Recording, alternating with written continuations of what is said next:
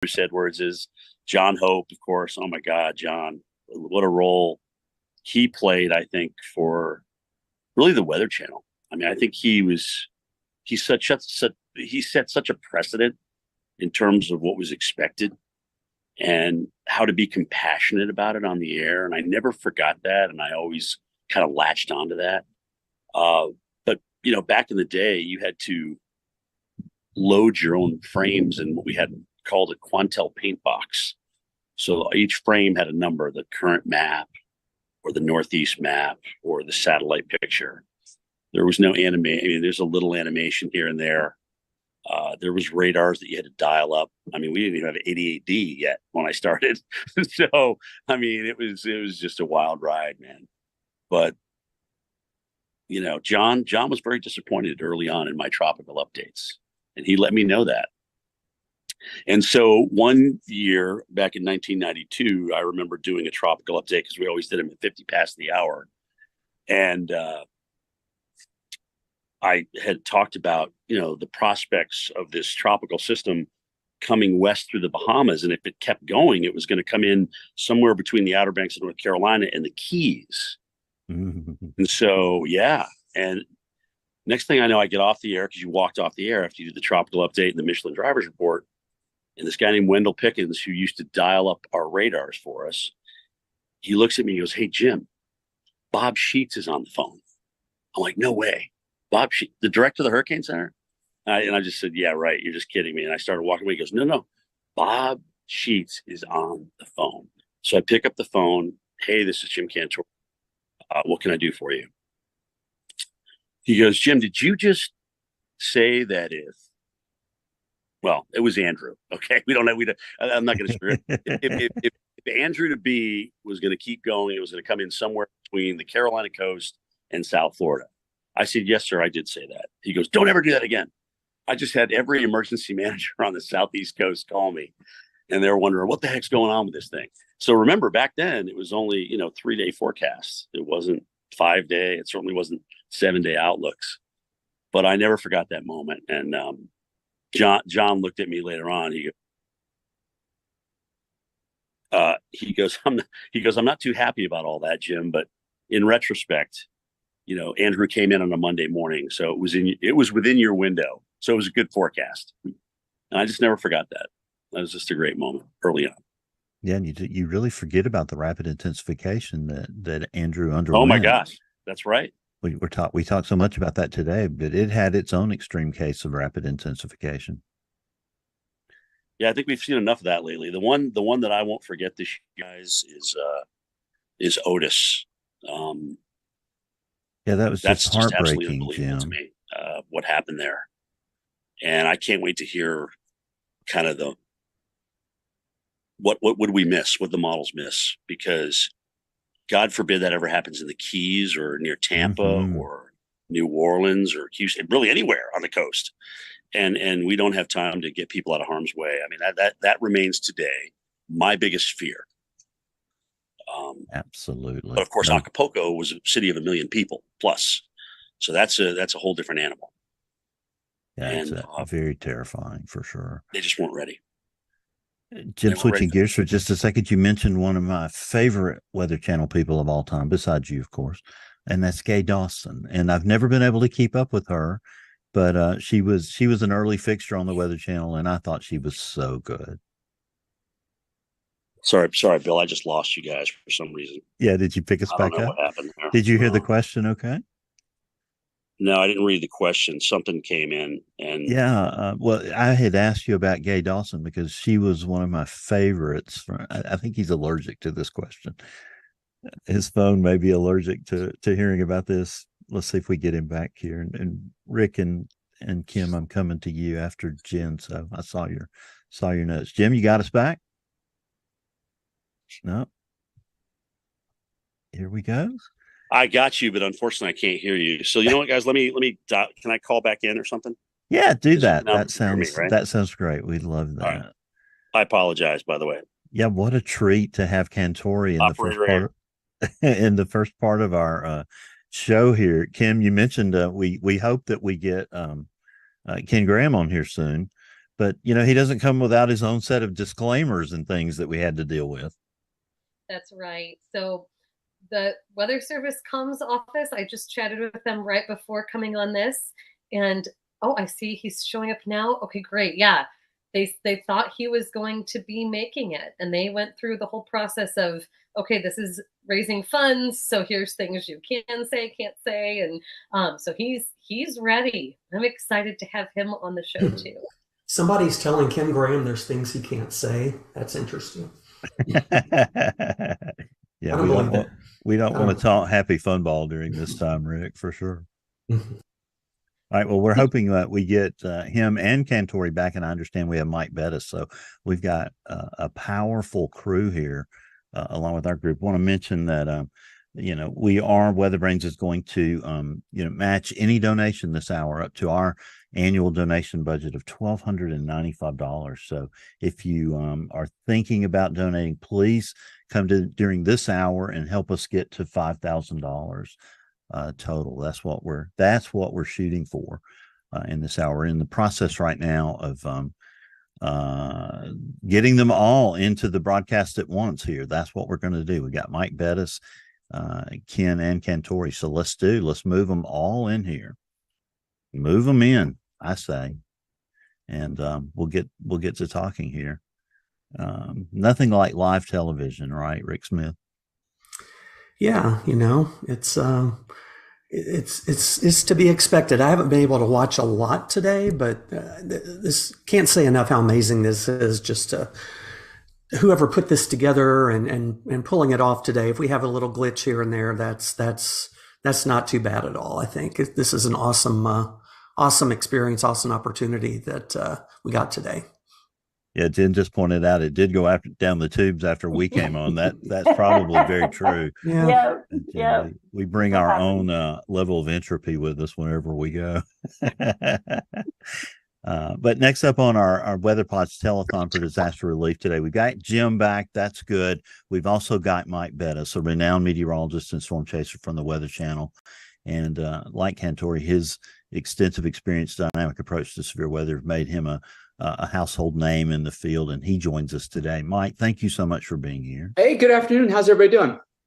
We're doing fantastic. It's been a spectacular day of raising money for the American Red Cross, and hopefully we're going to hit $5,000 during this hour. Mike, we're very excited about that. Awesome. Jim, I was in the process of asking you a real quick question, and then so if you get a chance, then I think Kim and Rick have a couple of questions for you. Mike, join in with us here since we got you a little early. But Jim, you mentioned one of my favorite all-time Weather Channel folks, Gay Dawson. She was a fixture in those early shows, and I always thought she was just the best. Tell us a little story about Gay Dawson. I mean, when I first met Gay, she's just sweet, Southern, humble, always very professional and classy, and that's how she came across on the air too. So it was one of those what you see, what you get, and I think that's one of the cool things about really all of our staff, and Mike can probably attest to this too. Is like everybody is who they are. There's really no difference from the person who you see on the air than really the person behind the scenes. We're the same person. There's no turning it up or turning it down. I mean, granted, getting up at 3 o'clock in the morning, you got to turn it up a little bit, but we're all the same people. Bettis knows. He remembers those days. Oh yeah, I remember those morning shifts. I think I took over for you in the What's morning. funny is you're getting up after I go off shift. I'm getting ready to go to bed. So it's like, which is I think I prefer that way rather than getting up in the morning. I hear you. Trust me, I hear you. So, Jim, I have a question for you. Of all the weather events you've reported on, which has had the most profound effect on you professionally and personally? Probably Katrina, simply because, we were out there for so long. Back then, the news cycle was very, very long. And, I also started in Florida. So I covered it when it was just coming in. And then we drove all the way to Gulfport and Biloxi to cover it up there. But to go through something like that and to go through it with, 475 of our vets are heroes, and basically put away the television and all of a sudden help out the Navy CBs in getting these heroes up to the second floor, because it was breakfast hour. I mean, everyone was downstairs for breakfast. All the food was down there. All the drugs were down there. You got guys and gals that can't move. They're in wheelchairs. They're invalids. So that just had a really big impact on me, and I'll never forget it. It was frankly, it was very hard to leave. We spent a lot of days out there. We slept in our car. We had very, very little food. And I mean, if you guys remember back then, a lot, New Orleans kind of stole the show, given the fact that there was so much media there. And you obviously had the levee failures, which was the man-made disaster part of Katrina. So, Mississippi was always kind of the forgotten coast. But eventually media made it there, and we got to tell the story of what was going on there. But it was just hard to witness some of the things that I saw for the first time in my life. And you just never forgot that. And like I said, it was very hard to leave. I almost just felt like I was abandoning everybody. I can't really put it into words. It was just hard to leave. And I never forgot that. So, yeah, I mean, we had seen you the day before. Go ahead. I'm sorry. Yeah, you go through these really traumatic experiences, and you think you can handle it, and you think you're going to go out there. You know what your mission is. You got to broadcast, but they stick with you, and they stick with you. I'd interject and I say one of the most memorable moments for me ever watching the Weather Channel was when Jim was in Mississippi. And I know you remember this, I'm sure, very clearly, Jim. There was a family you were interviewing, and I think the father maybe worked at one of the casinos or something, lost his job, and there was a little boy broke down into tears. That was tough. That was tough to watch, but that was reality, right? And that was probably the most profound moment I've ever seen Jim Cantore on TV before. And yours was Joplin, my friend. Nothing can even compare to that. But I know you know what I'm talking about, Mike. You see things you weren't planning on seeing, but you got to do your best to stay on mission, right? And that's what you did, and that's what I did. And hopefully people across the nation got to see what was really going on there and just how bad it was. Yep, I remember. So guys, this is an incredible conversation, especially with you and just hearing your recollections of this. I'm going to welcome in somebody else for whom this event, I know, had a profound impact, and we're so excited to have him on the show. The director of the National Weather Service has just arrived. Ken Graham, welcome to the program. Thanks for joining us today. Thanks, Kim. Good to see you. And just taking in the stories from Jim and the others. And, I just can't help reflect being on the air during some hurricanes and talking to Jim and Hurricane Michael. Jim, if you remember. Oh, my God. Oh, remember you and I on the air, I don't know, probably 7:02 a.m. And you asked how I was feeling. And we both at the same time said we had pits in our stomach. Remember that? Because we knew what was going to happen that day. Remember that? Yep. I remember it. I'll never forget that, Ken. And that's the problem, guys. When we're out there too, we do know what's going to happen. We know the meteorology. So when it does happen, it's horrible, but you know beforehand just how bad it's going to be. So yeah. And then talk about Stephanie Abrams that morning, because I've always thought the fact that she made that decision to leave Mexico Beach probably influenced a lot of people. Actually, you know who you should ask that, Bill? Is Beth. I actually want Mike Bettis to start that story. Okay, good. He's going to tell you. He's going to tell you why, because he knows why. She actually called me, which she hadn't. We're ships passing in the night these days. We used to work a lot together. She called me. I was working in the studio, and she says, "What do you think?" And I was like, "Tell me exactly where you are again." And she's like, "I'm in Mexico Beach. We're staying at this place. It's a little bit elevated, but." And I was like, "Oh, Steph, that gives me a really uneasy feeling. Like, I know you've been doing this for a long time, and I know that if you're questioning it, like you're calling and asking what I think, then it probably tells you everything you need to know. And I remember saying, I don't think it's worth it. I think you have to leave. And I don't think I've ever said that to anybody before. I think Jim and I talked a little bit briefly via text when he was in Cedar Key, earlier this summer. I was making sure he had a place to stay. He reassured me he was staying someplace safe. But when it was Steph, and I was like, I don't know if you'll ever get out of there. Like, if you get stuck, like, no one's coming for you. Like, it's going to be a while before someone gets in there. And so she finally decided, she's like, okay. And I think she talked to you too, Jim. It was like, she made the right choice. She made the right choice. No, because it could have been a disaster. You text me and you said something to the effect was, Jim, I'm really worried about Steph, and she's scared and she doesn't know what to do. And so I took it upon myself on the air to say, because we were going back and forth to each other, I said, Steph, you know what? Listen, hey, if you don't feel good down there, there's plenty of room up here in Panama City. We know we're going to be on the west side of the storm. Come on up with your crew. We got plenty of room up here. Let's broadcast together. And that's exactly what happened. And guys, we don't go out there just to be in the word. I mean, if you don't feel safe in a location, or if it's not a good time to broadcast, we're not going to broadcast. Mike was mad at me when I was in, what was it, Mike Ian down in Punta Gorda. And I mean, sometimes you just get so caught up in the moment, you just don't realize. I mean, for God's sakes, you're in a 110-mile-an-hour high wall.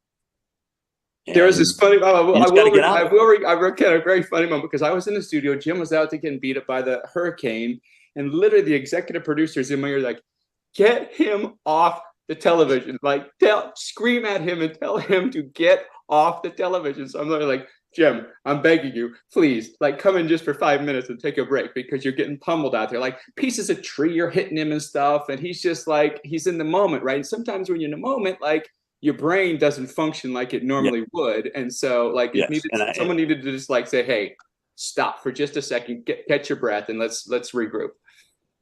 And that was a big moment for me, because I did come in and get out of the way. And I remember that. It's like, what good am I doing out here in this? I mean, yeah, can I take it? Sure, whatever.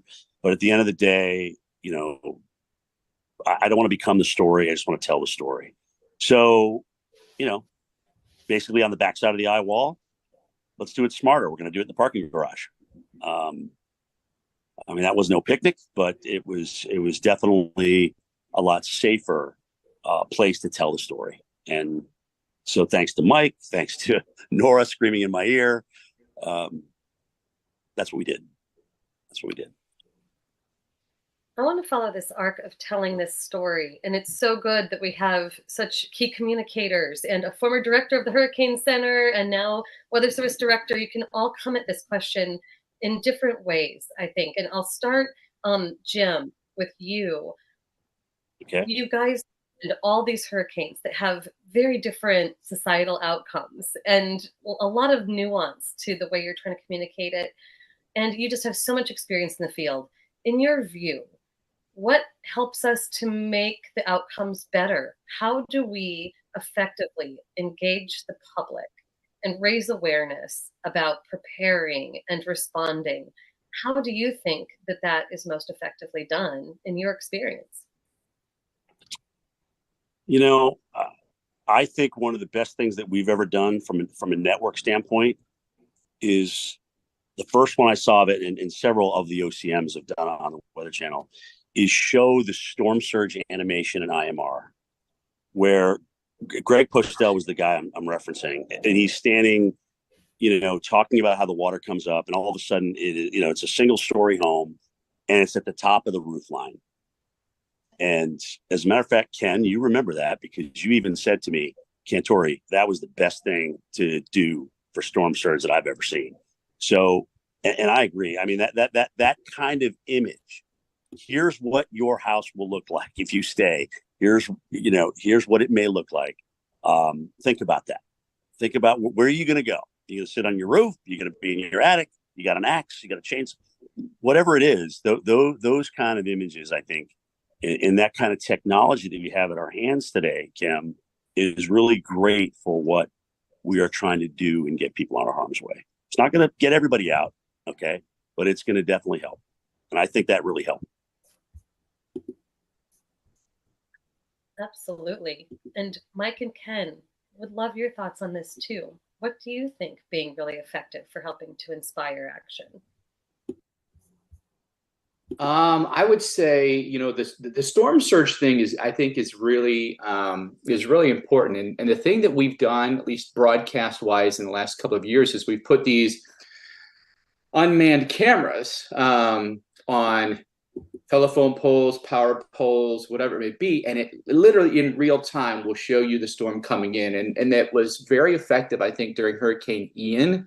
Did it during Hurricane Adair, you know, this summer as well. But Hurricane Ian in Fort Myers Beach, and you could just see the storm surge coming up and up and up, and literally going through buildings. Stuff is flowing down the street. And I think when people see that, they're like, oh man, like literally the ocean is in Fort Myers Beach right now, and stuff is being churned up, you know, like a snowblower.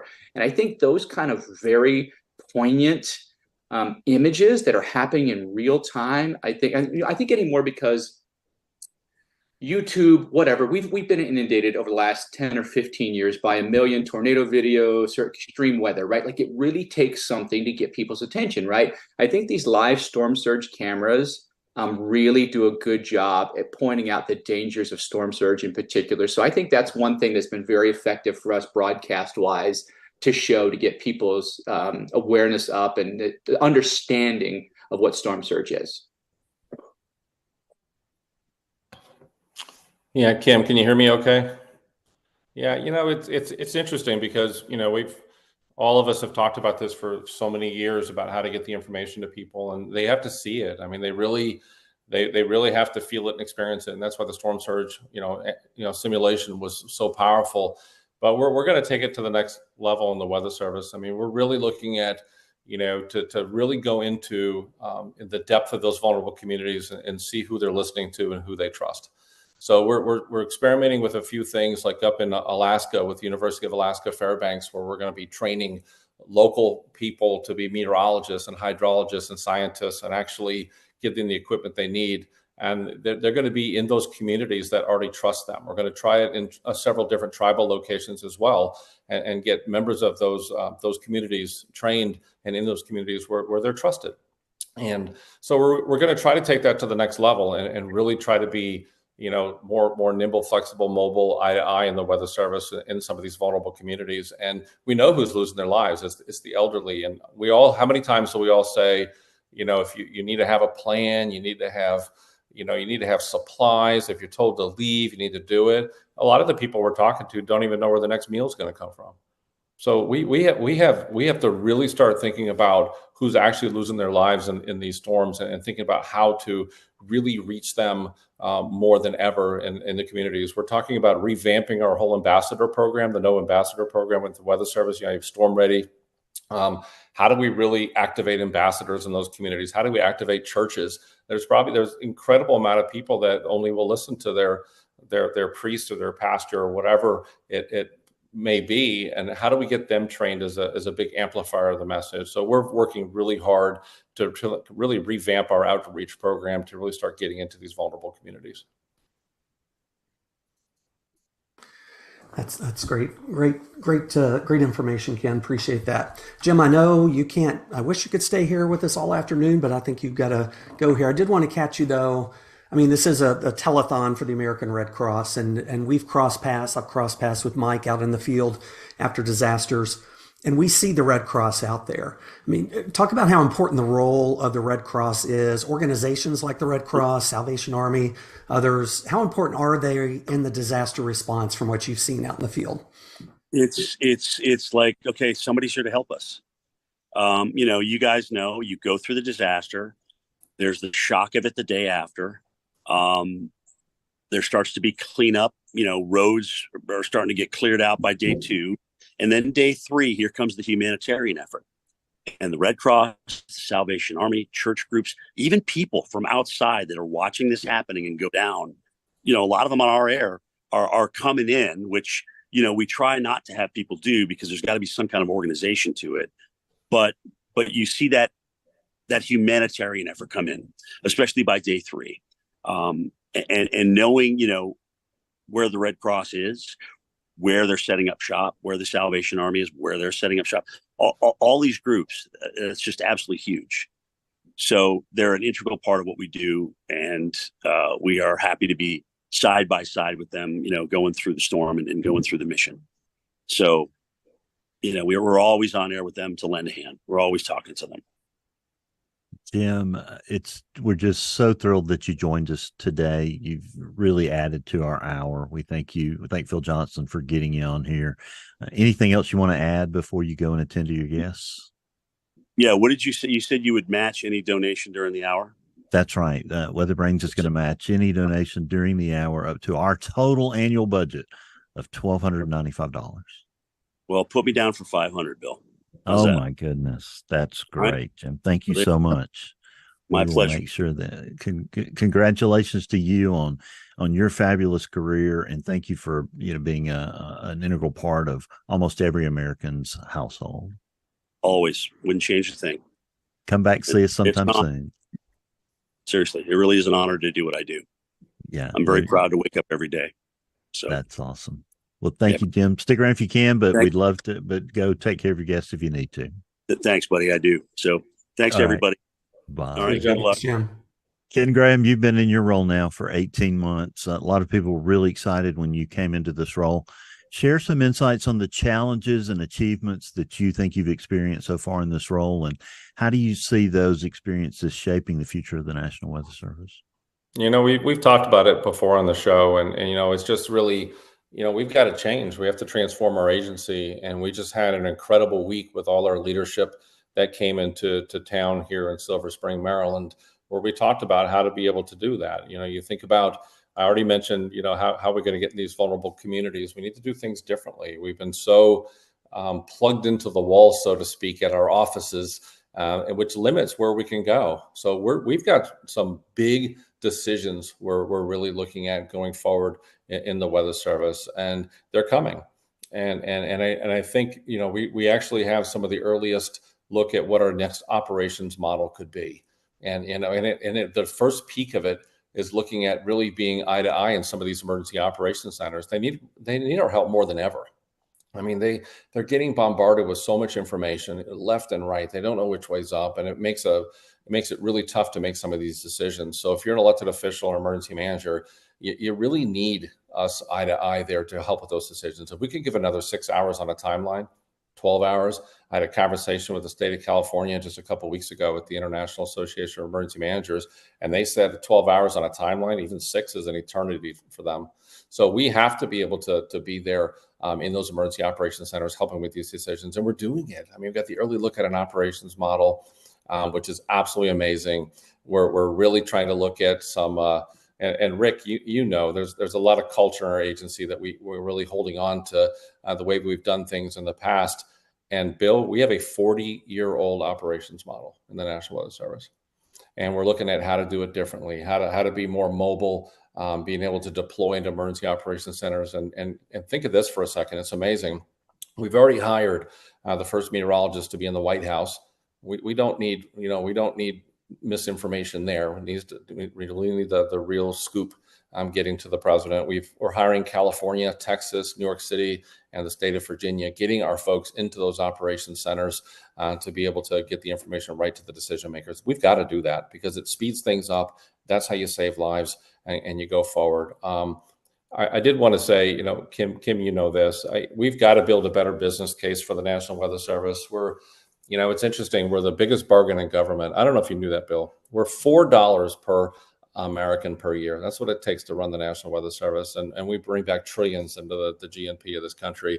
So we are absolutely looking at trying to make a business case for when, not just us every day and the forecasts and the warnings and space weather, tsunamis, tornadoes, hurricanes. We talked here, flooding, you name it, fires. I mean, all of that is increasing in frequency and increasing in strength. So we've got to be able to to really rethink how we do business. So it's challenging. It's not just equipment, it's not just technology, but it's also culture change. So we're tackling it head on, Bill. We're going to transform this agency, and we're well underway.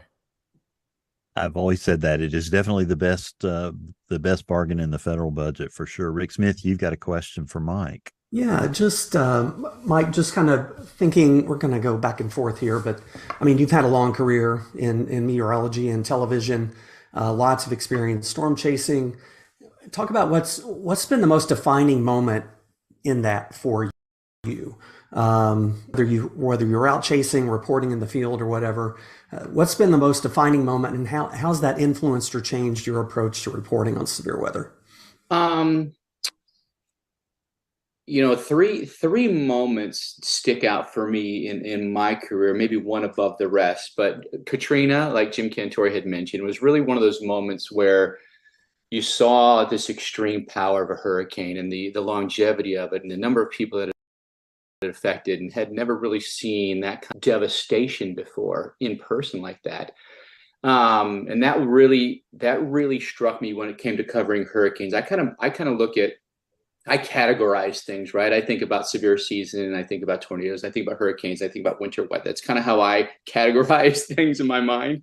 And the other two, the Joplin tornado and the El Reno tornado in 2013. Now the Joplin tornado for me, I think, truly changed how I began to broadcast after that, because in so many instances when it comes to tornadoes, we're generally there after the fact, right? We're usually, the tornado hits and then you're there like the next day, so to speak, generally speaking.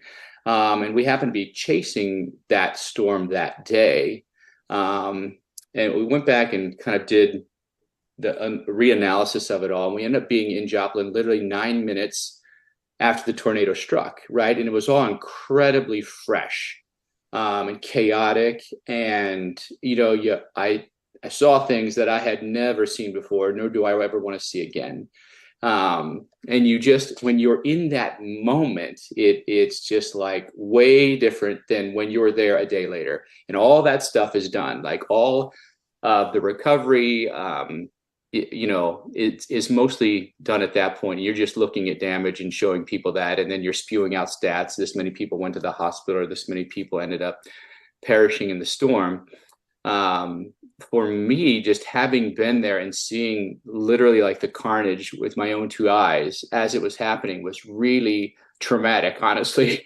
And I think a lot of people that watch the Weather Channel are probably familiar with this moment where I kind of broke down on air, and I just, like, it was hard to handle. And someone just asked me recently, like, what was that moment like? Like, what happened in that moment? And I recall the moment that what happened is, we all remember there was the super outbreak had happened less than a month before that, right? And when I was reporting from Joplin, I kind of had this moment where I turned and I was looking, we're kind of on this little bit of a hill. And so you could have a really big view of the landscape, right? And everything's kind of mowed down, trees are gone and everything. And as I was looking out, it took me back to Paul Goodlober's reporting in Tuscaloosa after the super outbreak. And it was, like 4 dozen people had died in that tornado. And as I looked out over Joplin that evening, and I saw how much of the city had been damaged, this moment popped in my head of Paul Goodloe in Tuscaloosa. And I thought, oh my gosh, and I couldn't say it on air, but I was like, this is way worse than Tuscaloosa. And at that moment, I was like, that means many, many more people have died. And it just kind of triggered in my brain, and I just kind of broke down at the moment.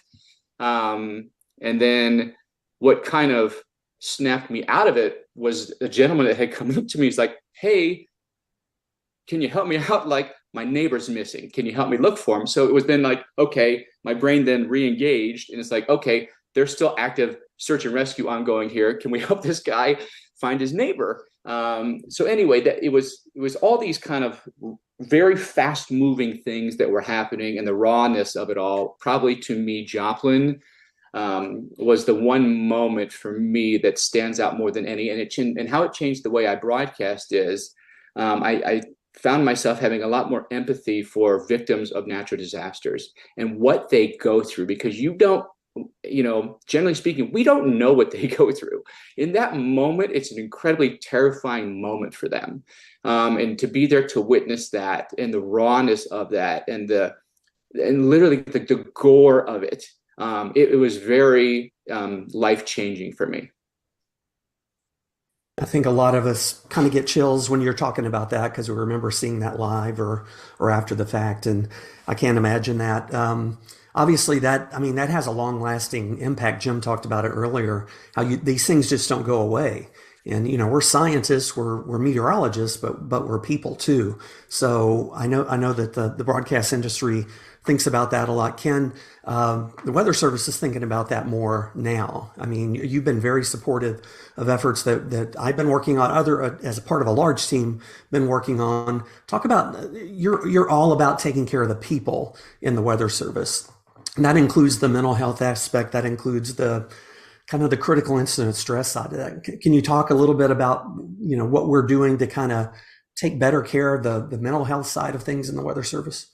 Yeah, Rick, it's a topic that, a lot of people don't think about. I mean, listen to the stories that Mike just told and others. And, you see these things and you look back at our careers. You've seen some things, Rick, and, I remember some scenes in, Hurricane Katrina that'll never go away. I mean, just, you're taking care of folks, and the best that you can are employees, and there's still bodies in the lake, and 2 people at the office lost their moms in Hurricane Katrina, and to see what they were going through, and both of them were talking basically like, just keep me busy, because I just need to focus. I need this. There was significant mental health issues after these big events, and just watching people at the New Orleans office just in shock, basically, absolutely in shock. They don't know if their house is there or not.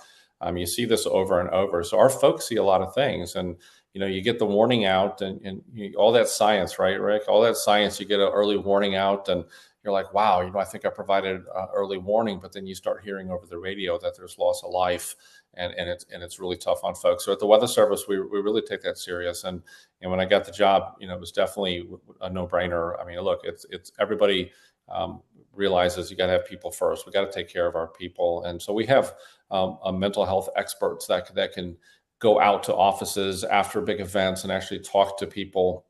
And we had an incredible person that was able to do that. And she just moved on to a different job. And we're actually interviewing for the next person. We take it so serious. And we take it so serious, we're going to do something extra coming up. We're going to have the person that's able to go to our offices to talk to people after these big events from a mental health standpoint.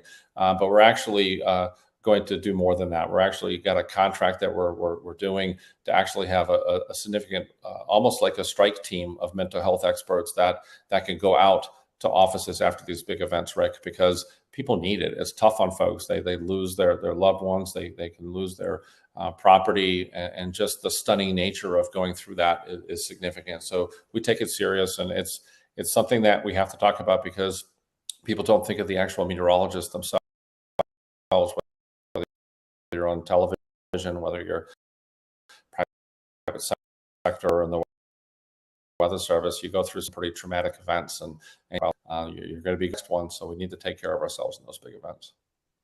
Thank you for saying that, Ken. That is so important. And we were talking earlier to one of the directors from the Red Cross, and they said that was a need for volunteers that they have, because they need mental health volunteers to go in with them after these disasters and to make a difference. And so we are making a difference this hour. We've raised $720 so far for the American Red Cross. And don't forget, Weather Range is going to match that up to our annual donation budget. So please give, and give freely. We're going to go to break, hear a little bit more about the Red Cross. Mike and Ken, we want you to stay with us. We're going to be joined by Dr. Neil Jacobs here in a moment, and his mom, and a very special guest, Jamie Rome from the National Hurricane Center. So stay with us. We'll be right back as the WeatherPod's Disaster Relief Telethon rolls on. When natural disasters like Hurricane Katrina or Sandy happen, Red Cross emergency response vehicles and volunteers make the news. But rarely shown is the fact that on average, Red Cross workers help a family affected by a home fire or other disaster 180 times a day. The Red Cross is there for nearly 64,000 disasters per year throughout the U.S., helping people like Gene Welsh of Sioux Falls, South Dakota. A smoke alarm installed by the Red Cross saved Gene's life, going off just in time for him to escape only moments before flames engulfed his house. The Red Cross helps people like Gene in communities all across the U.S., maybe even people you know. Generous donors make this work possible. Donor gifts enable the American Red Cross to sustain a strong nationwide infrastructure comprised of local offices, robust training, integrated IT and communication systems, a fleet of response vehicles, warehouses stocked with shelter and relief supplies, and partners to help mobilize to support one family or 100,000 families. The Red Cross also relies on a network of 330,000 volunteers in communities throughout the country who respond night and day, answering the call for help. So when you hear stories about people like Gene Welsh, you may realize that the Red Cross is your Red Cross too, a local charity staffed and supported by your neighbors, making a difference every day in your own community. You can make a difference in your community too. To join the mission to help people affected by disasters, big and small, visit redcross.org/give. And next up on the Weather Brains Hour, we're thrilled to have a special trio. Dr. Neil Jacobs, why don't you introduce your special guests this afternoon? My special guest is my mom, Judy Jacobs. I'm down in her house in Charleston, South Carolina right now, and she's eager to tell you some stories about how I was a problem child. So Judy, tell us what Neil was like growing up. Give us some dirt so we can give him a hard time on the show. I was getting prepared to tell you about my stint with the Red Cross, but I'll tell you about this. We're going to do that next. We were always trying to ask questions where he would have to think through things. This is a good example. We gave him $2. He was going to go buy some crickets for his snakes. It's a pretty good mom. I let him have all these reptiles, crickets for the snakes. So I think there were maybe 5 cents a cricket or something. So I said, here's $2, 5 cents each. How many crickets can you get? And so he put the money up there and told the owner, he said, I want $2 worth of crickets. So there was no math involved. It's just, he would just outwit us on things like that. Yeah. Well, now we know, Kim, where he got this affinity for snakes. Oh, goodness. He would. Oh, I showed them the picture of that copperhead. Oh, but people would call him. We lived in Miami, and black racers. I never knew much about snakes. I do now.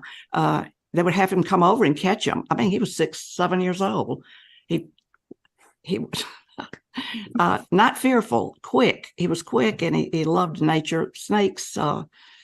And one of my brothers asked, well, Neil, you've been bitten by a snake. How does it feel? And he said, oh, he's stung by a bee. That was it. And Neil said, it's about like a non-venomous snake bite. So he always, what would venomous? He always would, the analogy would be to some other animal he had some companion. Painful experience. Painful. Yeah. Like getting a handful we can of envision that. Brown widow bites, sticking my hand under the boat. Oh, yeah. Yeah, that's pretty crazy. Now, tell us your American Red Cross story, Judy, because we're raising money today for the American Red Cross. And I don't think Neil would be here if you didn't have the story. It wasn't. I wouldn't. It wouldn't have been here. Right out of college, I just wanted to travel. You had to have a degree to do the job I was going to do with the Red Cross. And then we went through a brief training period in D.C., and I volunteered for Vietnam, but they didn't need me at that point, so I went to Korea.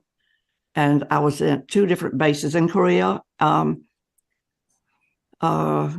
Pelham, which things move around, but it's about 55 miles south of the DMZ, North Korea. So you're going to see a lot. And I got to step on the DMZ and what's going on there. And then we were down at Camp Humphreys, we would travel to do whatever our mission was. I mean, Hurricane Camille, whatever they needed us to do. And so at Kunsan Air Base there, that was during the Pueblo crisis. And I didn't know my husband at the time, but they were sent over TDY. Oh, I can't say that. That's not. They were sent over for temporary duty, 6 months. And I met him there. That nobody was serious. You don't know who's what. But anyway, it kind of followed up with, then I was transferred to the burn unit. So let me interrupt you. It wasn't just like she met him there. So my dad was a fighter pilot in Vietnam and was shot down, and apparently was hitting on the nurses, and found my mom unloading a bunch of medical equipment from a truck, and then tried to pick her up. That's the story. That's the story. That is true. That is true. He tried to help me unload and getting supplies on a 3/4 ton truck. And he said, all right, just kind of kept hanging around. I thought, that's a lot of help, but that's fine. Then we hooked up again when I was in the Philippines, at Clark Air Force Base. I was there about 2 years. The Red Cross is wonderful. You get to see the world. I had so much travel for all the areas, being in the Southeast. That's back in the day. That is a beautiful picture, and you're even more beautiful today, Judy. Oh, well, yes. Okay. Awesome to have you. I felt like I look like a chipmunk there. I love working for the Red Cross. Good people.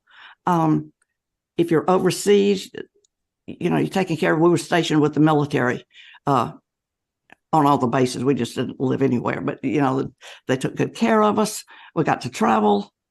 They need us at places, so to fly those C-130s. One time, the C-130 was getting shot at, and I remember that he was making circles because I had to hop to Vietnam. I was going to Cameron Bay, but out of those bases, I just saw most of Southeast Asia. It's just such an opportunity to do a good job, to meet good people, and to see the world. And I spent a lot of time with the local people too. It was just kind of an outreach program. I know in Korea, we had Koreans working for us, helping us do things, and they would want you to come to their home. We'd frequent the local stores and learn to speak Korean, and you just make lifelong friendships. It's just a wonderful job. And keep in mind, I was like 21, what an opportunity. Well, you look like that that wide-eyed idealist American of the 1960s in that picture. And we were just blown away when Dr. Jacobs shared it with us. Now, Dr. Jacobs, your experience isn't just limited to atmospheric sciences. Fishing gets you a lot of opportunities. One of those opportunities are your friends at the Hurricane Center that you go fishing with, including this guy right here. Why don't you introduce him, ask him a couple of questions, and then Rick and Kim can jump in too. And I'm so glad Ken and Mike have stuck around so we can all go to this final break together. Yeah, I'm excited to introduce Jamie Rome, the Deputy Director at the Hurricane Center, and longtime friend of mine. I've known him since we were in college, and fishing buddy of mine. We were actually in the green room talking about some early morning fishing that he was doing today and some fishing I'll be doing tomorrow. So, yeah, Jamie, welcome to the show. Well, thank you. On a fly that Neil showed me how to tie, no less.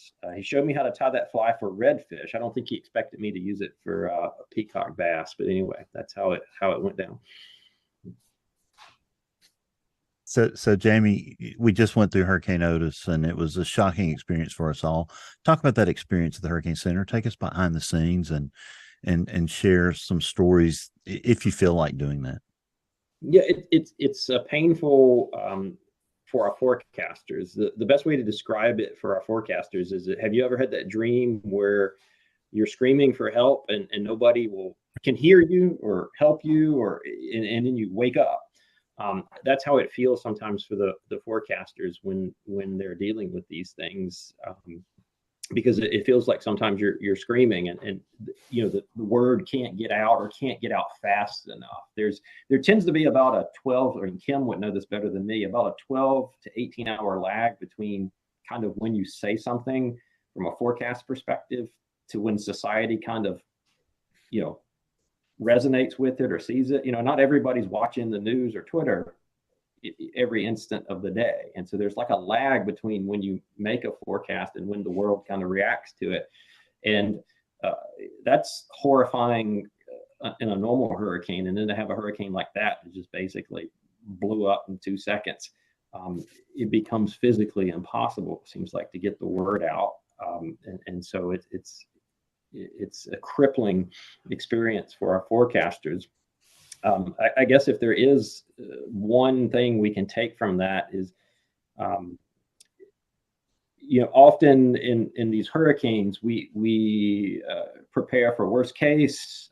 Certainly the American Red Cross, the way they do their shelters, very much a worst case scenario type approach.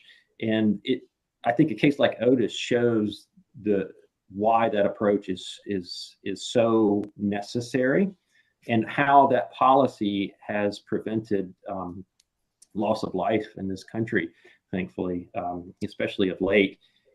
And we all have to strive that when those worst case scenarios don't play out for a given location, to take that opportunity to explain risk and uncertainty, and how to convey that risk and uncertainty.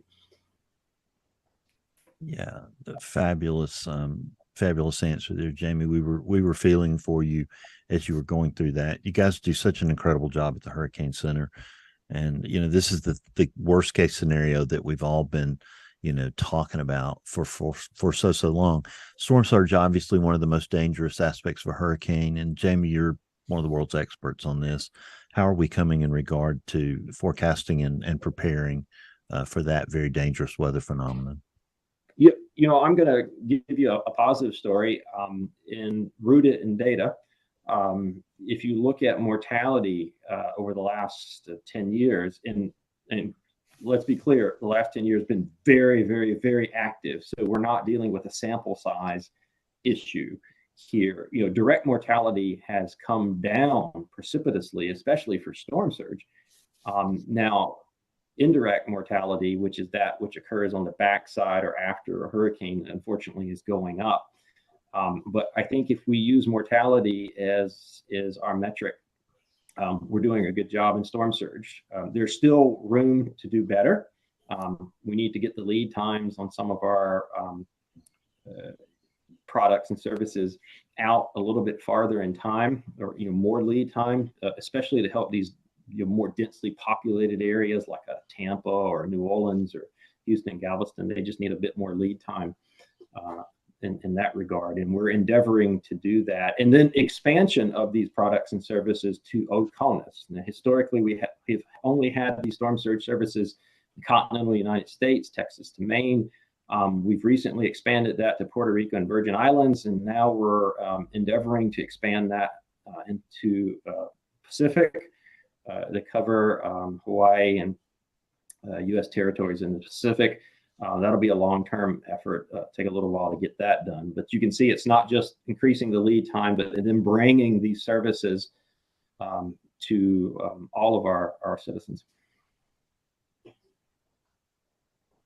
I love this conversation about how we're trying to make the forecast really resonate in these events, and especially since we're talking about the Red Cross today. I think something that I'm wondering about is, in meteorology, do we play a role outside of just the forecast timeline? What can we be doing to help it with response, recovery, and maybe even helping, other phases of resilience where we're getting communities ready? I think, Ken, you mentioned this piece about having some partnerships installed. That's something Weather Service is thinking about. I think you can all have different views on this. And Judy, I would love to hear your thoughts on this. Having worked for the Red Cross, what role can meteorologists play in strengthening all of these pieces of the disaster life cycle? Do you all have connections with the Red Cross? Could they be in the loop on the more, a heads up on the weather? A little bit ahead of the Weather Channel kind of thing, so we know what's coming. So communication, don't you think? One of the things I noticed, like when I was at NOAA and there was a landfalling storm, I would be over at the NR FEMA, and we would have one or two Red Cross people there, but I don't know that that level of like cross agency coordination was seen throughout the entire chain. You know, just because it was at the top doesn't mean it was in the middle or at the bottom. So I don't know. I think Ken is probably, you know, the most qualified person to answer that with his connections to the EM community. Yeah, Neil, Judy, it's interesting. Here recently, we just signed a memorandum of understanding with the Red Cross. So we've declared them. We went to Red Cross headquarters here in DC and signed it, and we've declared them a core partner. Because if you think about it, those that are getting into these communities as quick as they can for that recovery, and people depend on it. I mean, they need water, they need food, they need supplies. So the earlier that we can give them a heads up, the more they can stage to get in quickly, not get into the disaster zone right away, because we don't want them to be hurt or lose their assets as well. But if we can get them close, and then they can get into those communities quicker, that makes just a world of difference. So that is a brand new thing that we've done, and I think it's going to make a big difference. And if you think about it, the Red Cross is in these emergency operations centers across the country. So as we get more eye to eye with the decision makers and be right there, think about it. We're not just briefing the decision makers that are thinking about evacuations or thinking about sheltering, but it's the Red Cross in the room as well as one of those key partners all the way across the board. So that is happening as we speak. And we're just so proud of that relationship, because it is not just about during the storm. It's about getting ready for it ahead of time. It's getting people prepared for it during the storm, and that long recovery. Right when we're done with our thing, that's when folks are just beginning their recovery. And we have to be there for them, because it's not just one storm. During recovery, if you have repetitive storms, the next storm. And I remember after her, one of the things that I remember the most was how hot it was after that storm. And that takes a toll as well after these storms, the heat, as people have lost their homes. They're outside and they need so much. So we're proud of that relationship. So Ken, it's actually a really good question, because a lot of people don't know this about National Hurricane Center mission is we actually have statutory authority to do flood risk modeling. So not during a storm, like defining the risk ahead of time. And for those of you sort of that know these things, these are slosh moms and meows. The American Red Cross actually uses that risk modeling to determine which shelters to use and not use in an event. So it's sort of pre-baked, if you will, because to make these decisions in the heat of battle is really impossible. And to my knowledge, and hopefully somebody will fact check me if I'm wrong, I'm not aware of a staffed Red Cross shelter ever flooding with salt water during any of the events that I can remember. And why is that important? We're relying on volunteers. So imagine if we put volunteers in harm's way, that would obviously be not good. And then that shelter is not viable for the days after, like Ken was talking about. If we put our assets in a shelter that floods, then that shelter is not going to be a viable asset to take care of these heat-related issues on the back end after an event. Can I add? I'll add one more thing, Kim, because I think a lot of us think about the Red Cross as a recovery agency, right? But they have such a focus on safety. They do so many other things than recovery, right? And I remember speaking at an event in DC and talking with Gail McGovern at that event, and we were talking about when our vehicle was hit by the tornado in El Reno, and so many other vehicles were struck, and it happens at rush hour. And she said, how can we do something about that? She goes, let us fund some research. The Red Cross can do that. So let's talk about how we can keep people safe in their vehicles on the roads. Let's do some research together. And I thought to myself, is this what the Red Cross does? And she's like, no, but we're about to. And so she was very forward about it, right? She's like, we'll make it happen. Let's just do it, right? And so I think that's the mindset that they can be in. We're not just after us. We're not just during or after. We can be before as well. And so I found that to be very poignant. Well, Mike, thank you for sharing that. And Saturdays are extremely valuable to everyone. And for you guys to take time out of your Saturday to spend with us today in this effort is so appreciated. We just thank you so much. And I have really good news because we've raised $3,859. That's $1,214 in this hour. We're going to match that dollar for dollar. And that's going to put us over 5,000, Yes. I think, won't it? Or it'll be really, really close. We'll have an update on that in just a minute. But Mike Bettis, thank you so much. Thank Jim for us. Jamie, thank you for joining us. The Jacobs, good to see you, Neil, and so neat to see your mom, especially after that incredible picture you shared with us.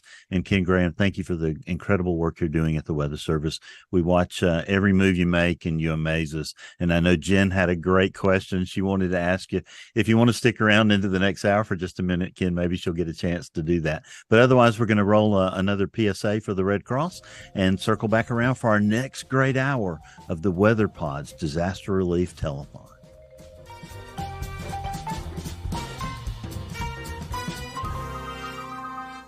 I deployed here as a supervisor, and I am in charge of the dormitory. The work that we do with the children here at a Red Cross shelter really helps the parents start to see their children. It calms their nerves a little bit. You know, as all parents do, we worry first and foremost about our kids and how they're doing. So when they see that their kids are still acting normal and still interacting with their peers or with other people, the parents can sort of take that burden off their shoulders and start to really think about other things like recovery and moving on. Having an area like this at the shelter where we have toys and games and things that are common in their everyday lives really helps them develop a sense of normalcy. I volunteer for the Red Cross because, quite honestly, it feeds my soul to know that there are people who are suffering these traumatic events, these major natural disasters, whose lives have been upended, to know that I can come in and offer them some comfort, that I can bring my expertise in sheltering to them so that I can start their healing process, really drives me.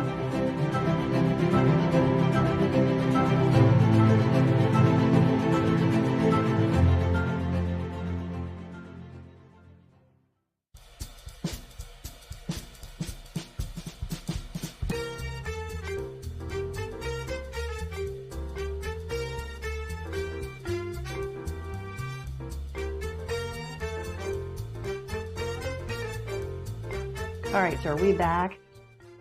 I guess I wanted to not let Ken go quite yet. I do have a question for you.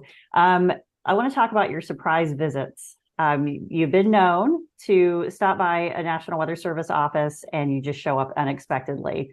So talk a little bit about a couple of those visits and how the staff's responded. Yeah, a lot of it is, a lot of it's planned. We come by and you think about doing something big in an agency, like we're doing the transformation of the agency. A lot of it is culture, feeling safe and with so much change. I mean, that's a lot of change for folks, and it's hard. So I've been, stop by offices, just say hi, see what's going on. A lot of it's planned, but they've ranged from maybe an hour. And in some cases, like we had a couple of offices, we sat in the conference room for 4.5 to 5 hours, just talking, here's what we're doing. What are your questions? Ask me anything. 29 years in this agency. I know all the issues, right? I know them all. And I'm in a position to really start looking at how to make a lot of those better, how to make it better for the organization. We've got quite a bit of burnout. So I think it's been really trying to go to these offices, our offices, they're on the front lines. They work so hard. The people of this agency are so dedicated. They're absolutely some of the most dedicated in government.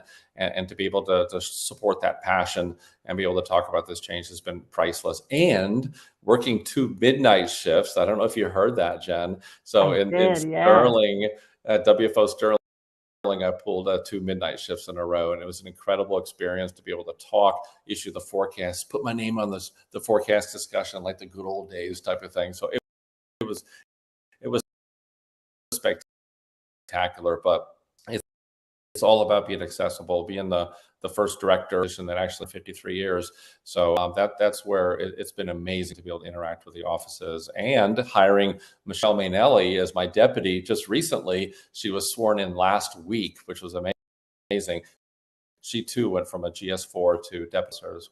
So at the helm of the weather service are two operational folks that climb their way up through the field, and that's why it's important to visit the offices.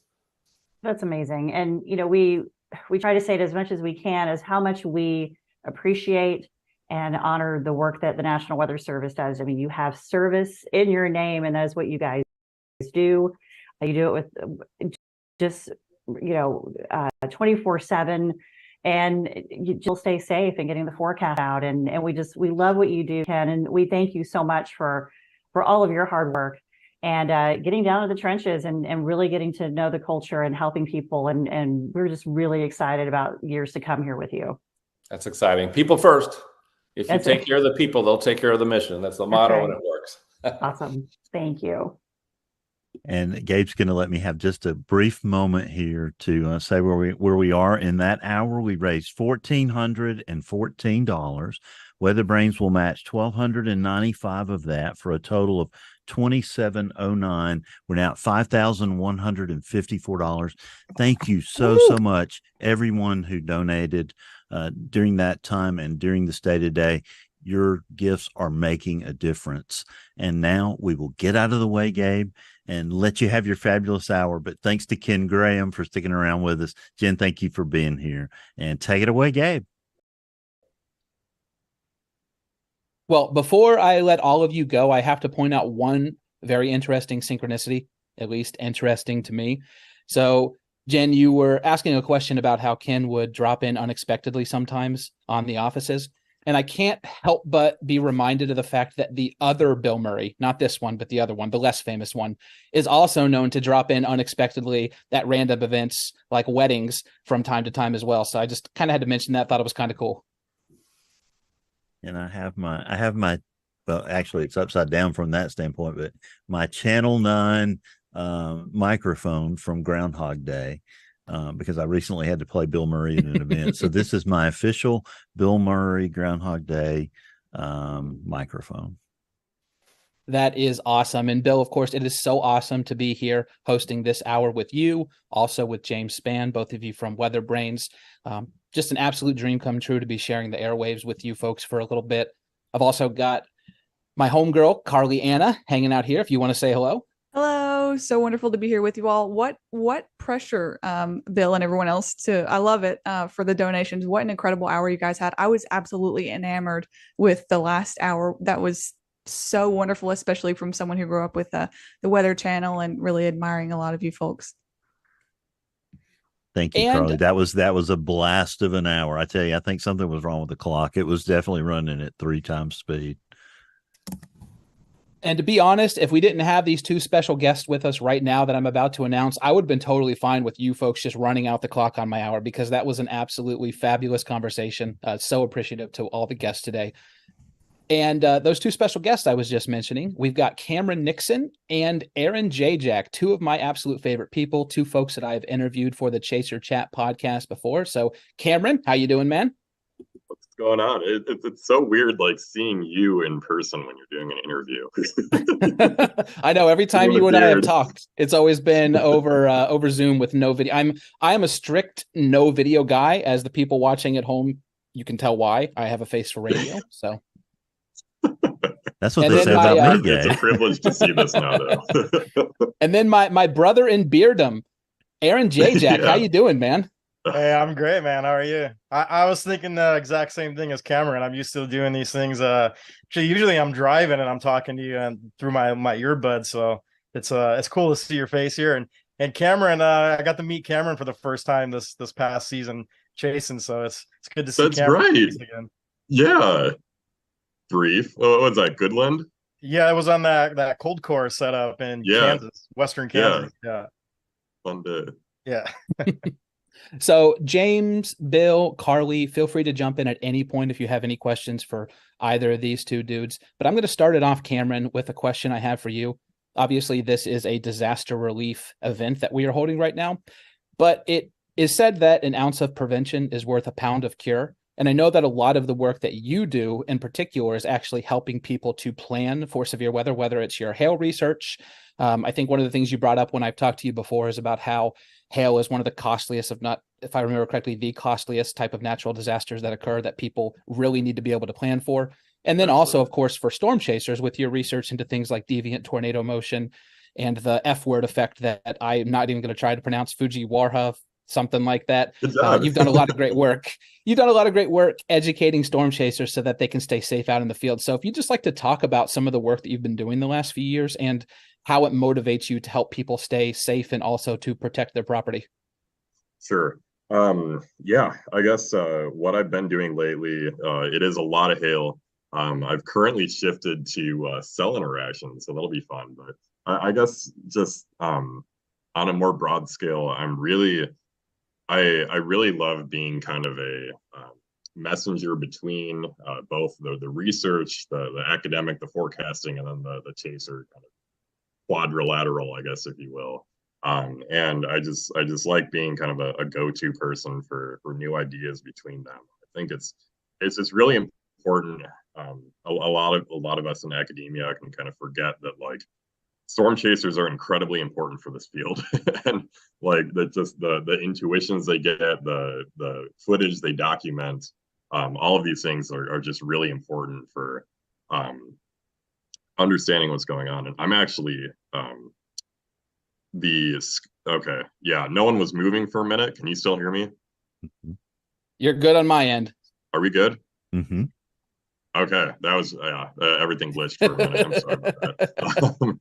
Yeah, but I really so I guess in the end, a lot of my work revolves around helping people from all of these different communities in meteorology, and I really want to see, you know, the behavior of these storms be better predicted and better anticipated by chasers who are out there, and be able to kind of avoid them. I think the deviant tornado one is a really good example of kind of, it's a really niche interest, and you know, it's not going to happen every day. As a forecaster, right, you may only see that once in your career.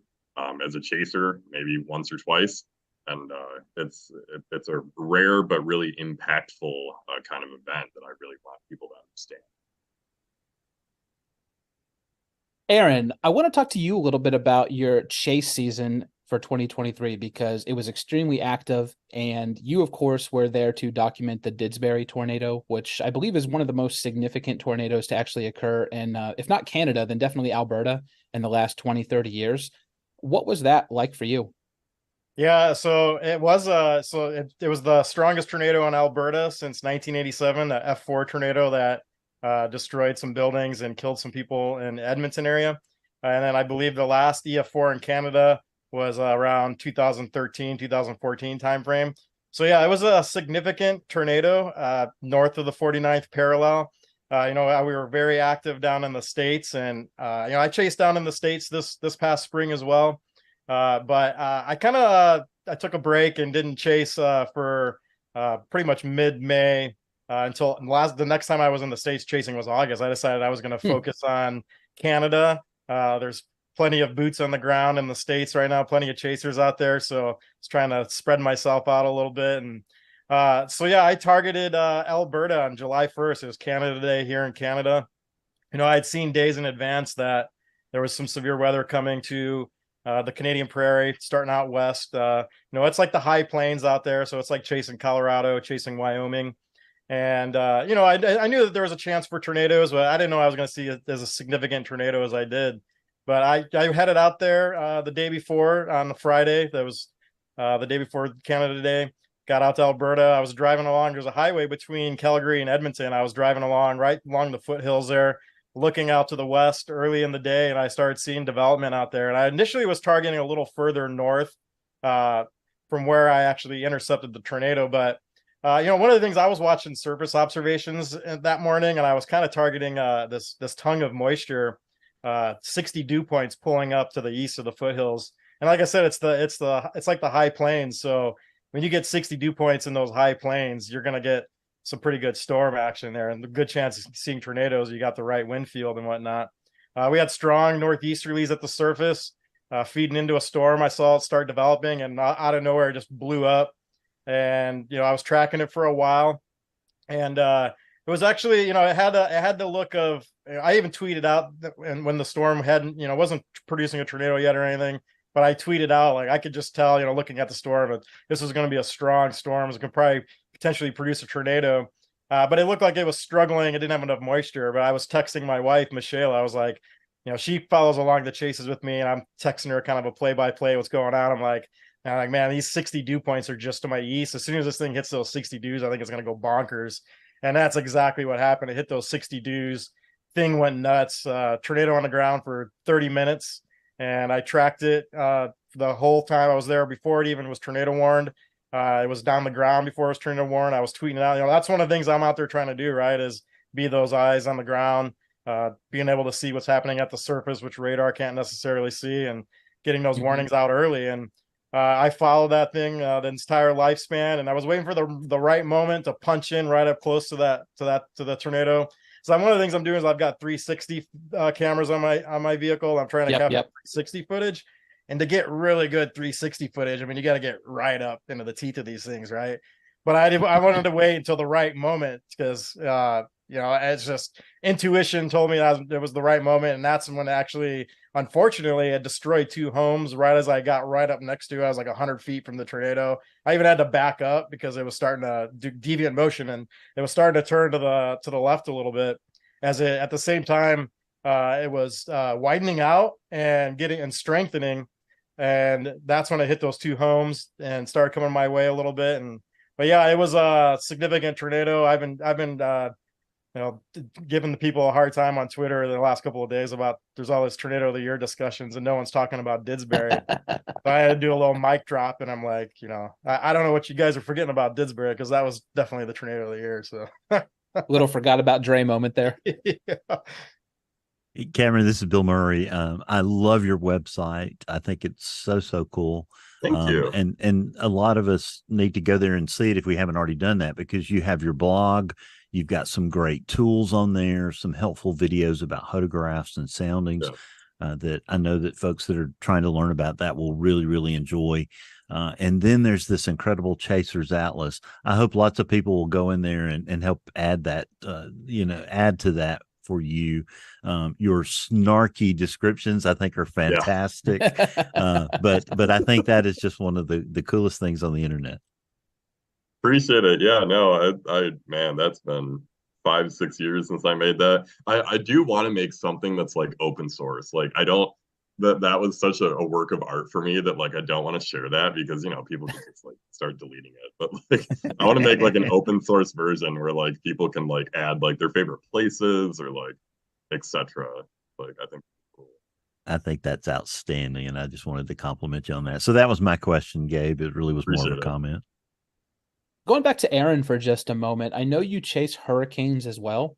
If you could maybe share a little bit of the differences between what you see with disaster relief with hurricanes versus tornadoes. Yeah, with hurricanes, you seem to that disaster relief happens quicker, and it's a little bit more organized, and I think a better response than tornadoes.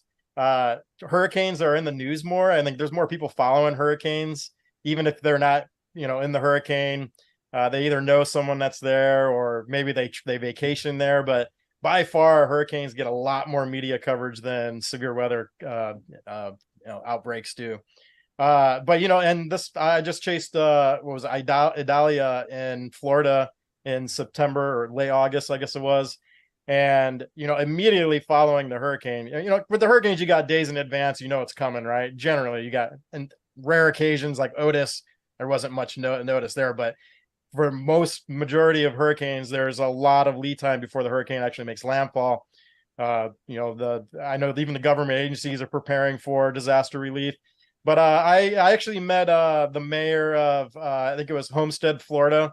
Him and the whole team, they were right there the next day with a big truck full of supplies and all kinds of help. So by far, hurricanes are a faster response. And I think it's largely because they're in the eye of the public and the media, and they affect more people, right? Tornadoes, they affect a small area compared to a hurricane. Most tornadoes don't hit anything. Hurricanes, on the other hand, lots of people are living along the coast. There's always an impact from hurricanes, and therefore it warrants that bigger, faster, better response. So, going back to Cameron here for a moment, you just became Dr. Hodo Daddy. At least I have that on good authority. And you just started working for the NWS over the summer, if I'm not mistaken, right?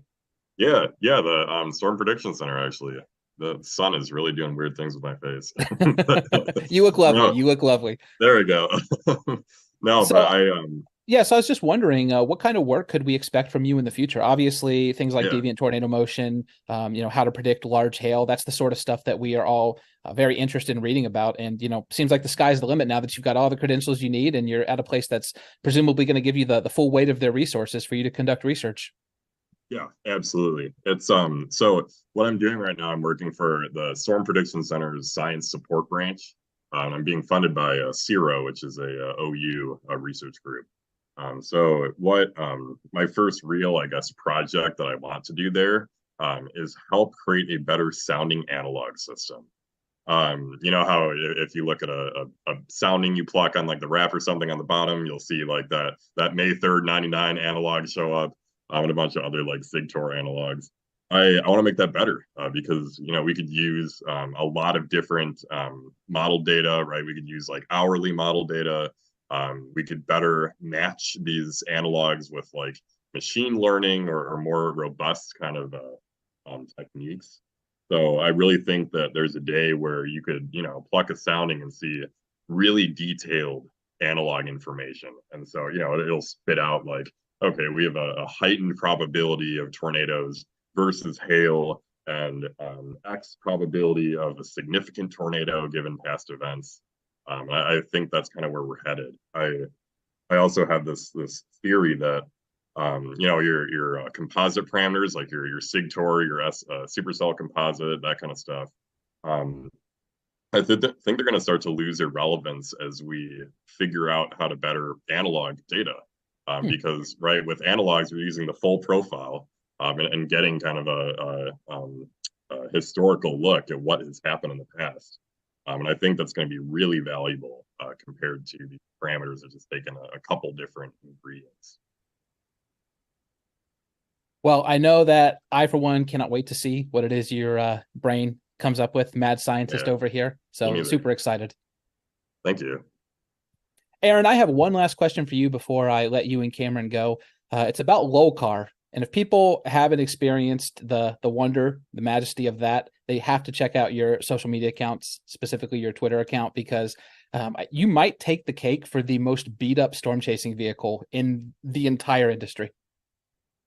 Yeah, so it's a 2019 Subaru Crosstrek, and I bought it brand new at 0 miles on it. And it's got about 225,000 miles on it right now.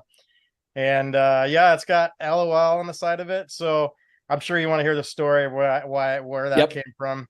Well, I guess it was in 2022, and there was a lot of there's a lot of drama in the weather Twitter world. No, never. People, right? You might see a little drama there.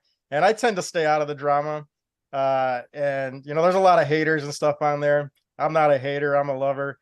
And I saw a lot of guys getting a lot of flack for like wraps on their vehicles and logos and stuff like that. And I'm not really that kind, I'm not a guy that really likes logos and wraps. I like to stay a little bit more discreet. But at the same time, I felt bad for those guys. So it was just kind of my, I was going to have some fun with the weather community on Twitter. And I decided to put LOL on the side of my car. And there's two reasons. Well, that's one of the reasons. The other reason is every time I stop to get gas, people laugh at my car, or they just laugh when they're driving down the road. So I was like, well, I'm going to get the laugh in first with LOL. And so now they definitely laugh at the car when they drive by and see LOL and point at it. And, so I think it's actually, that car's probably more famous than me, because people honk at that. When they see that car, they're honking at all the darn time. But and actually, it's going to be in the Christmas parade here in a little hometown we live in. They asked me to put LOL car in the Christmas parade. I'm going to put a tornado on top, I think, made out of Christmas lights, and drive it through the parade. So, but yeah, the logo is made out of Gorilla Tape, which is excellent stuff to keep in your vehicle if you're a storm chaser. I still have a window in the back that is going on about 4 years. It's about 4 years old now. That's made out of that Gorilla Tape. I blew out a window from hail and set a paint. It's one of these little tiny windows. So one thing that people probably don't realize is that if you ever get stuck in your car, bust out the windshield or the biggest window possible, because that is cheaper to replace than the smaller windows. They don't make a lot of the glass for that. So like that little window, like an $800 replacement window. So I just taped it over with duct tape and call it a day. So, and the legend continues to grow. Yeah, and continue to add more hail dents. It's got the front corners ripped apart from a couple of hurricanes, but the engine's great. It keeps running. I do oil changes every 3,000 miles or sometimes even sooner. And yeah, it's seen a lot of tornadoes. Heck yeah, man. Well, Cameron and Aaron, I want to thank you both for joining us here today on the show. Cameron, I'll start with you. Could you tell people where they can find you on social media, YouTube, anything like that? Yeah, for sure. Look me up at Cameron J. Nixon on Twitter. And then my website is just Cameron Nixon Photography. And if you search my name or photographs on YouTube, you'll find me there. All right. And Aaron, how about you? Yeah, so I'm on all the social media platforms. The most I use is Twitter, now known as X, at Aaron Jayjack. You can find me on there. But then also I live stream all my chases and post videos on YouTube. And my channel name is Jayjack Storm Tracks with an X, Trax. So, awesome. Well, thank you both again so much for joining us here today. Yeah, thanks for having me. It was great. Yeah, thank you. Take care, guys. See ya.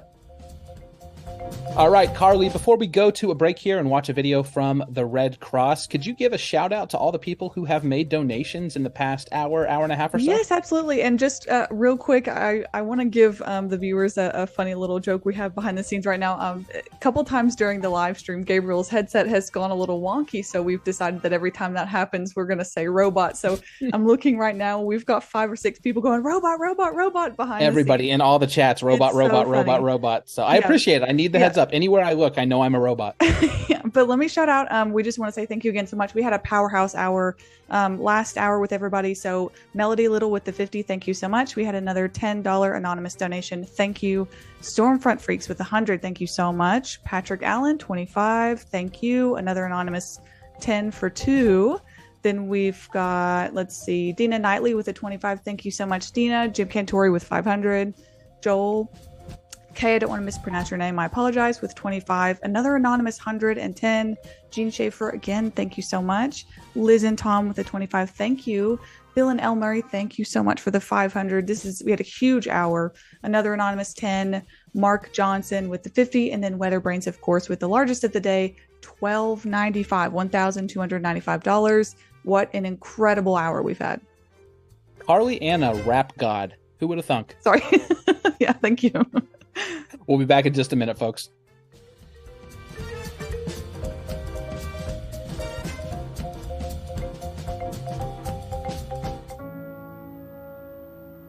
The tornado experience, I never want to go through it again. I live in Dawson Springs, Kentucky. I'm 6 months pregnant. Her name's gonna be Not Creelan. She's been through a tornado already and she doesn't even know it. A lot of people didn't know it was coming. There was a whole lot of wind. Everything started to shake really, really bad. Stuff was falling. My ears popped and it felt like I got hit in the chest. Like I couldn't breathe. It sounded like a train was outside the window. I went and hid in the closet. It was terrifying. I just heard a lot of screaming from the neighbors and I stepped outside and everything was everywhere. It just made me really sad. Just to see what used to be and now what it is. People here need all the help and support they can get. We had to evacuate where we were staying, and the Red Cross has helped us tremendously. And they go out their way to make sure that a person's comfortable and have what they need. They're very sweet people. They feed us really good, so I'm very thankful. They make us feel home. I know it's not home, but that's how good they make me feel.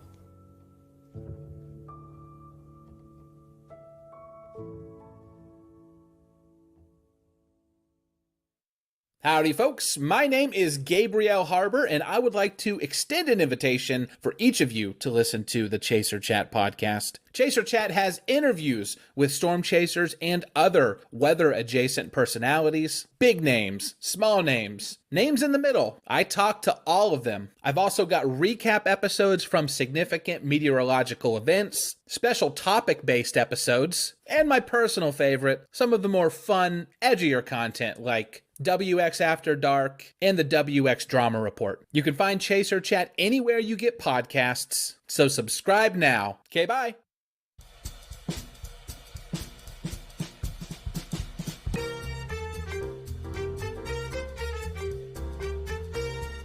We are back living the dream here with the WX Pods Telethon. I'm hanging out with Carly Anna and Bill Murray from Weather Brains. So excited to be sharing the screen with them. And I've also now got on the line Brandon Kopic, storm chaser for, I believe it's still Radar Omega, right, my friend? Yes, I work with Radar Omega, and mostly the biggest part is YouTube. Awesome, awesome. How you doing today?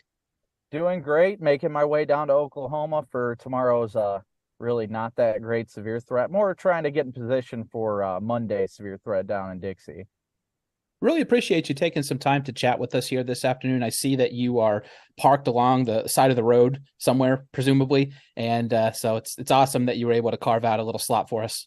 Yep, I was driving. I left home about 3 hours ago. I'm not going to get to like the Chaplin area until like 3 a.m, but I was like, well, I'll stop at a truck stop and make sure to make time for you guys. And I've heard things have been doing phenomenal. Great to hear. Yeah, it's been going awesome, and really wanted to have you on the show. You were one of the people that came to mind, actually, when we were planning this, because when I spoke with you on your podcast episode, you had relayed to me, and people, by the way, should just go listen to the episode. It's absolutely phenomenal. You had relayed how important mental health is to you as a storm chaser and how strong of an advocate you are for others in the chasing community as well that might be dealing with things but not actually talking about them out loud. So I just wanted to give you an opportunity to maybe share a little bit about that. Basically talk about anything you'd like, your own journey, things that you've seen with other people, and just what people might want to take into consideration if they choose to go out and storm chase a lot. Well, I mean, there's a lot of things to consider. It's mentally exhausting in itself, especially depending on where you live. I mean, I'm from Toledo, Ohio. The average drive to a target area for me is about 14 to 16 hours. So it can be mentally draining, and especially these people that do it as a hobby, it's especially even more draining because, before I did this full time, I was a truck driver. And I was working 70-hour weeks. And then as soon as I get out of my truck on the weekend, I drive out to Oklahoma and go chase. And you're like, oh, this looks great. It's a tornado setup. Then you drive all day, get there, and then it ends up busting or something like that. And you're just like, oh, like you're kicking yourself. But it's just one of those things. You always have to work through it and try and look at the best side of everything. Just because an event doesn't pan out as well or anything like that as you forecast, it doesn't mean you can't have fun. A lot of things, not even just involving storm chasing, just in life is, if you really have a positive outlook and a happier perspective, just be grateful you have the opportunity to do it. Some people don't. And, that's a big thing for me. I've gone through a lot of mental health battles lately in the last like 5 years, especially. I lost my dad. He took his life, and that caused a lot of PTSD. And I've seen some pretty traumatic things out in the field. But, you have to realize that you do this because you love it. And a lot of us out here do this because we love to help people. And that's a big thing. I have had instances where, you see people that don't make it, but I go out there every time. I will never claim I'm out here to save lives. I'm out here because I'm passionate about it. I want to help and I want to save lives and keep people informed, but I'm out there to do my best and have fun with it. And I also do it for my family because everybody's got their my fiance Valerie. I've got a 3-week-old now, Cameron, and my 4-year-old Cooper. And the way I see it is if, a tornado or flood or something impacts somebody's home, that's somebody else's Valerie, Cooper, or Cameron. And I'd want to be there for them like I'd want to be there for my family if that happened to me.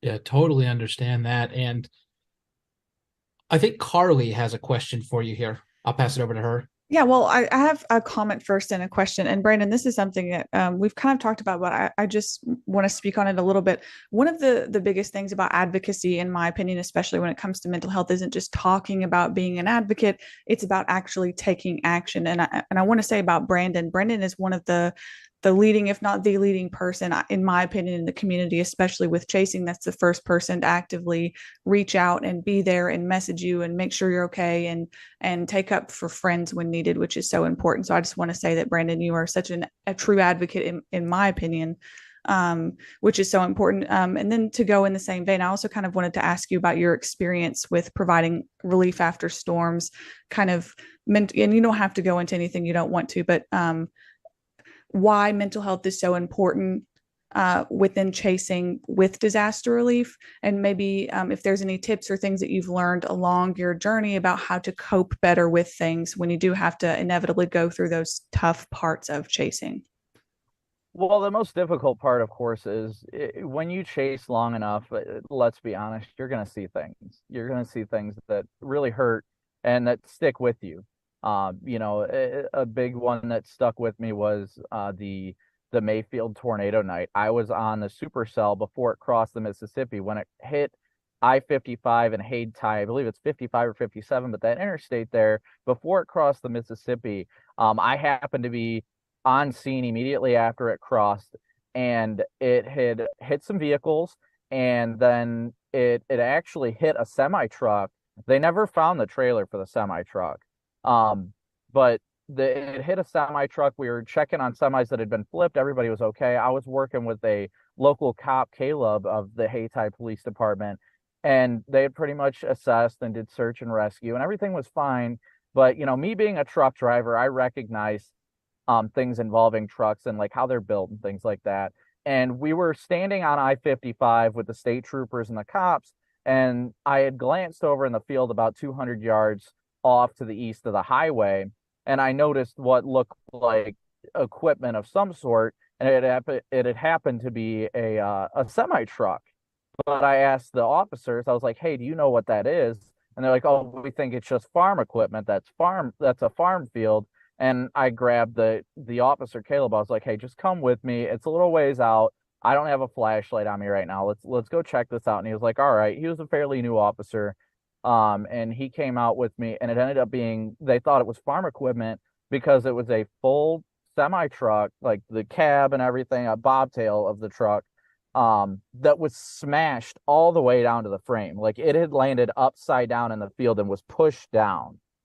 And we got there, and there was a guy laying outside of the truck, and it really stuck with me because I didn't think he made it. His name is Ali, and it just stuck with me that night because he ended up making it. It was very difficult at times to deal with it because it's so hard to see gruesome injuries, and it was very gruesome. He was struggling so hard to stay with us, and he was just doing the classic, like, "I'm tired, man. I just want to go to sleep." And I just had to keeping him conscious until we were able to actually get medical personnel over there, because with everything that had happened, the officers' radios weren't working properly. And they were a fairly small department. It's a very small town. They only had like maybe 4 or 5 cops in that town. So we finally got him the help that he needed, and we had to carry him on a backboard all the way back to the highway into the ambulance. And it broke my heart because later I was told by the chief, he told me that his exact words was, "I believe he passed away on the way to the hospital." And that just broke my heart because I had spent so much time and effort like helping to keep him conscious, doing what I could medically. I'm not trained medically by any means. I know how to stop bleeding and basic trauma, and I'll never go beyond what I know. But it broke my heart, and it threw me into a depression. But then like the next day, the trucking company actually reached out to me and was like, "Hey, no, he is alive." And I was like, "No, like you've got to be, it's got to be the wrong person." And they're like, "No, seriously, that was our truck. His name is Ali," and all this stuff. And I was like, "Are you kidding me?" And they're like, "No, we just met with him today." And it absolutely filled me with joy. And they're like, "He's been in extensive surgery. He's going to make it. It's just going to take a while." And I've had his family and his church all reach out to me saying thanks. And it really meant a lot. But that is probably the event that has stuck with me. I've seen people that haven't made it, but it hits you so much harder when you're there with somebody that's still with you and that they're fading out. And then if they, you really do lose them, then it's so much more. I mean, it's kind of jerking me up to think about it, but it sticks with you and it makes such a difference. I know a lot of people are afraid to help in those situations, but even if it is their last moments, you wouldn't realize how much of a difference it makes just so they know that they're not alone. And that is such a significant thing. And it's difficult. It is truly difficult to do those kinds of things. And it hurt me for a while. It made me not want to chase. Like I just drove straight home that night and I just couldn't even think because I'm like, did this guy make it or not?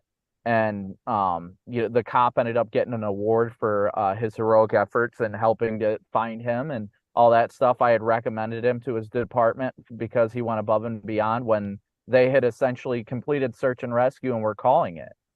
And the key to all of this is when you get in those situations, it's going to hurt and it's going to stick with you. You need to get help about it. I never did, and I was acting out in ways that I didn't know. I was like very triggered about things where a topic would come up and I'd get angry about it, and then I'd just be like, "Stop talking to me." You get in those moods and you don't realize it because sometimes we all just have those days where we're just like, "No, don't talk to me." But I never realized that I was being triggered when those things were happening, and especially it seems like men really is it's very hard for us to get help where we're in a great generation right now where we're changing the way things are viewed for mental health. Yes. Because I grew up, my dad was in the military, my whole family was military. And ironically enough, I was set to go into the military at the age of 18, but I had a suicide attempt. So I was barred from the military at that point because you can't go train with firearms and all that when, that had just happened. But I was raised to kind of hold my emotions in, and for so long I did it. And then finally, within the last few years, I finally broke because, my dad was my best friend. And when I lost him and he took his life, I just held that in. I didn't cry. I didn't. And it was so hard because I felt like I needed to be the rock for my family, for everybody to lean on. And it just hurt me in the long run. And it destroyed my relationship. And I had turned into this like horrible person because I was like emotionally racked that I was just treating everybody else with disrespect. I would never obviously do anything physically violent, but I would just be rude to people. And finally I got the help that I needed and talked to a therapist, and that's why I'm such a big advocate for it now, because you can heal. Like, you're never the same. That hole in your heart will always be there when you have these kind of events, but you can use your life and your experiences for the greater good. And that's what I try to do, is I explain to people like, look, I've been dragged through the mud. I'm just grateful that I'm still here, and I want to use my experiences to help others. And it's easy for everybody to get short on social media and treat people the way they shouldn't be treated, but it really is about just extending grace to one another. Grace and kindness is so important. Just, somebody could say something you don't agree with or something like that. There's no need to make things personal. Like, we can all have constructive conversations and help one another. It doesn't always have to be, my opinion on this forecast is this, and then somebody's like, oh, well, you're dumb for that. And then you never know what somebody's going through. You want to use it as a moment to educate. If you are saying like, okay, this person is hyping this forecast, like saying like tomorrow could be an El Reno day when we know tomorrow's like a Haler day. But you don't have to be like, hey, you're an idiot. Like, why? Just be like, hey, you really shouldn't do that, because you don't know how your words could impact people that are traumatized by that type of event too. So I think it's important, especially for everybody, to extend a little bit of grace. And that's the biggest thing for me, is always being graceful, kind, and helping everyone as best as you can, because you truly, like what happened with Dakota just in the past week or so, you do not know what people are going through. And that's like what happened with me. It was about a year ago, just a couple weeks ago, that I almost took my life. And it went, Reed was posting about it and everything like that, and everybody came to my to my aid then was blowing up my phone when I was, prepared for it. And it, a lot of people don't realize their impact on others in positive and negative ways. And it's just important for us to make sure that we prioritize that. Like, we can have disagreements and respectful conversations, but a lot of the time, for some odd reason, it gets personal. Some people will be like, oh, well, you're ugly. Or like, for me, example, my teeth are all messed up and everyone's like, oh, you've got a horrible smile, or nobody will love you, or something like that, something ridiculous like that. And everybody makes it personal when these things happen. And it's like, why can't we just extend a little bit more grace and love? And that's a huge thing, that a lot of people jump to conclusions, and we really shouldn't do that, because you never know what people are going through. And I'll be honest, and it's something I don't talk about much because I don't like to engage it, but I was in a car accident last January while chasing. I was deemed not at fault, but everybody crucified me, because live streaming is something you do that you are in the public eye all the time. That is a part of my job. So people saw the live stream and they believed that I was distracted or on my laptop and didn't react fast enough, said it was my fault.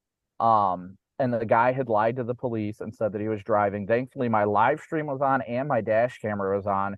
And the trooper was like, yeah, that guy was stopped in traffic with no lights. It was clear that you swerved to avoid him at the last second. Like, don't get me wrong. I'm sure if I would have swerved like a millisecond earlier, but if I'm going to be brutally honest about this, I had a Yeti cup that was in my side console by my leg. It's one of those little cup holders, and I grabbed it. And when I grabbed it, I dropped it. So I was reaching back down for it when it happened.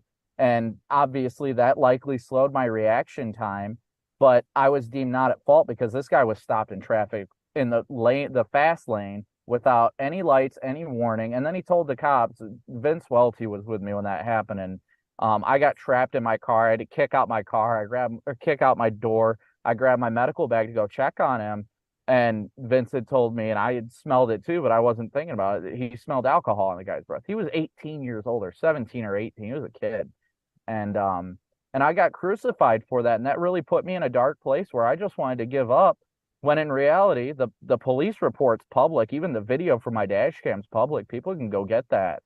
And the state trooper was like, no, you weren't in the wrong. And this guy's even trying to lie about the fact that he wasn't parked, when your video shows that you were doing the right thing. You reacted. Now, if you wouldn't have reacted, we definitely would have been like, well, you were distracted or something. You know what I mean? Like, it's just, go ahead, Carly. Well, I really sorry. Well, I want to comment by saying I hate that it's taken so much for someone to be an advocate, but I'm really thankful that you are such an advocate no matter the circumstances. And I hate that it's the situational circumstance, but you are such a light and a positive person in the community for others who are struggling, Brandon. So again, I just wanted to really commend you for that, because I've seen it, and you to that part of the community. And I think it's amazing.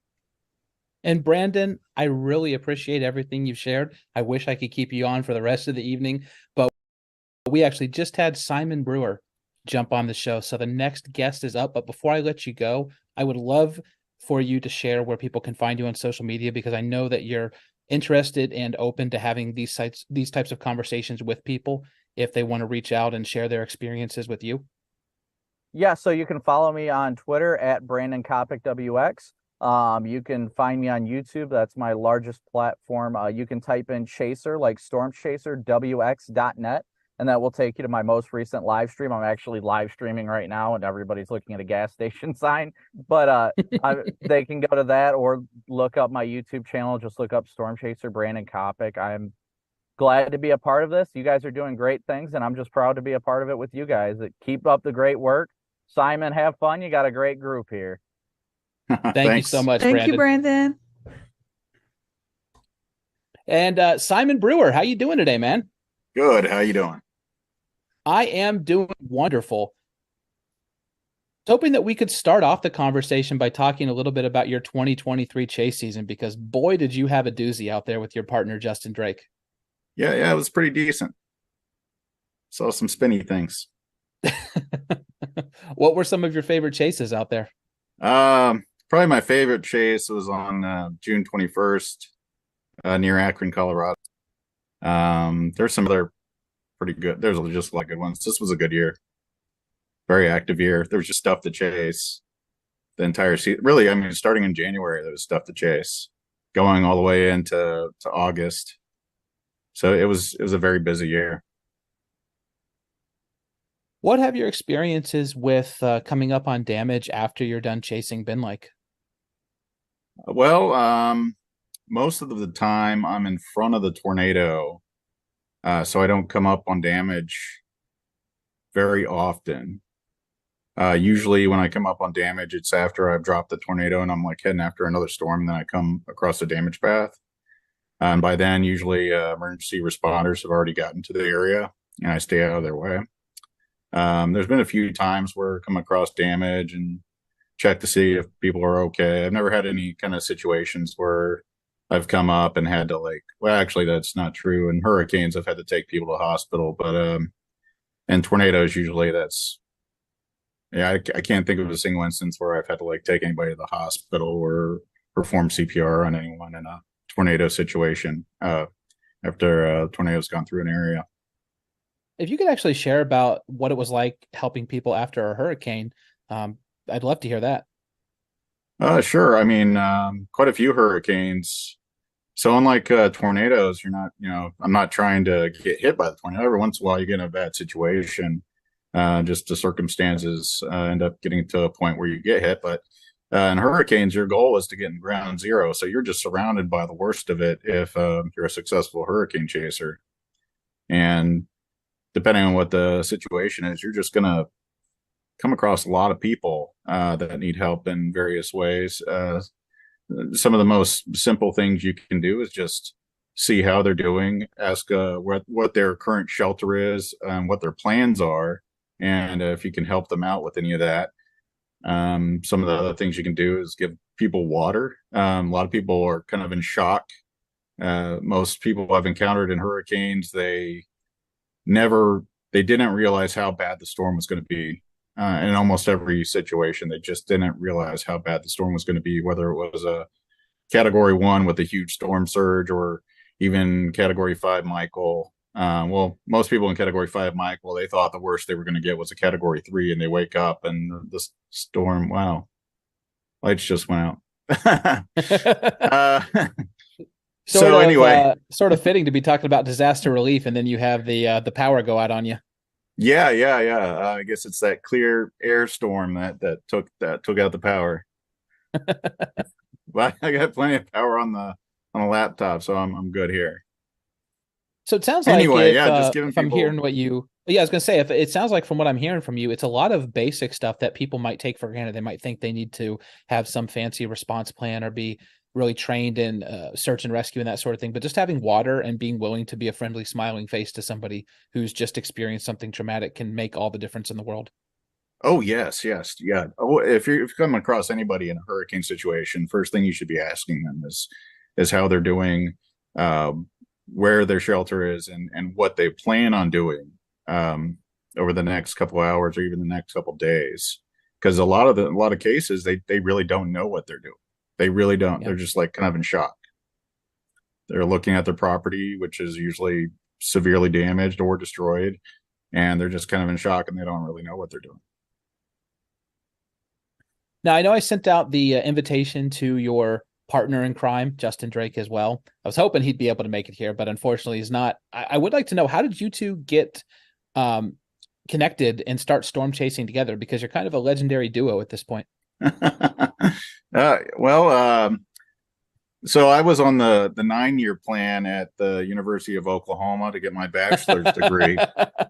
And Justin was on the 4 or 5-year plan, and he's a little younger than I am, so he kind of blended in to my classes, and that's how we met. I guess we kind of said hi several times over the last 2 years. We were at University of Oklahoma, and then on graduation day, I think we were actually on stage about to go up, there's get our actual, shake the hand of like professor and get our diploma, get our picture taken. I was now casting for my friend Jim Bishop. He was chasing a big tornado up in Pitcher, Oklahoma. And Justin just kind of like leaned over and was like, "Hey, you want to go chasing sometime?" I'm like, yeah, sure. We exchanged phone numbers, and then I think like maybe a week or two later, he was in the car with me, and he must have been hooked. And we've been chasing ever since. And this was in so our first chase was probably like in mid-May of 2008. Wow. So you guys have been at it for quite some time. Yeah. Well, Simon, thank you so much for joining me here on the show today. Before I let you go, could you tell people where they can find you on social media so they can check out some of that sweet footage that you're always putting out? Oh, sure. Yeah, you can find a lot of my footage or some of my footage on Stormgasm, a YouTube channel. So just type Stormgasm into YouTube. You'll find my footage. You can find me at Simon Stormwriter on Twitter. I've just got kind of into Facebook and Instagram a little bit more recently with the pending collapse of Twitter. So it's always collapsing every other day. Yeah. It could go at any minute. Well, thank you again so much, buddy, for joining me. Thanks for contacting me. Good luck on this. Yeah, I love your work, Simon. Thank you. Thanks. Carly, we just have a few moments here, and I want to make sure we shout out everybody that has donated recently. So if you could go ahead and go back to Rap God style and let us know. Yeah, not so many this time, unfortunately. Okay. But so we have another anonymous 100 bombs. So thank you, 2 of those in a row. So thank you so much to whoever donated there. They double clicked. Then we have another $50 anonymous, and then from Adeline, $100. She says, "Thank you for such a fabulous show," and we thank you and all of you. We've had an incredible stream so far. This has been so much fun.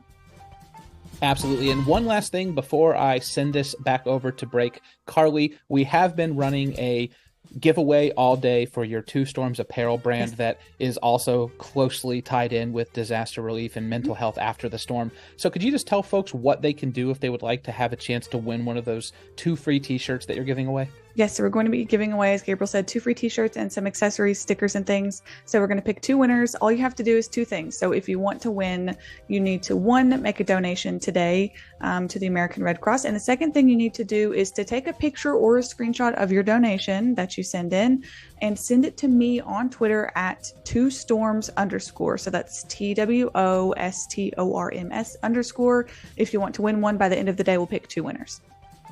Thank you, Carly. And Bill, thank you so much for joining me here on this hour as well. What a great hour, Gabe. You talked to some of the most fascinating people, and I love all of their work. And it was just great hearing those very real stories from the field, because, this is much deeper than people give it credit for. Mm-hmm. Absolutely. So we're going to throw it to break now. Make sure you stick around, though, because coming up next, we've got Brett Adair, Chris Jackson, and the video game developers of the Outbreak game. James Brierton and the Carolina Weather Group crew are going to be holding that down. So see you, everyone. I'll be back later tonight about 9 o'clock Eastern. And until then, have a good day.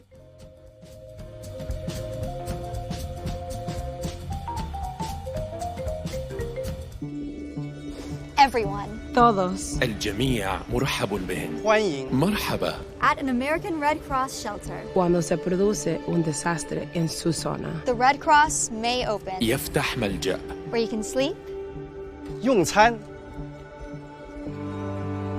To get you back on your feet. لن يطلب الصليب الأحمر. Never ask. Your citizenship status. ولن يشارك معلوماتك الخاصة. Sin su permiso. 也无论您从哪里来. Everyone. Todos. الجميع مرحب بهم. At an American Red Cross shelter. To learn more about the Red Cross or to find an open shelter in your area, go to redcross.org or call 1-800-RED-CROSS. And let you guys see what it is that I'm experiencing. Trying to get a direct measurement with a handheld Kestrel anemometer here. We'll see what we can pick up, but and there goes changing. When a tornado-warned cell came through the neighborhood and it brought down several large pines. just like the one you're seeing right here behind me. To give you a sense of what the aftermath of storm damage smells like, it smells very heavily of pine and also sounds like chainsaws. We have another tree down here. This one just barely missing this brick home. I mean, this is incredible. Let me turn the camera around.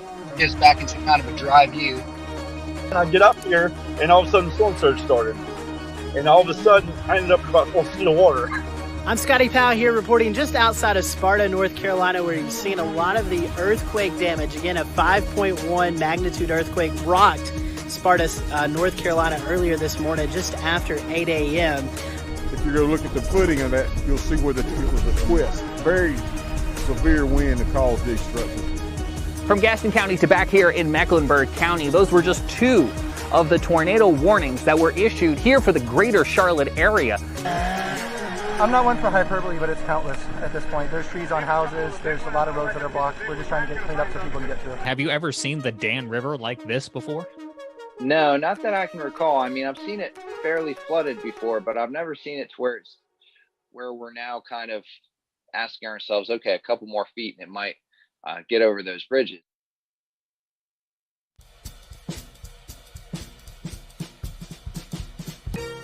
Here it comes, the 8th hour of the Weather Pod's Disaster Relief Telethon, 6:10 p.m. Eastern Time. Welcome back. James Brierton for the Carolina Weather Group here, and we have another great hour. Thanks to everyone who has been donating. $5,604 raised so far for the American Red Cross and their amazing disaster relief efforts that happen more often than we like to think about. We welcome in our guests this hour, Brett Adair, James Spann, and Dan Whitaker from the Carolina Weather Group are here, and this is going to be another great conversation. And we welcome in everybody who's watching live on Facebook, YouTube, and the platform lovingly formerly known as Twitter to comment along and join our conversation here.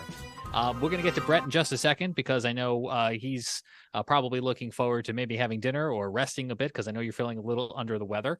And so I appreciate you hopping on here tonight. But Bill, I wanted to start with you because James Spann is with us. And I know James also had a bit of a long week. And so I wanted to acknowledge it's good to see James back with us tonight and let you guys kind of catch up here for a minute. Yeah, I don't want to be emotional, but we went from kidding about James, maybe catching a bug from one of his school visits to 10 o'clock, rushing to the hospital. And I mean, it really led for a really sleepless night for me because, I never thought about a world without James Spann. And I knew he's being lifted up so many different places with prayers and well wishes. But at the same time, it was just shocking, James. And you broke me right out of it at 4:45. I got a text from you, said, feel like a new man. I need you to do the radio for a couple of days. But I'm resting and recovering. And we were so thankful for that, James. Well, I don't want this to be about me, but yeah, it was a very strange week. And unexpected things happen to everybody. And, part of what we're doing here on the telethon, it's trying to help people. And goodness gracious, at some point, we all need help. We all need help. Everybody watching and listening, everybody here on the show. And that was just a very odd case. I don't get sick. I don't do sickness. I don't go down. I work. And but there comes a point where things happen. And the abdominal pain was so severe. I knew that I had to go. So they got me into surgery. Surgery didn't last that long. And it was a double loop bowel obstruction. How nasty is that? But they got in there and they did it with a laparoscopically, so they didn't have to cut me wide open. So that helps the recovery go faster. But I feel like a new man. So I'm very blessed, and I'm just honored to be here with all these important people. And, Brett's, he's struggling down in South Mississippi, too. He's on the Mississippi coast, and I think he's got a bout of the flu going on here. So we do not need tornado activity down here in the Deep South this week. No, James, we can do without that this week. To me, I haven't looked at today, obviously, but thankfully it looks like it might be more of a rainmaker, which we do need down here at this point.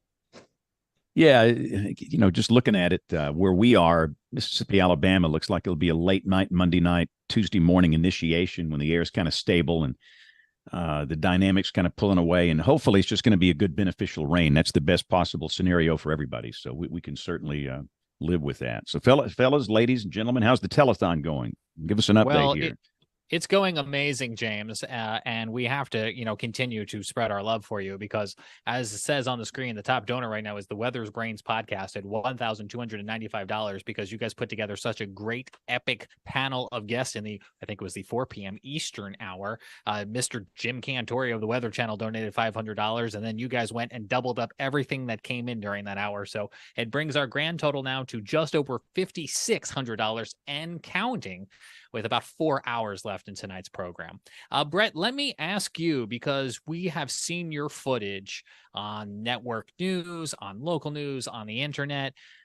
Unfortunately, a lot of those images come from communities that fortunately receive aid from the American Red Cross. So you're on the ground a lot as a storm chaser with your brand LSM. Talk to us a little bit about what it's like sometimes being the first person to roll into these communities, or the person alongside first responders and disaster relief to kind of be there on the ground. How do you juggle that? I'm here as a journalist, I'm here as a scientist, and I'm also here as a human being. Well, in many cases, especially this year, I think one of our most intense situations on the ground was the Rolling Fork, Silver City, Mississippi tornado back in March. And that's where we basically told our network partners, look, we're on the ground here, we're pulling up on damage, and we hear people screaming for help. I'm going to leave the cameras rolling in the car, but I'm getting out to go do my job at that point, which in my opinion is to help these people. And luckily, we did do that. We met a little boy that night named Caleb. He has dealt with numerous surgeries over the last little bit in the Jackson, Mississippi area. I have kept in touch with his mother, Miss Jessica Drain there. And I'm happy to say we thought Caleb was not going to make it that night. We put him on a coffee table. He was looking really lifeless, but we got a group of 6 or 7 guys together and put him on a coffee table and put him in the back of a sheriff's car, and they rushed him to the hospital, and he had emergency brain surgery that night. So it's difficult because in my personal belief, I know we're doing a job as journalists, as meteorologists, and as in some cases storm chasing on the ground, but from a humanitarian aspect, at that point, we just let it all go. You're there for a reason. God puts his hands on you to assist these people, and you need to do that. So that's what we did. Luckily, that particular situation, that boy's doing very well now out of the hospital and looks to make a full recovery. So it's difficult, though. It's very difficult, and that's the reason for the people that are going to storm spot, or if you desire to do any of the chasing side of this business, get the training, get the first response training, get the CPR training from the Red Cross, have those tools on hand, because at some point, if you do this long enough, and I've had to deal with it many, many times, unfortunately, you're going to need those. Brett, I have one more question, and then I'll see what the others dialed in tonight want to ask you. But have you ever needed, when you're out yourself, the assistance of the American Red Cross or an organization like it? And if not, what are you as a professional bringing with you in terms of gear and preparation that allows you to be in these places that suddenly find themselves maybe off the grid and cut off from the rest of the world? Well, James, we've got first aid kits first and foremost. I can do a limited amount because I'll be honest with you, I'm not a nurse. I have limited training, but I'm going to do what I can on the ground if I'm the first one there. And that night we ended up being one of the first 2 or 3 people that were on the scene. And, we bring equipment that assists us in getting in, whether it's chainsaws, chainsaws, chains, any of the heavier equipment. We try to keep, at least something to help us get some of the smaller debris out of the way so that we can get in. And, always we have direct connections with groups like the American Red Cross. Another great one is the Samaritan's Purse. They were on the ground doing great work across Mississippi during that particular event, but we see them at every event. Those are 2 of the organizations that we see at every event that we cover typically. And yes, we absolutely do communicate back and forth because we want to assist them in anything that they may need, and feed them information so that they can assist some of those people that are in direct need as well. I actually lied. I have one more question before I let Dan ask his. I want to bring James Spann back into the conversation because as a broadcast meteorologist, I know you rely a lot on storm chasers. So whether it's Brett's work or work of other storm chasers, I'm curious, James, what do those live pictures from the ground add to your toolkit as a broadcast meteorologist? Well, we've learned through social science studies that a lot of people don't react when they see radar. You can show the most incredible TDS, a tornado debris signature. You can show this incredible debris ball, velocity couplet, all of those of us that love weather, just immediately we know it's graphic violence. But most people on the street don't react to that. But if you can show them a live stream of a tornado, of damage that's occurred, it tends to make them go to a safe place. So in terms of the human behavior element of this, it's absolutely critical. I'd rather have cameras than an upgraded radar, live cameras and live feeds from the field. To me, that's more important than having, 10 gazillion radars around. And there's nothing wrong with any of that, but it's a critical part of what we do. And again, we're all here to mitigate loss of life and human suffering. And tornadoes are going to happen, but we've all got to be better. And let me just rephrase that. I've got to be better at what I do. And we've learned a lot, but we've got a lot of ways to go here. And from my perspective in the field, James brings the same importance in the studio, because if we can get those first images back, even though he's showing radar imagery live on air, then those upstream communities are going to take this more seriously as it's moving in that direction, because we saw several more communities off to the northeast that night be devastated. We've seen this time and time again over the last 4 or 5 years, especially across the deep south. And, I don't see any signs of that stopping. And again, just like medical science, we're seeing great advances in technology here that are allowing us to get more and more information out these days. And it's great that we're able to do that, because I feel like we're going to save more and more lives down the road.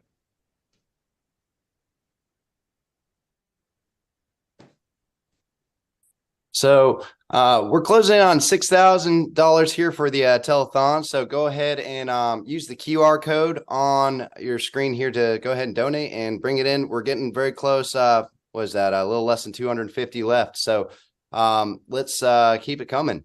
So kind of coming back to you, Brett, here, I want to look at anything else from 2023. It's been a year of a lot of different, we're coming at the end of hurricane season.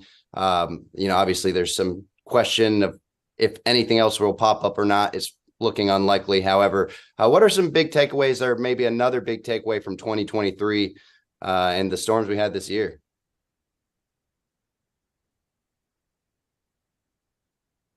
Well, we dealt with, Idalia down in the peninsula of Florida. That was pretty devastating for that particular area, one of the strongest hurricanes to ever strike that particular region of Florida. So, even in the El Nino year, we still dealt with a very serious impact. But I'm very thankful it's been relatively more quiet in terms of landfalls previously.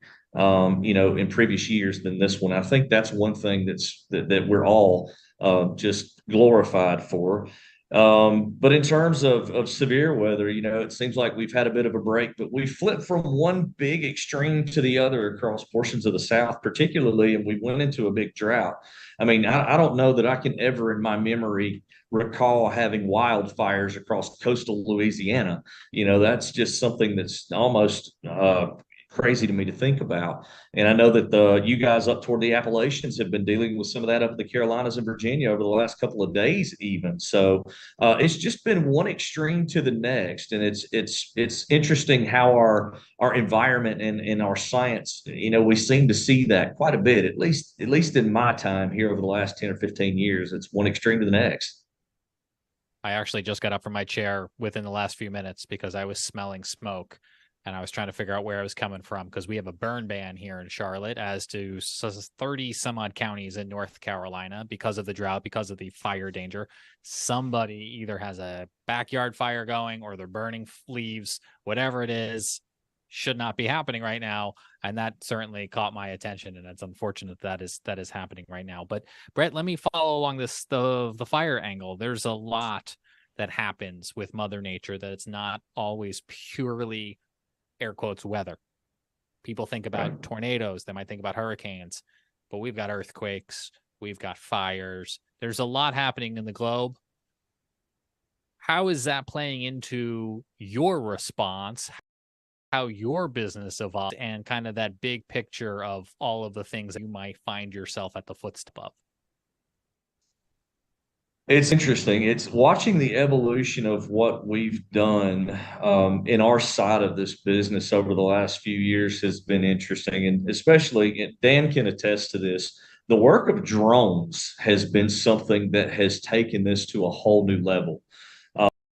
You know, because one of our, Brian Emfinger, who does a lot of great work for us, we sent him to Iceland this week with the possibility of, you know, Iceland opening up, and there's been some fissures there that did open up.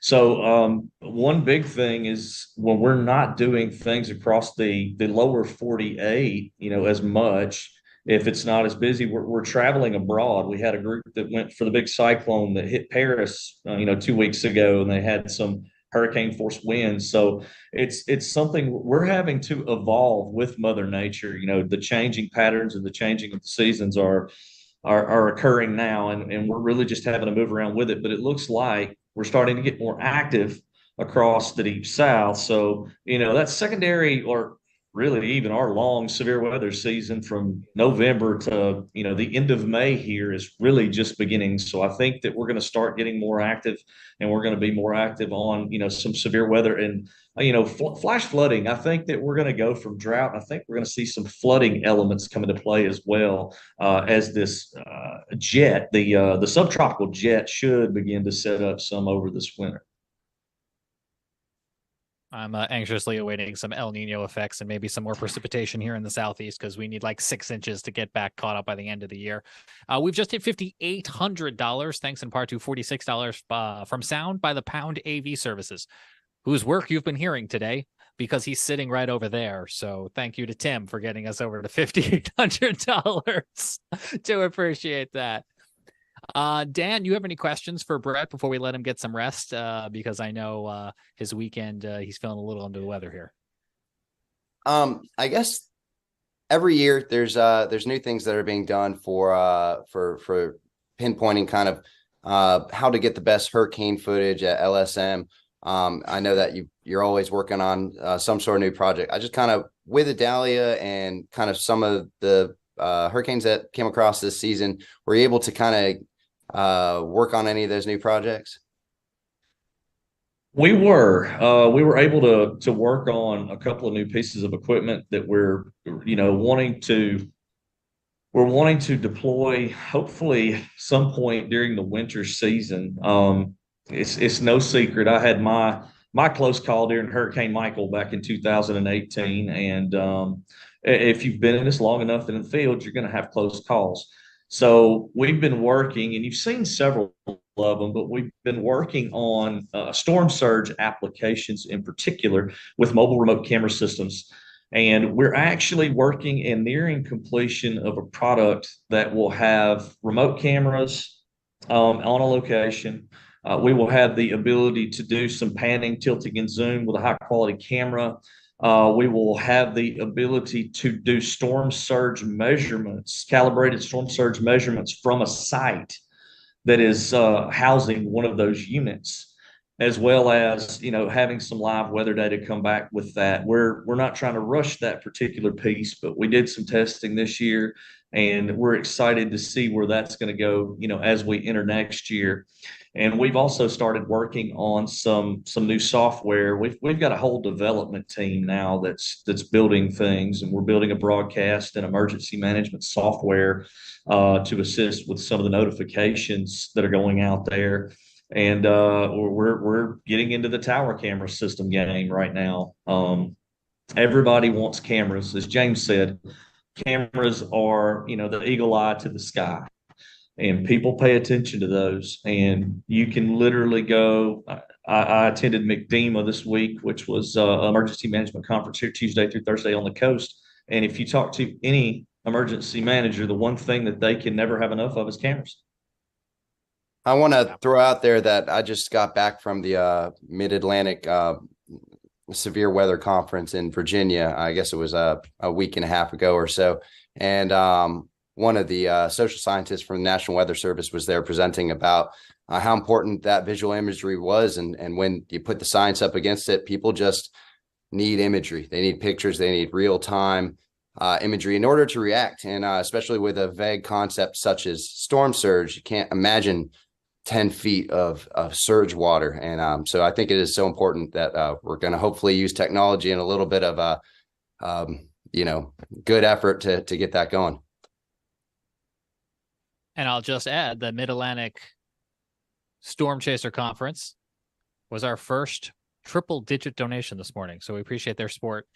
Their $100 helping us get to $5,800. Brett, you're welcome to stick around as long as you like, but in case you need to hop off here, how can people follow your work? Well, you guys can catch us. We've got Live Storms Media on Twitter and Facebook and YouTube as well. We're continuing to, pump those videos out. If we've got severe weather there in Alabama, I'll be working with James there at 3340. So make sure to catch us on ABC 3340 during any weather events. And we're very interactive. So reach out to us if you've got any questions. Brett at livestormsmedia.com, and I'll get back to you. Brett, feel better? We appreciate your time. Coming up after the break, we're going to catch up with Tony Rice, get the latest on what's happening in the stars. And as we go to break, Biffy, thanks for the $25. Mike, $25 as well since the top of the 6 o'clock hour, and 2 anonymous donations totaling $150. You can scan that QR code right now. Your money, every little bit, goes to help the American Red Cross. We'll be right back.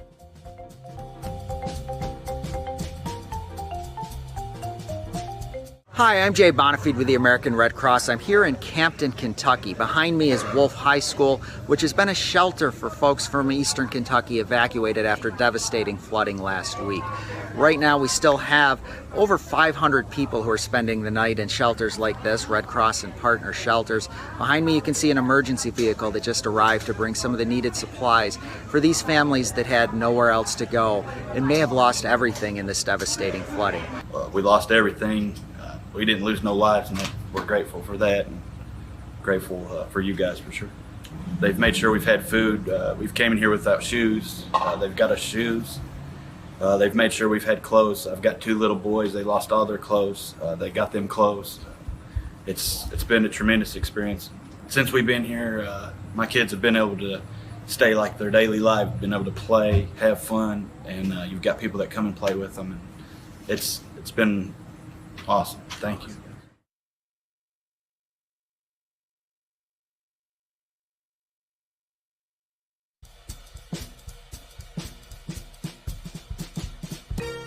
Welcome back to the Weather Pod's Disaster Relief Telethon with his $632, $5,800 and counting. Scan that QR code.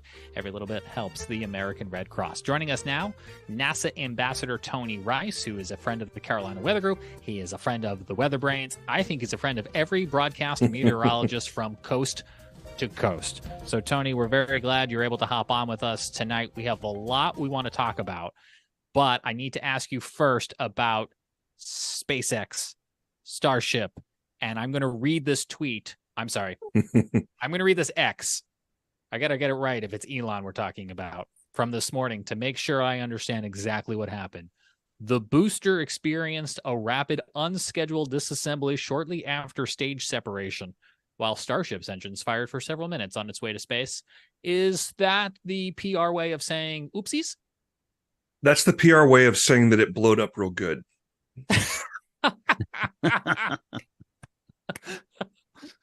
And something we need to understand about SpaceX, they do things a little bit differently.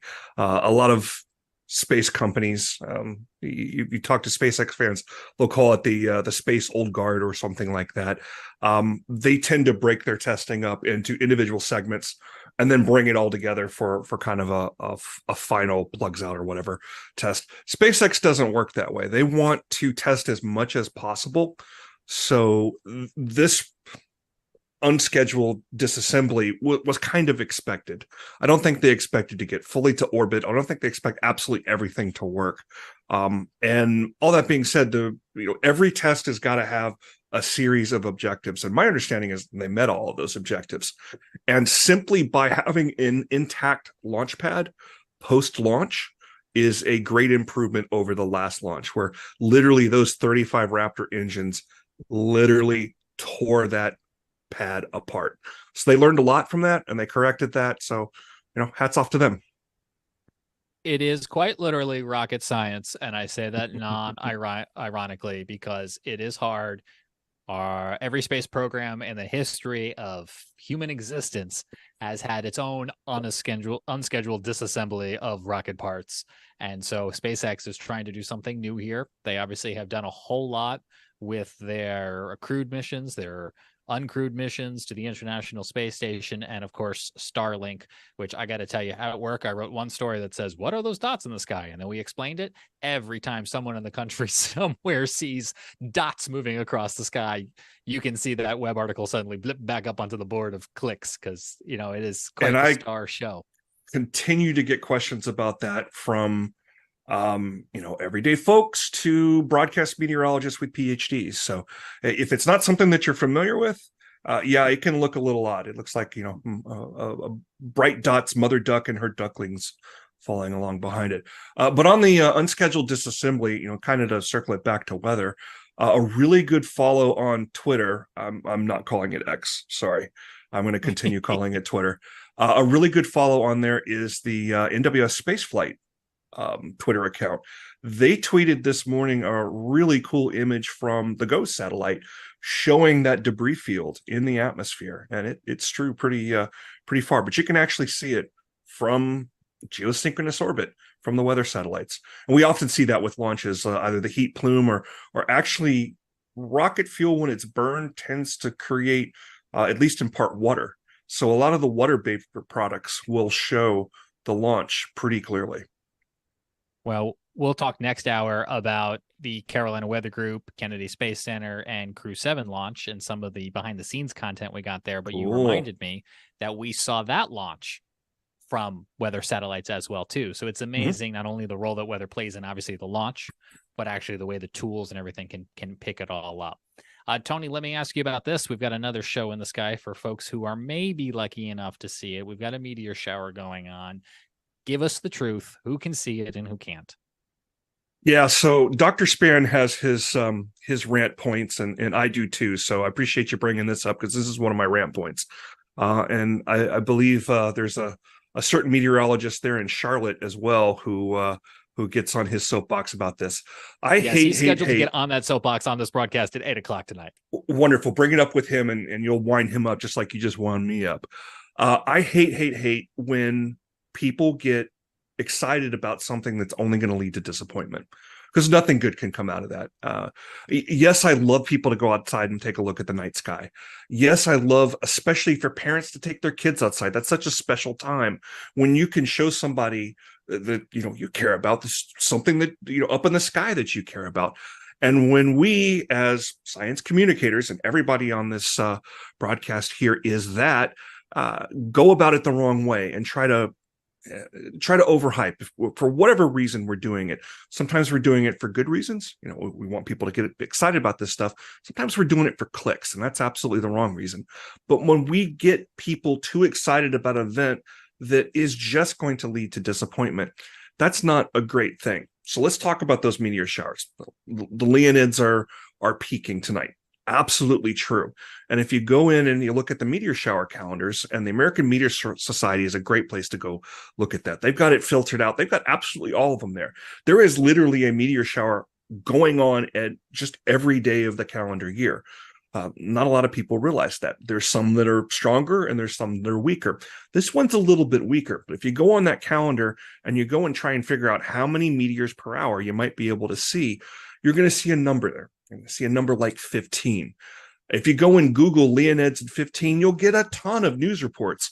A lot of them from the UK for some reason. A lot of this bad science comes from the tabloids in the UK. I haven't figured out why. Maybe I just answered my own question. Maybe it's clicks. But 15 is a very bad number here, because 15 is the ZHR number. That's the zenith hourly rate. Zenith stands for directly overhead. hourly rate you can figure out. But if anybody here has played golf seriously, and you have a handicap, you know what a handicap is for. A handicap is there to, kind of level the playing field between different people. The ZHR is a handicap. It's meant to compare actual reports of meteors actually seen from around the world. So the purpose of it is to kind of level the playing field. It mathematically removes clouds, light pollution, and also your location on the Earth. It assumes, the ZHR assumes that you're going to be at a position on Earth directly under the radiant point. And that's the point that the meteors appear to be coming from. It's always going to be named after the constellation that it's in. So you're going to be directly under that radiant point with not a cloud in the sky, in the middle of the desert or in the middle of the ocean where there is no light pollution. So in other words, the ZHR is absolutely impossible. We've got to stop reporting it in any way, shape, or form. And if you need a formula, a rough idea of how much you can actually report on, I wouldn't go any more than a quarter of what the ZHR is. So right now, ZHR of a 15 for the Leonids tonight, I wouldn't expect to see more than 1 or 2. Seriously. So I wish we could do a better job of that, because if we get people out there and we get them looking up for this, the next time that something really cool is going to come along, we got kind of a cry wolf problem going on there. Yeah, that makes a lot of sense. And kind of interesting how that all translates to the public. Maybe us having iPhones that can take better pictures at night will at least give somebody something to come away with, because it really takes that low light kind of photography or long exposures to really even see a lot of that stuff sometimes. Otherwise it's pretty far sometimes.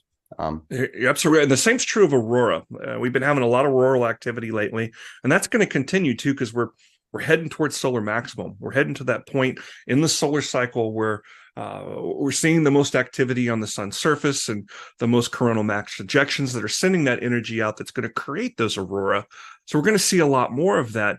But are you going to be able to see it as far south as Arizona, as some of the recent reports have said? Well, yeah, if you were an experienced photographer and you're out on top of a mountain in the middle of nowhere and you're taking images where your shutter is open for 2 or 3 minutes at a time, yeah, you're going to see aurora. But that person that you got excited to go outside and see the northern lights, are they going to be able to see it? Yeah, probably not.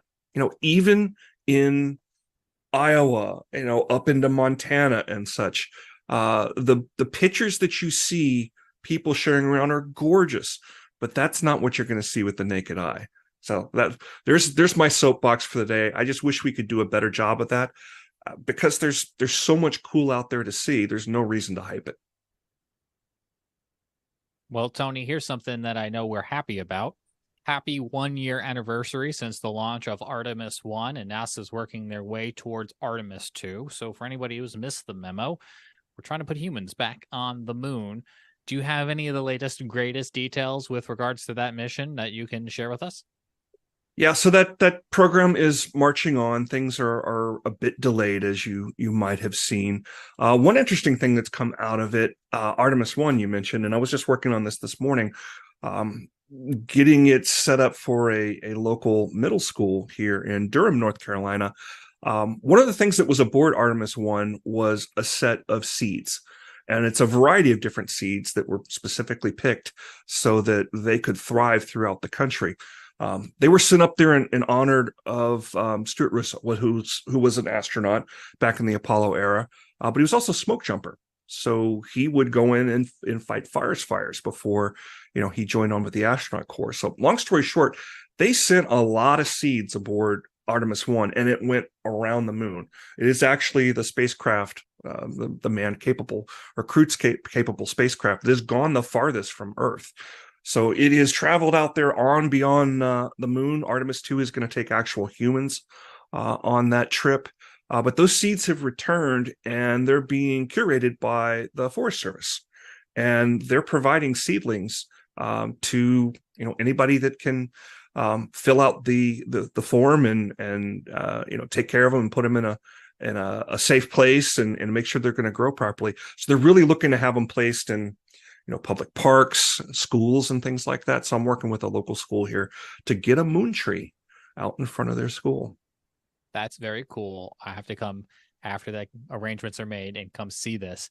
You made me think when I visited Kennedy Space Center earlier this year for the Crew 7 social, where you get to kind of go behind the scenes, there was a lot more talk of plants than I anticipated. And it makes sense because these missions to Moon and eventually onto Mars, we can't bring enough food. We have to grow the food out there. And so, they were experimenting with hydroponics and the RH and the gravity and the amount of water. And it was amazing just to see all of these scientists trying to find just the correct, optimal mode, if you will, for the way to grow these plants in space. Yeah, we can't bring it all with us, so we are going to have to grow quite a bit of the food on the way there. Already have been growing food on board the International Space Station. There's various lettuces and things like that have been grown there. And it's funny, whenever you look at the books on the subject or even the NASA websites, for some reason, I guess they think that astronauts love tomatoes because there's always a tomato in the picture. I guess the red looks great in the imagery or whatever. But yeah, we're definitely going to be growing food on the way to Mars because that's one of the big challenges of making it to Mars is the trip there. It's a multi-month journey, and to your point, we can't take it all with us. We figured out how to recycle water pretty efficiently. Yesterday's coffee becomes today's coffee. It's kind of what it comes down to. But we've been doing that on board the International Space Station for pushing 25 years now. That is a nice way to describe a process that I would have described differently. Speaking of the International Space Station, I got a tidbit for you that I just published up on the WRAL website a couple hours ago. We're all familiar with seeing the International Space Station go over. There's a couple of really good passes this week. There was a great one tonight where it passed kind of between Raleigh and Greensboro. So we got a great show here in North Carolina. And we're going to have some other good passes this week. There's something kind of fun happening about 10 minutes, maybe up to 20 minutes as the week wears on ahead of the International Space Station. So last Wednesday, there were 2 astronauts that were outside on a spacewalk. They're doing some maintenance. I mean, the space station's no different than any other 2-bedroom sized house. You got to do some maintenance on it. So they're out there preparing to install some more solar panels. And a tool bag got away from them. These tool bags are not quite as big as a foot locker. They're pretty big. They're white and fabric covered. So they're really reflective. Well, that tool bag completely out of reach and is in the same orbit as the space station. So it's actually visible. So if you go out and look about 15 to 20 minutes ahead of when the space station is going to come over, and this is going to be true for a couple of weeks because it'll take a little while for it to deorbit. It will eventually deorbit. I went and looked it up in the Space Force's catalog. It's now one of 144 items that is tracked by the Space Force.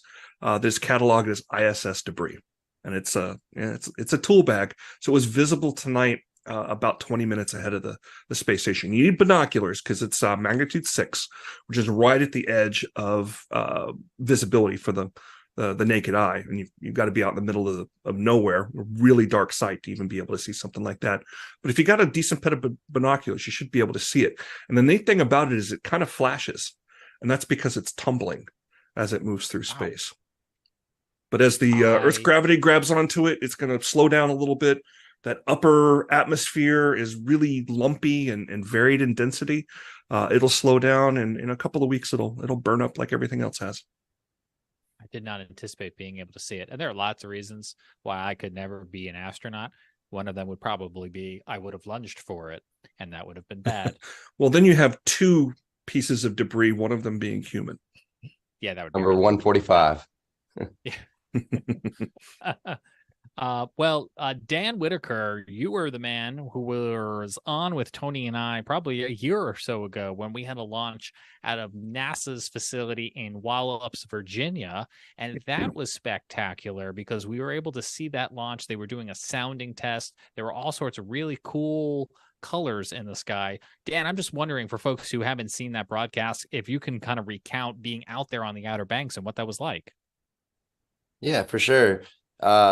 That was quite an incredible night. And I'll say definitely, like you said, with the colors that we saw behind the launch, it was spectacular. Just something I couldn't really have imagined. In that case, Tony, I was the opposite direction, where what I was expecting to see was blown over by 10 times, you know.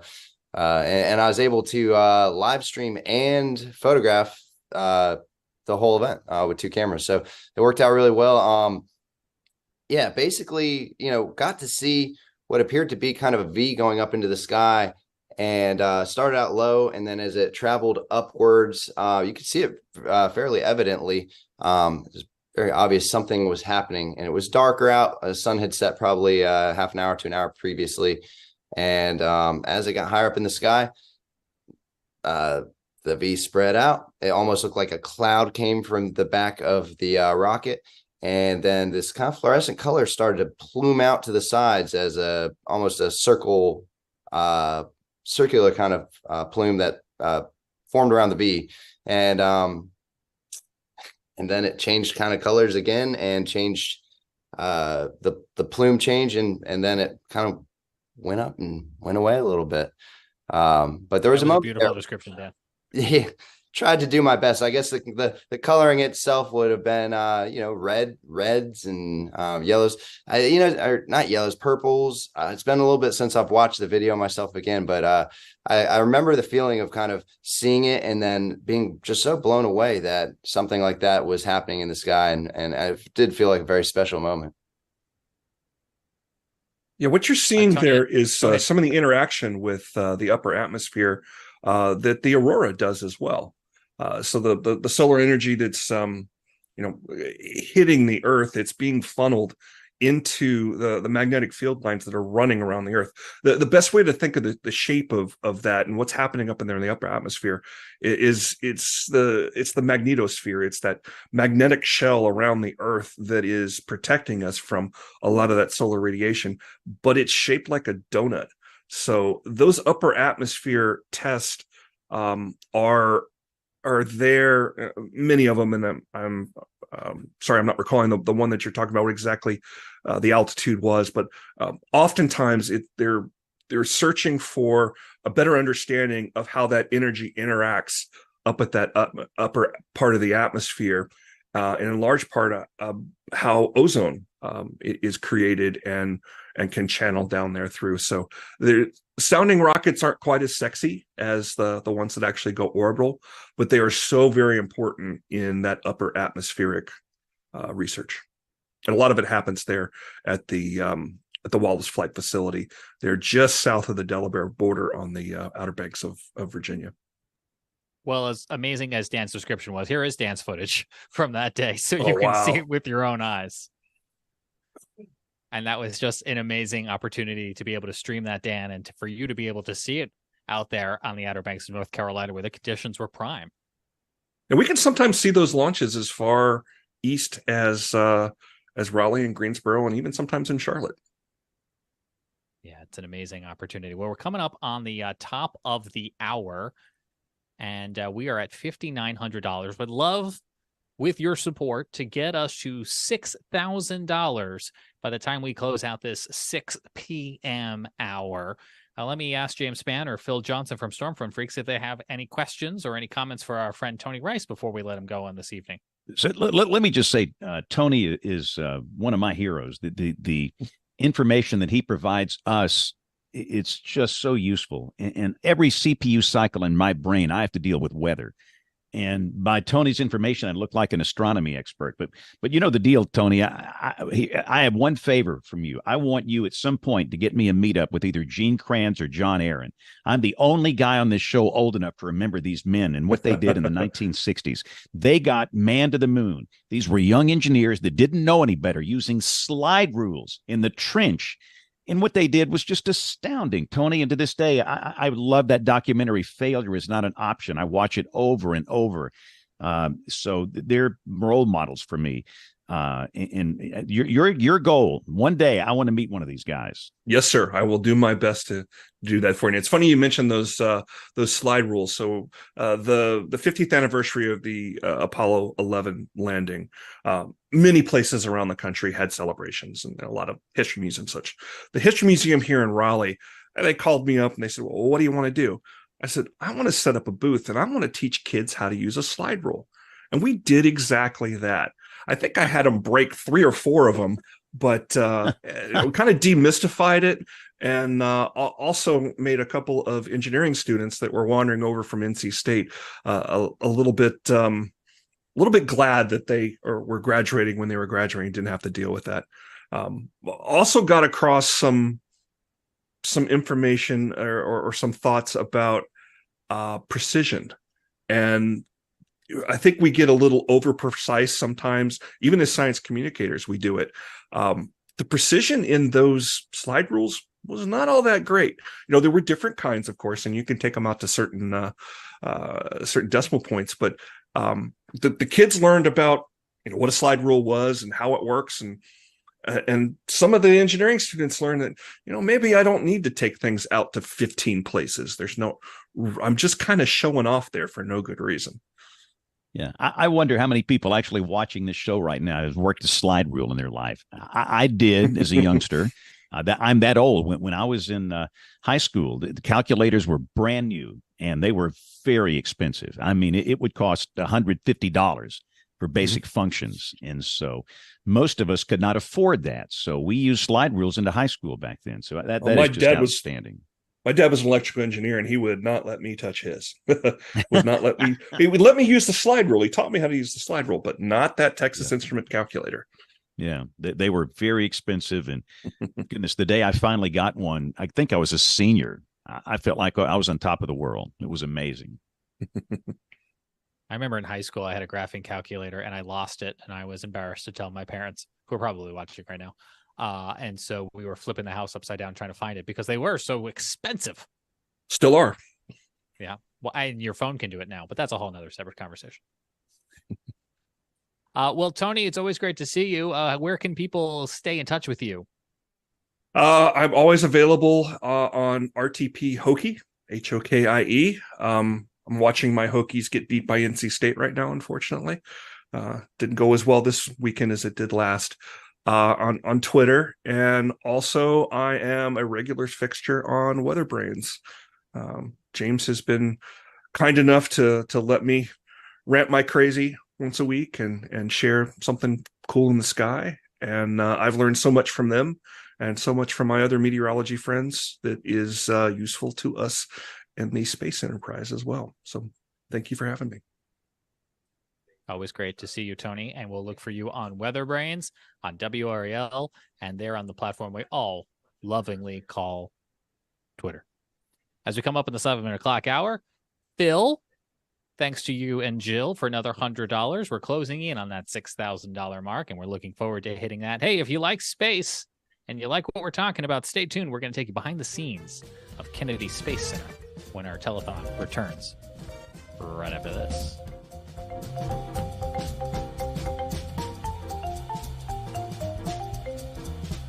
That land has been in our family for over 100 years. And it's a rural community that's not within the city limits. Because the tornado approached from the south, that area was the first place hit, and it destroyed every house. My dad met my mother when she was pregnant with me. He had an option. He could stay with a woman that was pregnant with a child that wasn't his, or he could be my dad. And one day he showed up in the hospital when my mother gave birth with my first pair of shoes. That was him, and since then, he's been with me, taught me everything I knew. He worked on a farm his entire life. When I was 13 years old, he took me to the cotton fields and made me stop chopping cotton. And I did that. Just to think that a tornado just destroyed everything that he had. Absolutely everything. He's nearly blind. He's a double amputee, has prosthetics on right now, a kidney transplant recipient. And the night of the storm, I found him at 3 o'clock in the morning in the dark. For us, the Red Cross showing up in our community makes me feel like we're being seen. Today, I sat in front of a person with a Red Cross jacket on that said, okay, tell me about the medical equipment that was lost because you're a double amputee. Tell me about your medication that you didn't have access to for 4 days because you're a kidney transplant recipient. Tell me about your prosthetics. Do you have an extra pair of prosthetics? You know what? We're going to get you the resources you need. Someone with a Red Cross jacket on literally came to the area where my parents used to live and actually paid attention and felt that pain and stood in that moment with my parents. That's what the Red Cross means to me right now. And it makes me emotional because a lot of times we do get forgotten because we grew up in a poor situation and a lot of my family lives in poverty. We feel like people don't pay attention to us. Resources flow in, but you're not important enough. But the Red Cross came in and said, yes, you are important. They proved it. They sat down and they filled out the application for financial assistance for my parents. They filled out the application for housing assistance, for medical assistance. All of those things, those little things, those are tangible things that make a difference.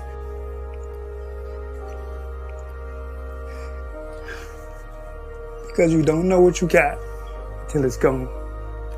Especially when you don't have much in the first place. You don't know what you got until you almost lose it. And so when some organization like the Red Cross comes in and said, I'm gonna help you.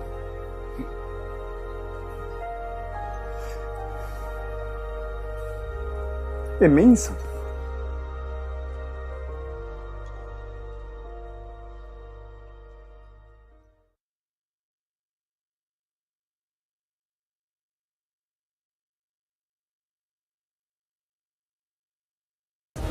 And let you guys see what it is that I'm experiencing.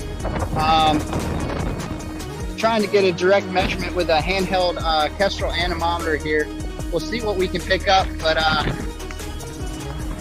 and everything's changing. When a tornado-warned cell came through the neighborhood and it brought down several large pines, just like the one you're seeing right here behind me. To give you a sense of what the aftermath of storm damage smells like, it smells very heavily of pine and also sounds like chainsaws. We have another tree down here. This one just barely missing this brick home. I mean, this is incredible. Let me turn the camera around. Get us back into kind of a dry view. And I get up here, and all of a sudden, storm surge started. And all of a sudden, I ended up in about 4 feet of water. I'm Scotty Powell here reporting just outside of Sparta, North Carolina, where you've seen a lot of the earthquake damage. Again, a 5.1 magnitude earthquake rocked Sparta, North Carolina earlier this morning, just after 8 a.m. If you go look at the footing of that, you'll see where it was a twist. Very severe wind that caused these structures. From Gaston County to back here in Mecklenburg County, those were just two of the tornado warnings that were issued here for the greater Charlotte area. I'm not one for hyperbole, but it's countless at this point. There's trees on houses. There's a lot of roads that are blocked. We're just trying to get cleaned up so people can get through. Have you ever seen the Dan River like this before? No, not that I can recall. I mean, I've seen it fairly flooded before, but I've never seen it to where we're now kind of asking ourselves, okay, a couple more feet and it might get over those bridges.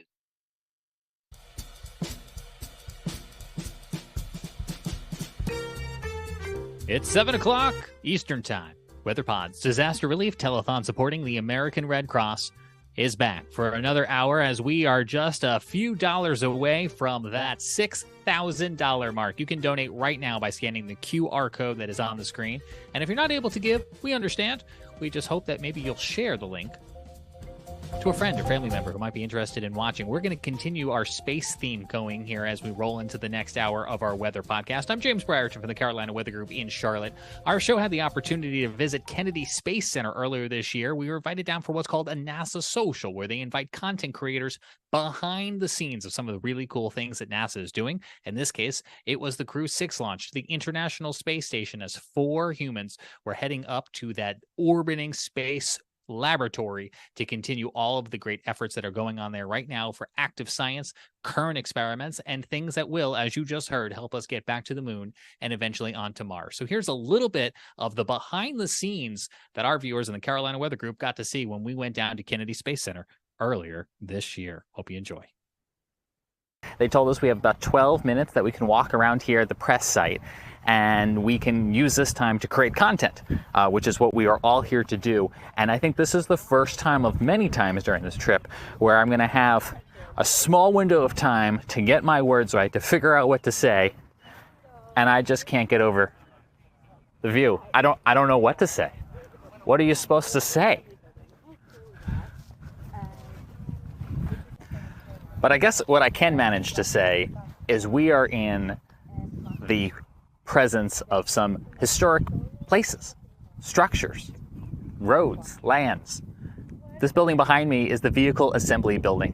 It is a enormous building, and it is where many generations of space vehicles have been, like its name suggests, assembled vertically and then make their trek out to one of many historic launch pads here at Kennedy Space Center. We're getting ready now to go across the street into the Vehicle Assembly Building. This is going to be one of the coolest parts of the entire weekend, going inside this building where most visitors to the complex don't get to go. But before we do, a routine security check.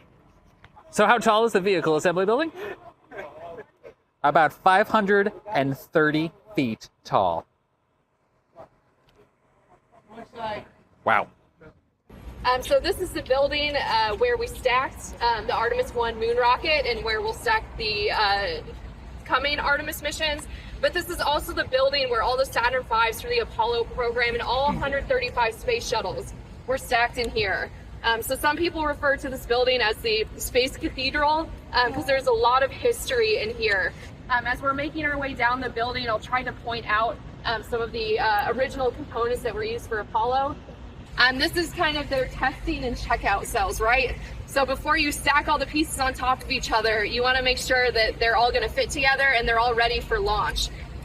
You can kind of think of the rockets we bring in here as a kind of highly explosive set of Lego, right? We're kind of all roads lead to Kennedy Space Center, and here at the Vehicle Assembly Building, we get all the pieces and parts of the rockets. During the Artemis 1 launch, Yes. they rolled back for hurricanes. What are hurricanes like inside this building? Yes, so this is Florida, so it's an occurrence that, we're prepared for. So essentially, all the doors, I mean, they're mostly closed right now, but they kind of, close up the building nice and snug. And yeah, this building is prepared to take on hurricanes. So you want to survive an hurricane? yes, and the building next door, the Launch Control Center, that's the place you want to be. So when we have hurricanes here, there's a whole team that rides them out. And so they get to sleep and have a sleepover in the Launch Control Center, making sure that the center is all safe and sound. But what happens is the crawler transporter rolls under here at its top speed of about 1 mile per hour. The platform, you can kind of see it sitting on yellow jacks right now. So the crawler comes up under there, raises up, that gray platform sits on it, and then rolls to the launch pad. This day is insane. This is by far insane. Just to give you an idea of how tall. We just took the elevator up to the 16th floor. So here's 2 of our high bays. This one right across from us was used for space shuttle. So you can see the orange platforms in there and the gray. We can't see it, but in this gray box over here, that's where the access point into the shuttle was. So if they needed to, put payloads in there or put people in there to get everything configured for the astronauts, that was kind of their access point for shuttle. And you can kind of see the big doors a little better. On the bottom level, it's kind of like big barn doors that open up horizontally. And then this way, they open up vertically. It takes about 45 minutes to get the doors all the way opened up. But you can kind of see where the space shuttle maxed out. on this side, so they didn't need to open all those vertical doors to get the shuttle out. But for Artemis and Apollo, they do have to open those doors all the way up because they're so much taller than the space shuttle was. The vehicle assembly building is not the place to work if you don't like heights. It is the tallest single-story building by volume. And it just seems to go forever. Right here, actually hooked up to the crane right now. The boosters are 5 segments tall. For Space Shuttle, they were 4 of these segments. So this is the bottom segment. And actually, the entire weight of the rocket is stacked on these solid rocket boosters. So they're the first part of the rocket that gets stacked before they put the big orange core stage in between them. And you can kind of see in there some of the platforms are extended in the high bay. So those platforms go in and out. Imagine giant hydraulic kitchen drawers. That's essentially what those platforms are. And those are the access points for the workers to get to the rocket. And they come to us via rail from Utah. Then they wheel them over here into this. The crane team gets all ready to go, and then up right where we were standing and over and down into High Bay 3. Yeah, so full scale of 1/5 of one of the boosters. And so you got 2 of those, plus the core stage, plus the upper stage. So it's hard to visualize it, but it's a pretty big rocket. We haven't even reached lunchtime yet on Friday, and already the first big surprise inside the vehicle assembly building waiting for us, the director of the Kennedy Space Center. Anyways, I'm super excited to have you guys out here today. You're the first woman to hold this position, and we're getting ready to send the first woman to the moon. Absolutely. What does all of that mean to you? We had our first Artemis 1 mission, as you said, at the end, capstone of our 60th anniversary. It was a big anniversary present for us. But yeah, first woman and first person of color on the surface of the moon, lunar. I have my personal favorite that I picked out in the astronaut that I want to go, but who knows? I'll be making an announcement for the crewed flight of Artemis 2 sometime this year, sometime this year. But then, of course, Artemis 3 is when the crew will actually be descending down to the surface of the moon. So that'll be the really exciting. Right now? And then, of course, Artemis 3 will be bringing up our astronauts in Orion, matching up and bringing them down. 2025 is when we're shooting for. But there is some complexities and some dependencies there. So we'll see. There are a lot of cool things at NASA. I think the VAB might be one of my favorite because it is the persistent home of historic missions to the moon and eventually to beyond.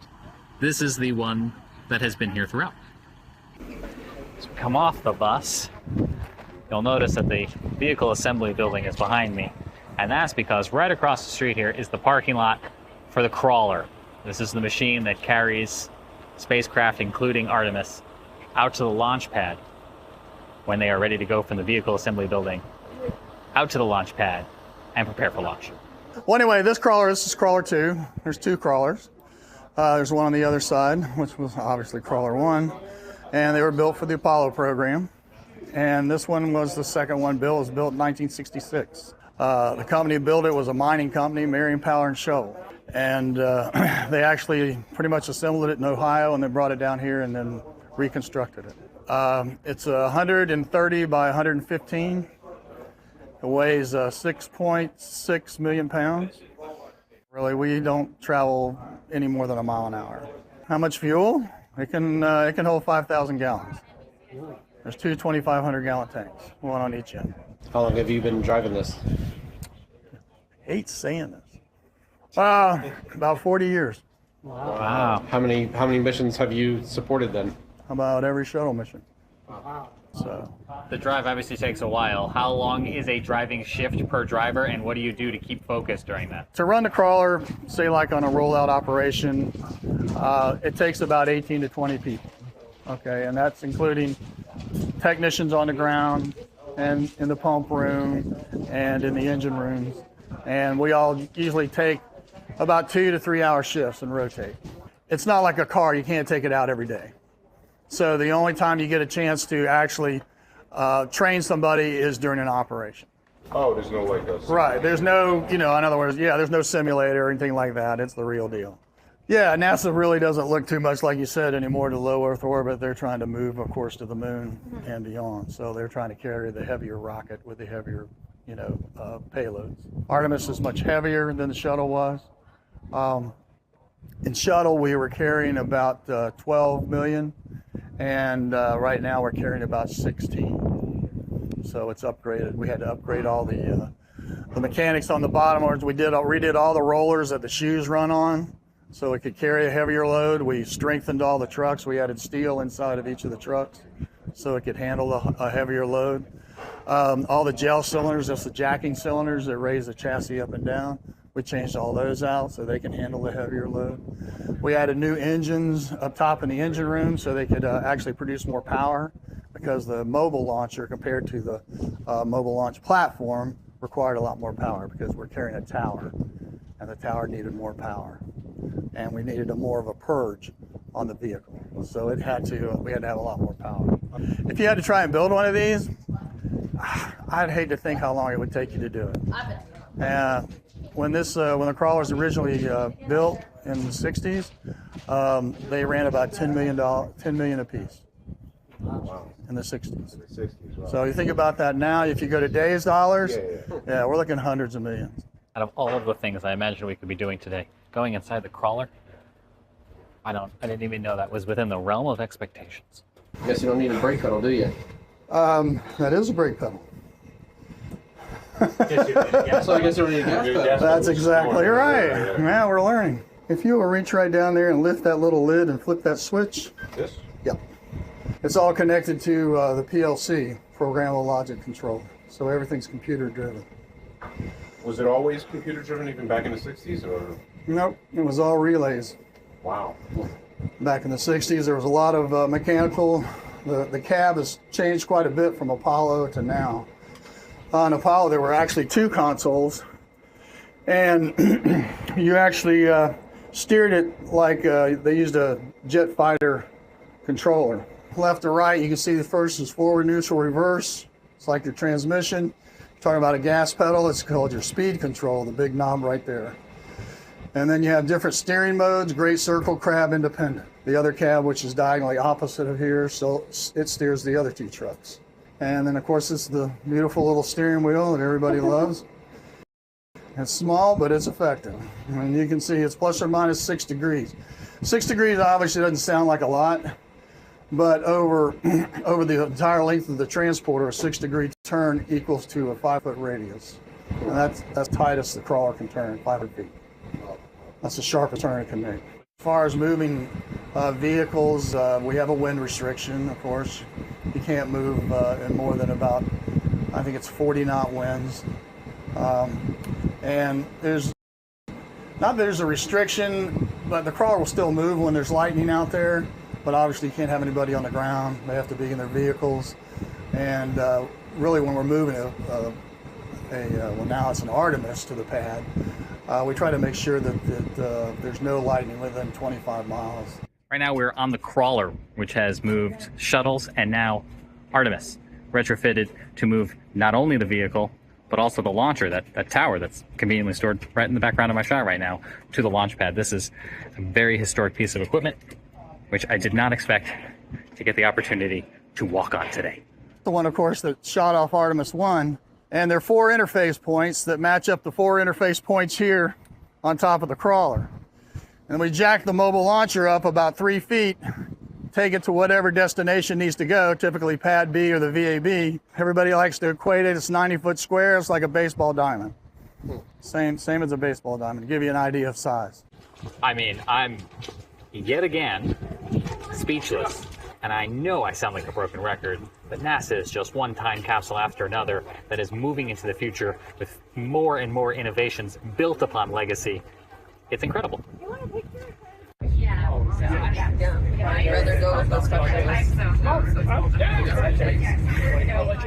Okay, Complex 26 was originally built by the Army Ballistic Missile Agency to test Redstone and Jupiter intermediate range ballistic missiles. The building itself is reinforced concrete. The walls are about 2 foot thick, and the ceiling varies from 5 foot thick at the edge to 8 foot thick in the center. If you follow me in, we'll go into the firing room.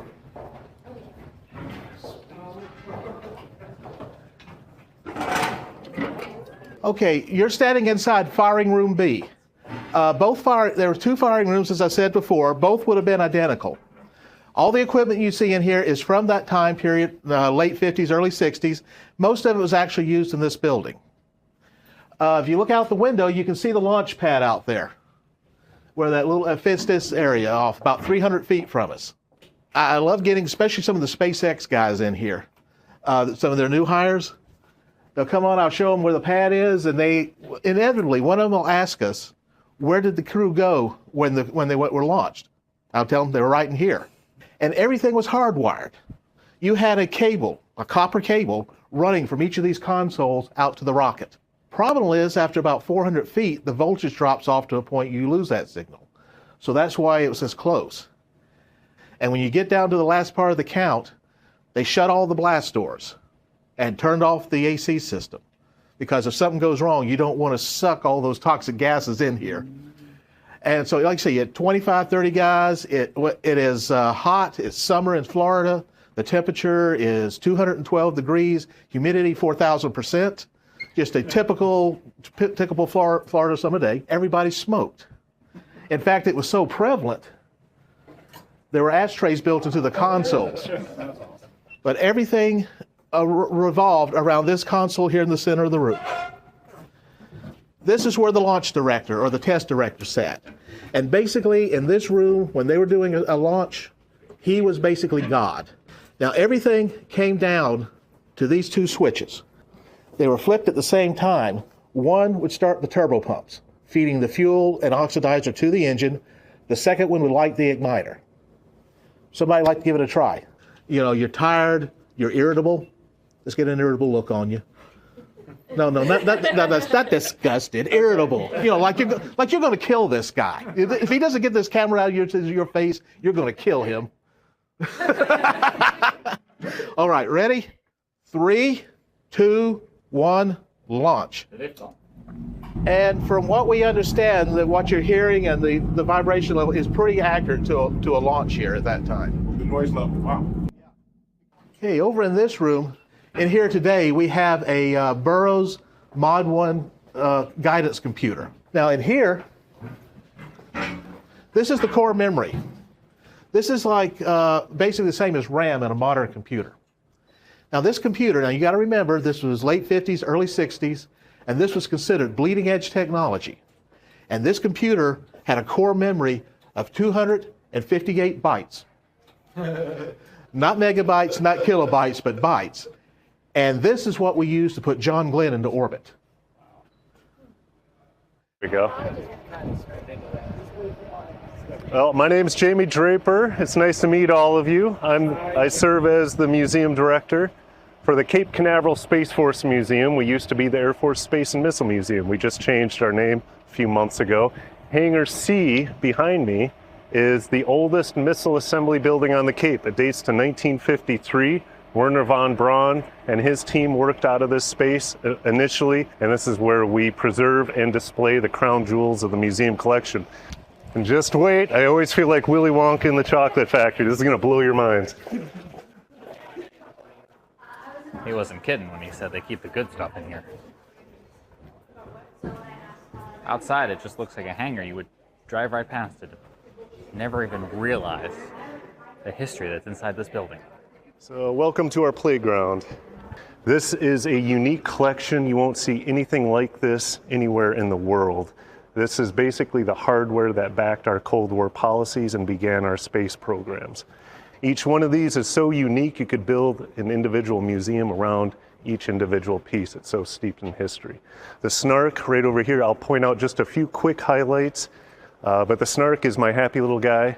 I really like him. That's our first intercontinental cruise missile, jet-engined, and had a distance of thousands of miles. So over 90 of those launched. One veered off course along the eastern range and crashed somewhere in the jungles of Brazil.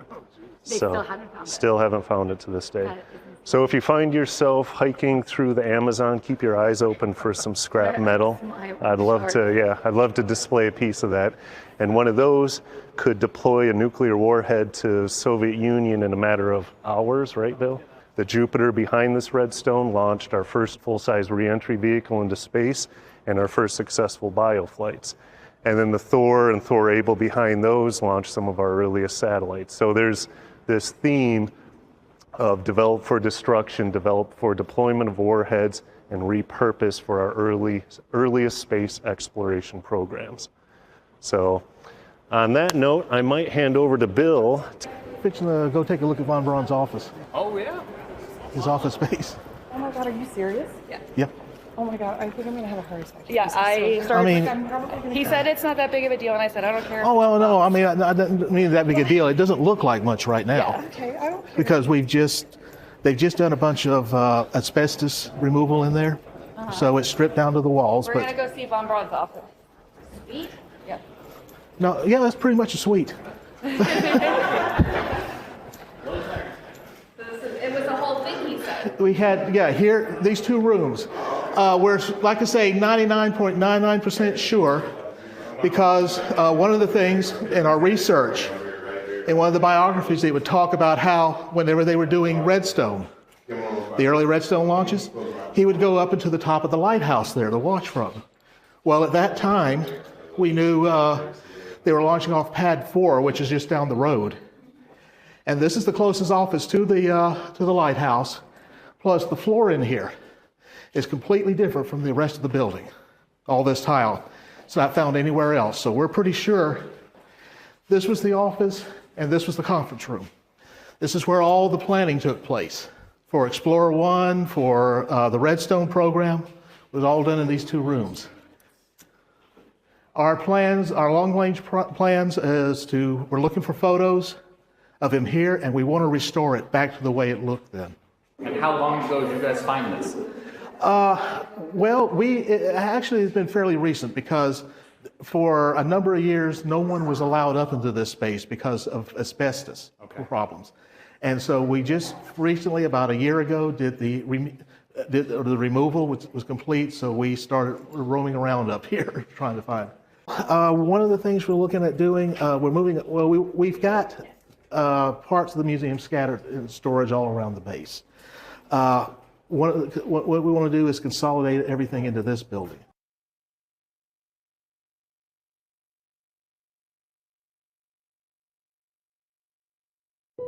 The climate crisis is upending millions of lives across the country and around the globe. We are witnessing a striking number of natural disasters with greater severity than ever before. In fact, the number of billion-dollar disasters in the U.S. has increased by 70% over the past decade. The number of families affected will continue to rise in both volume and suffering. However, these disasters leave their most profound mark on low-income communities, as well as those who are older or living with disabilities. The people most impacted by climate disasters are already the most vulnerable. The devastation has a compounding effect on these communities, and we need your help in the face of this humanitarian crisis. Your support is critical and will help the American Red Cross remain at the front lines to provide aid as disasters intensify. As a leading disaster responder in the U.S., we're launching nearly twice as many relief operations than we did a decade ago in response to unrelenting and overlapping disasters. And sadly, many of the same communities are ravaged repeatedly. This crisis has stretched our ability to provide life-saving meals, shelter, health and mental health services, financial aid, and more to people with no place else to go. That's why we're expanding our capacity to deliver emergency aid, enhancing our large-scale relief and recovery services, using innovation where we can, and growing partner support networks in disaster-prone communities. Internationally, we're implementing new programs to reduce climate disaster risks in some of the most vulnerable high-population areas. We're also creating grassroots pre-disaster plans and engaging with youth leaders to expand their local impact. We each play a role in responding to this crisis. So at the American Red Cross, we are also doing our part to reduce our own environmental footprint through cutting emissions, waste, and water use. Even with all of these efforts combined, we need to do more. With your help, the American Red Cross will invest $1.1 billion over the next 5 years to meet the growing needs of this humanitarian crisis. Your commitment ensures we can continue to help those who need it most.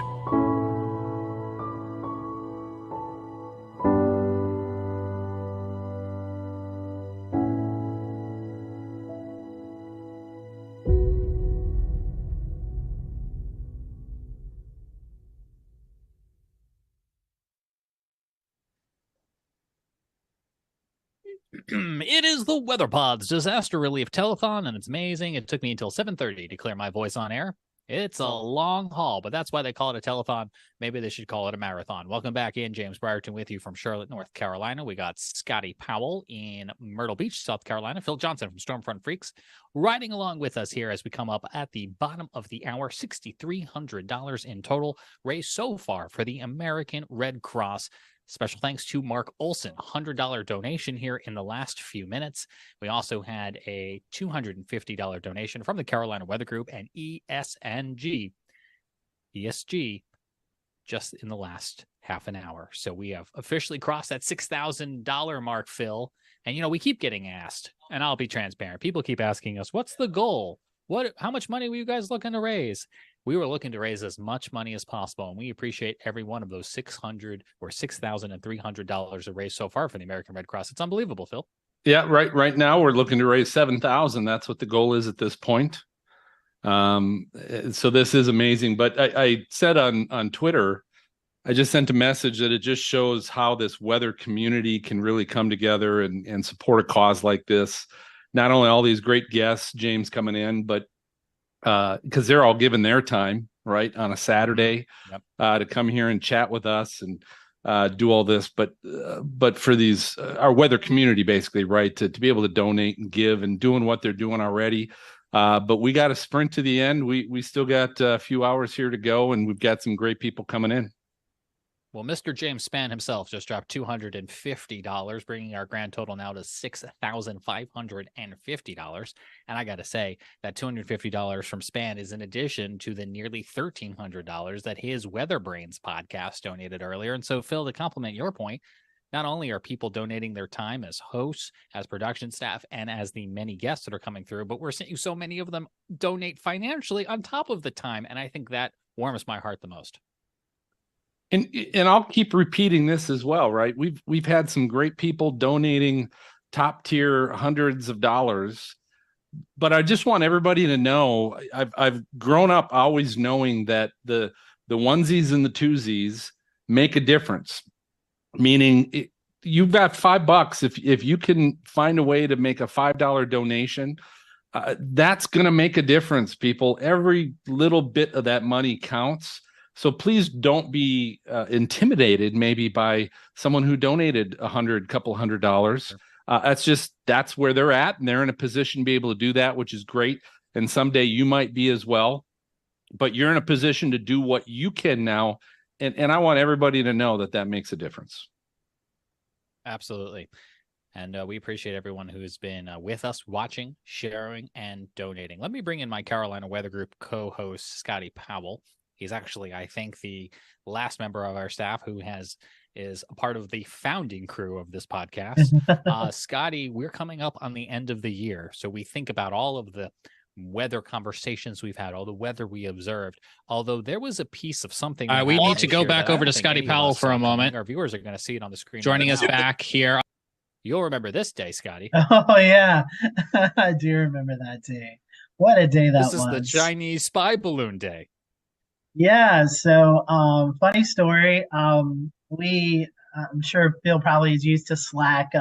We communicate in Slack in the Carolina Weather Group, and I work at WBTW, CBS affiliate in Myrtle Beach, and we got an email saying that the airspace was closed due to military activity, and I knew the Chinese spy balloon was going to be floating our way just because of the jet stream, the way it was flowing, and so I sent it to James. I was like, hey, we need to keep an eye on this. And so James decided to pop up the old streaming platform. I think, James, you guys saw it through Charlotte, and then tracked it through the ups, Asheville.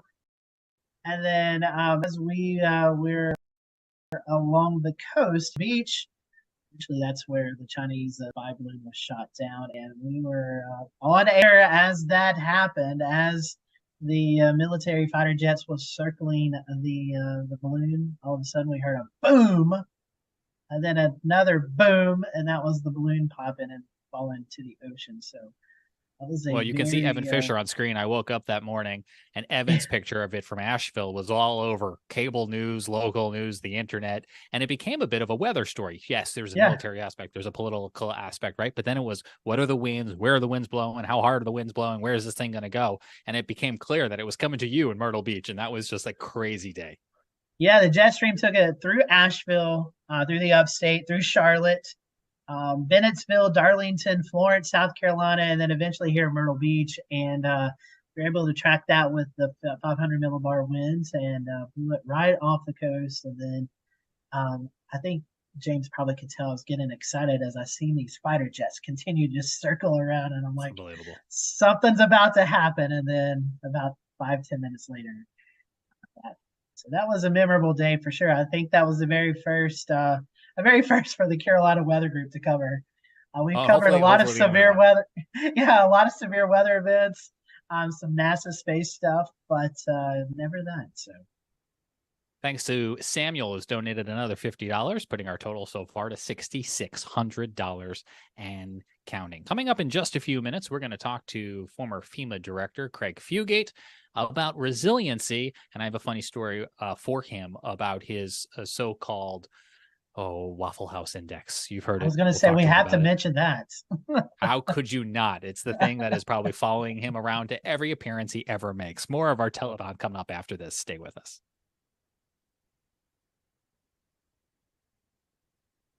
I deployed here as a supervisor, and I am in charge of the dormitory. The work that we do with the children here at a Red Cross shelter really helps the parents start to see their children. It calms their nerves a little bit. As all parents do, we worry first and foremost about our kids and how they're doing. So when they see that their kids are still acting normal and still interacting with their peers or with other people, the parents can sort of take that burden off their shoulders and start to really think about other things like recovery and moving on. Having an area like this at the shelter where we have toys and games and things that are common in their everyday lives really helps them develop a sense of normalcy. I volunteer for the Red Cross because, quite honestly, it feeds my soul to know that there are people who are suffering these traumatic events, these major natural disasters, whose lives have been upended, to know that I can come in and offer them some comfort, that I can bring my expertise in sheltering to them so that I can start their healing process, really drives me.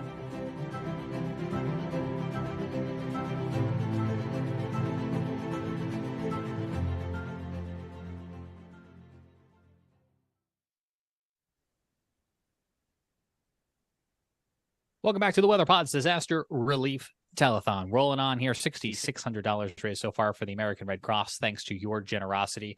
We have another 3.5 hours to go. Appreciate everyone staying with us. Welcoming in now Craig Fugate, former FEMA director, former state emergency management director for the state of Florida. And Craig, I have questions for you, but I want to tell you that I was recently in a meeting and somebody was trying to explain something to me and like, oh, well, there's these levels and there's these triage. And so you should really try to triage things and prioritize them and, kind of do it like the Waffle House Index. Do you know about the Waffle House Index? And I said, do I know about the Waffle House Index? I talked to the man who coined it. Does that just follow you everywhere? Yeah, that's going to be on my tombstone. The Waffle House Index is red. Well, for anybody who doesn't know,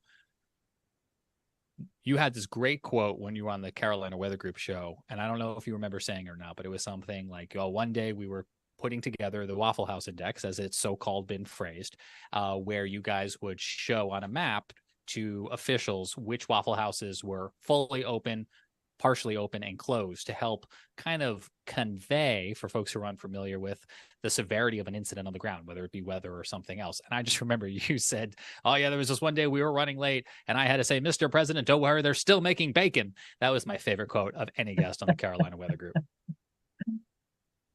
Well, I'm glad you're here tonight as we're doing our telethon, because I had originally reached out to you a couple weeks ago when we were looking at resilience zones that were being rolled out by the current FEMA administration, which you are since retired from. But I wanted to pick your brain because we keep seeing record-breaking billion-dollar disaster events year after year. And so I know you are a big champion of resilience. Can you talk to our audience a little bit about what resilience is and how, as communities, we can try to prepare ourselves for this upward trend of disaster events?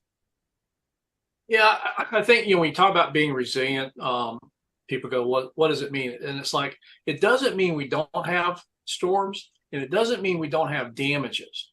But if you think about it, a lot of this goes back to where and how we build. And we know that the way we build and where we have built stuff has a great determination about how severe the disasters are. So the idea of building resilience is, let's start with our building codes and make sure we're using appropriate building codes for the risk, making sure we're building in areas that are survivable, and that as we're looking at both the buildings but also our infrastructure, we're taking into account that the past is not preparing us for the future. These extreme weather events are record-setting. In many cases, I think we're too dependent upon looking at the last 100 years of weather data. We use terms like a 100-year flood event to describe risk, and people say, well, I don't live in 100-year flood risks, therefore I don't have a flood problem. I'm like, yeah, there was a headline in the Washington Post last year, 5 1,000-year flood events in 5 weeks. So, part of this idea of resilience is making sure that we're using the appropriate building codes, land use planning, but importantly, we're not building to just the past. We're incorporating in the severity of these storms, most notably the extreme rainfall events, which are occurring more and more frequent, and in many places that have never experienced this level of flooding.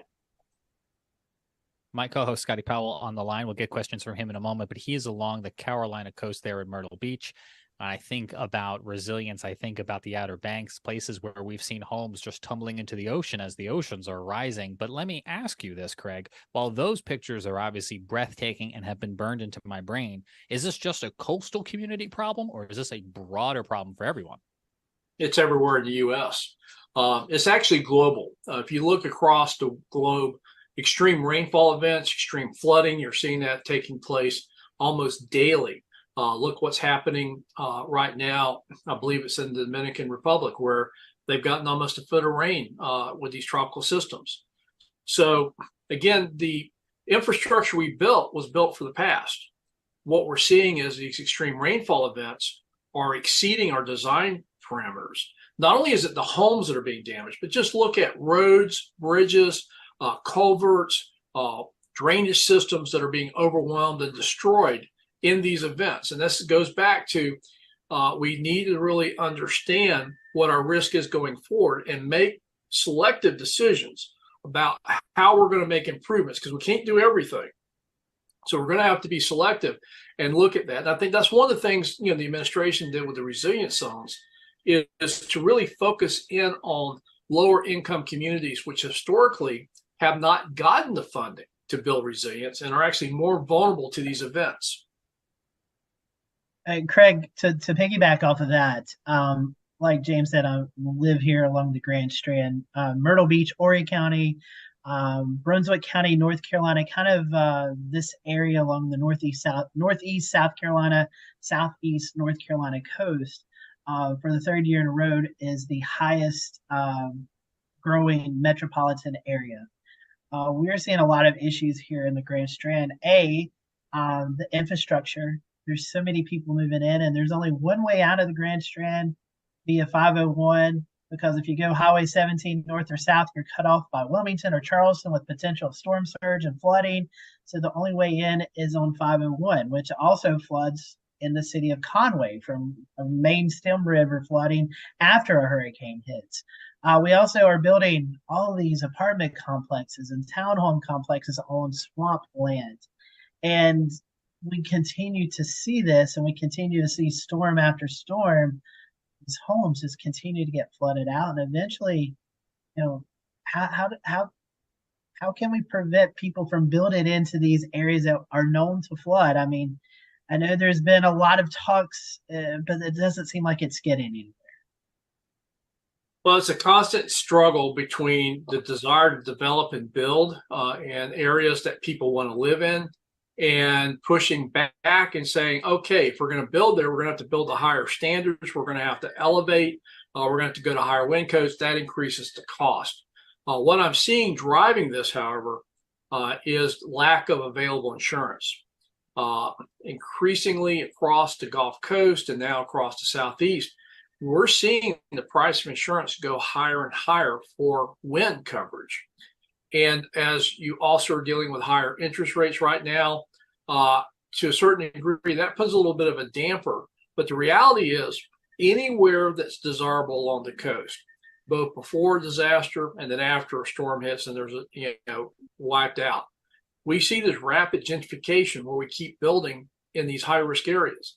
As long as what we're building, we understand that risk, or secondary homes, vacation homes, short-term rentals, that may not be a bad investment. It's when it's the permanent workforce that, the people that live there full time, that lose their homes and then get displaced, that it becomes, I think, more of a challenge to look at, well, how do people that live here afford to work and live in these areas, or are they forced out? And to a certain degree, nobody wants to make that desirable, but the reality is we're really using market forces to push people out of high-risk areas and only really making affordable for the wealthy and those that are treating this as not a primary residence.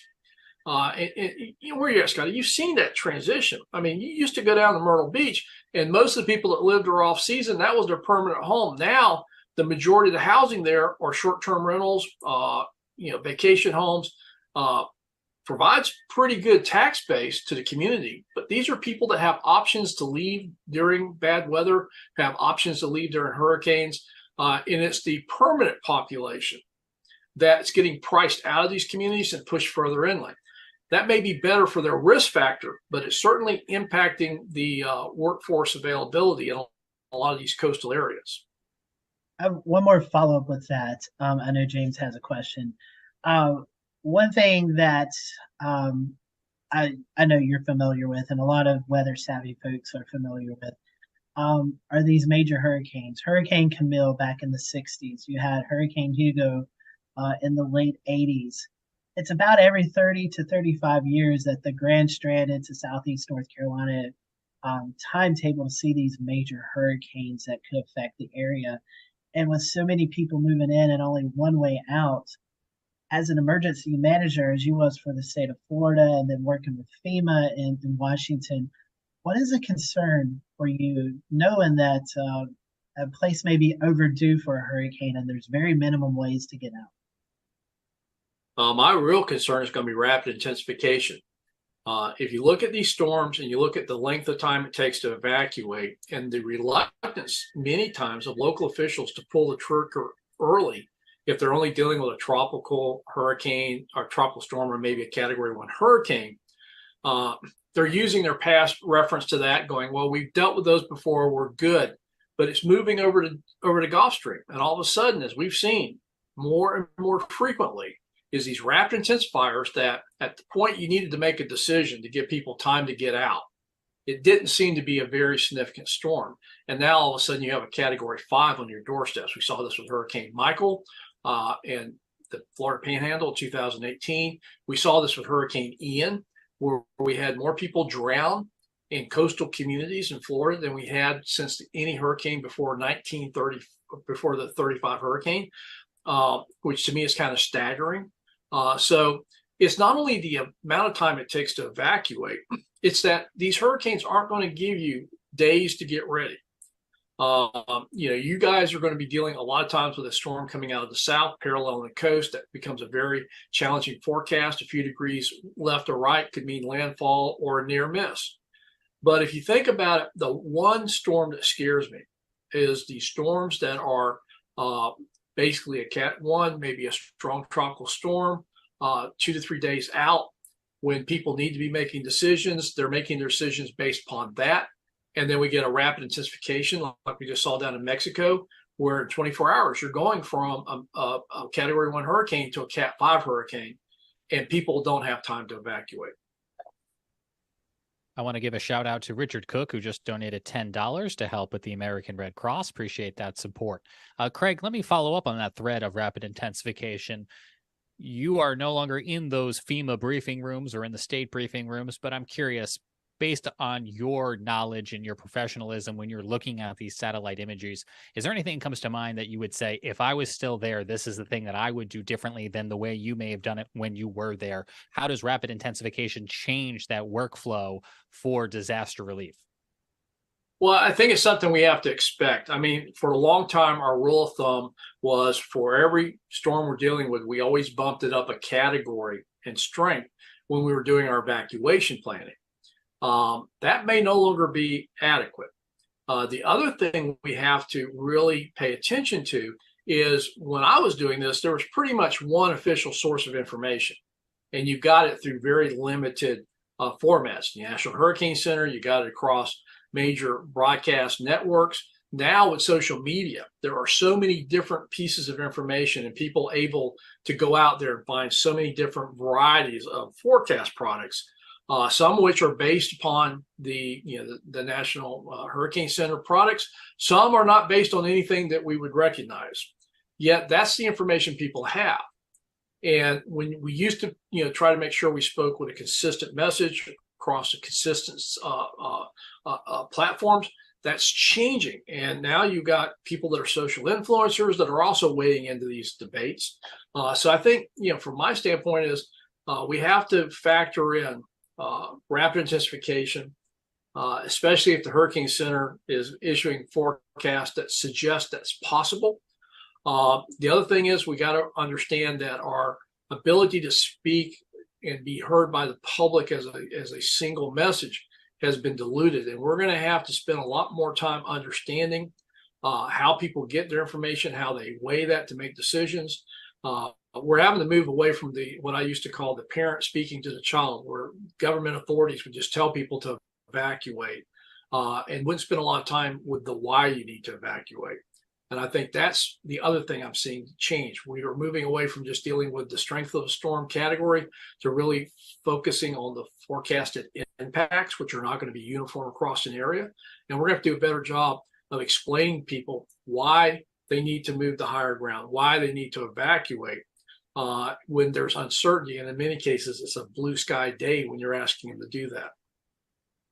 I want to preface my next question for you by letting our audience know you have worked for bosses of both political parties, Republicans and Democrats. So this question is not loaded with politics behind it, but given your experience, we're in a situation right now where we keep coming up right on the 11th hour of a potential government shutdown.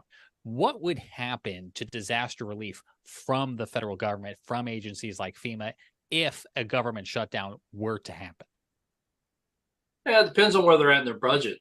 We went through a shutdown and actually had several disasters we were responding to.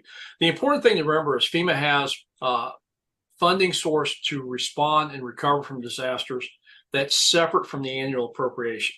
So what we call the disaster relief fund, and this is really archaic inside baseball budgeting.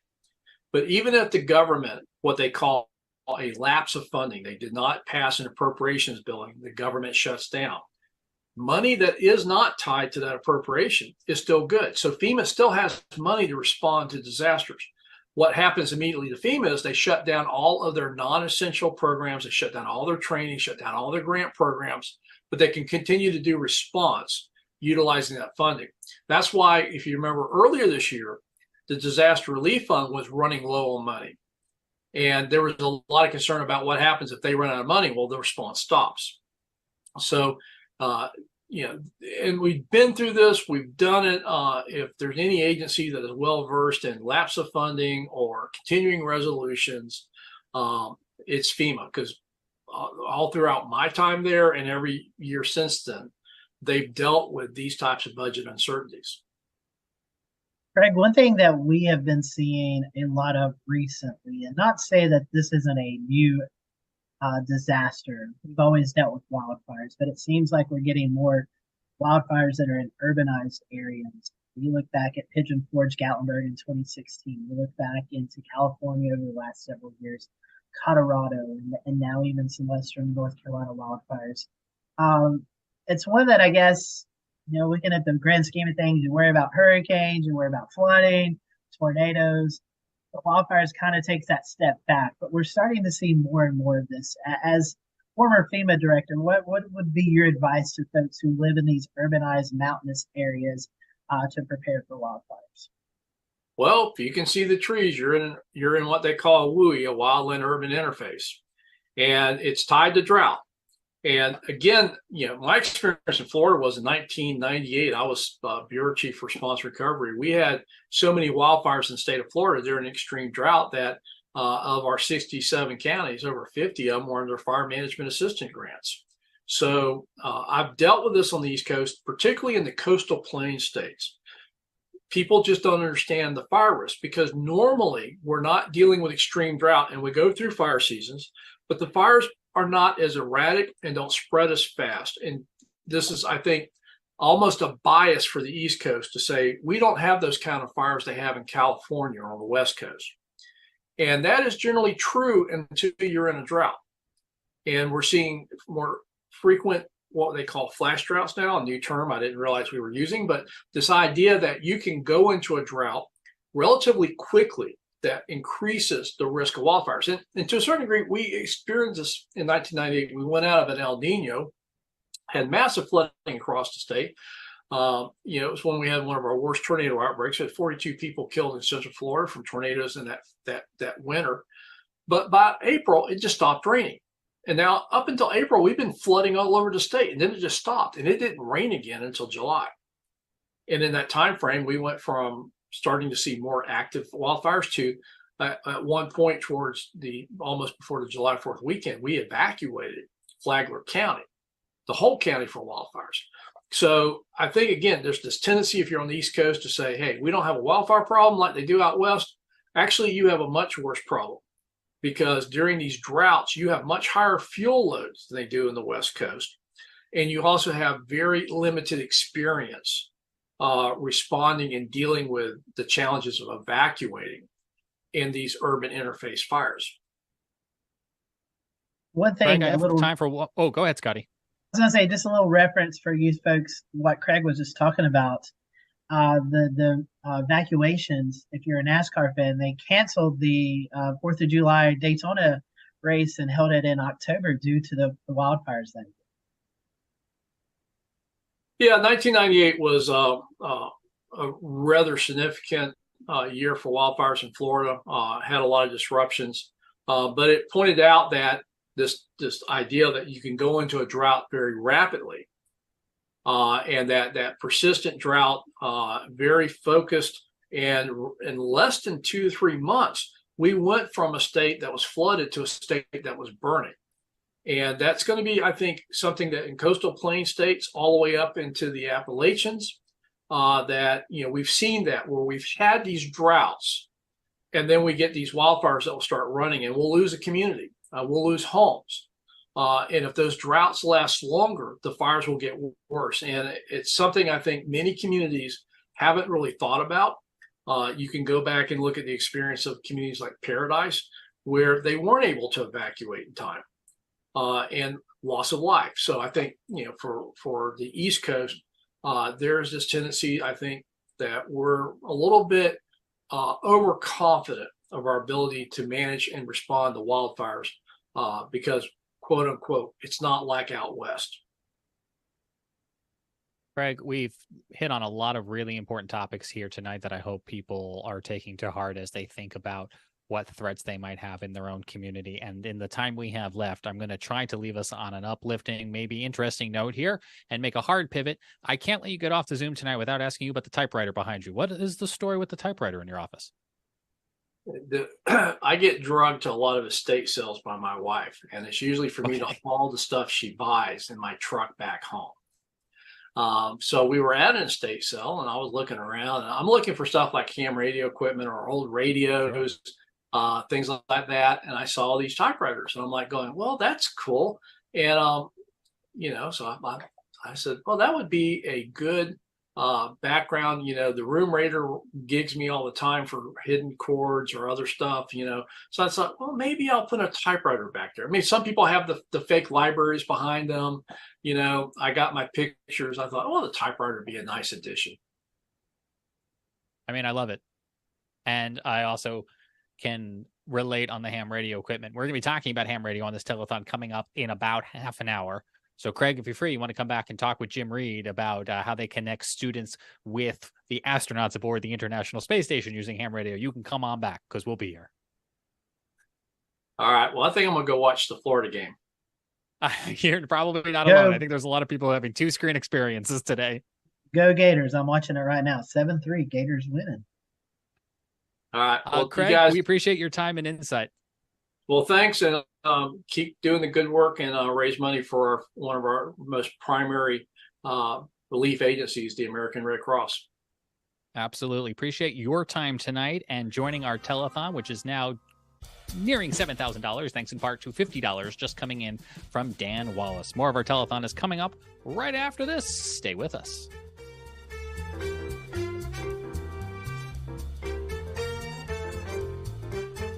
That land has been in our family for over 100 years. And it's a rural community that's not within the city limits. Because the tornado approached from the south, that area was the first place hit, and it destroyed every house. My dad met my mother when she was pregnant with me. He had an option. He could stay with a woman that was pregnant with a child that wasn't his, or he could be my dad. And one day he showed up in the hospital when my mother gave birth with my first pair of shoes. That was him, and since then, he's been with me, taught me everything I knew.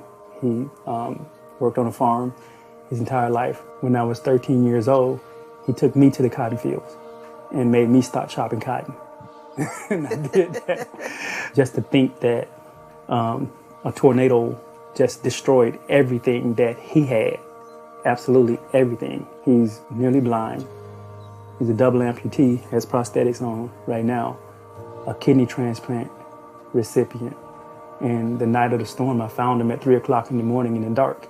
For us, the Red Cross showing up in our community makes me feel like we're being seen. Today, I sat in front of a person with a Red Cross jacket on that said, okay, tell me about the medical equipment that was lost because you're a double amputee. Tell me about your medication that you didn't have access to for 4 days because you're a kidney transplant recipient. Tell me about your prosthetics. Do you have an extra pair of prosthetics? You know what? We're going to get you the resources you need. Someone with a Red Cross jacket on literally came to the area where my parents used to live and actually paid attention and felt that pain and stood in that moment with my parents. That's what the Red Cross means to me right now. And it makes me emotional because a lot of times we do get forgotten because we grew up in a poor situation and a lot of my family lives in poverty. We feel like people don't pay attention to us. Resources flow in, but you're not important enough. But the Red Cross came in and said, yes, you are important. They proved it. They sat down and they filled out the application for financial assistance for my parents. They fill out the application for housing assistance, for medical assistance. All of those things, those little things are the tangible things that make a difference.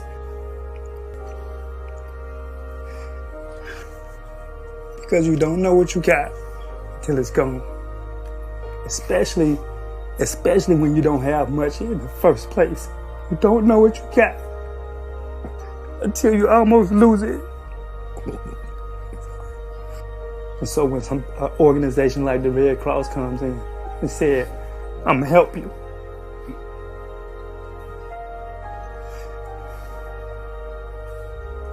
It means something.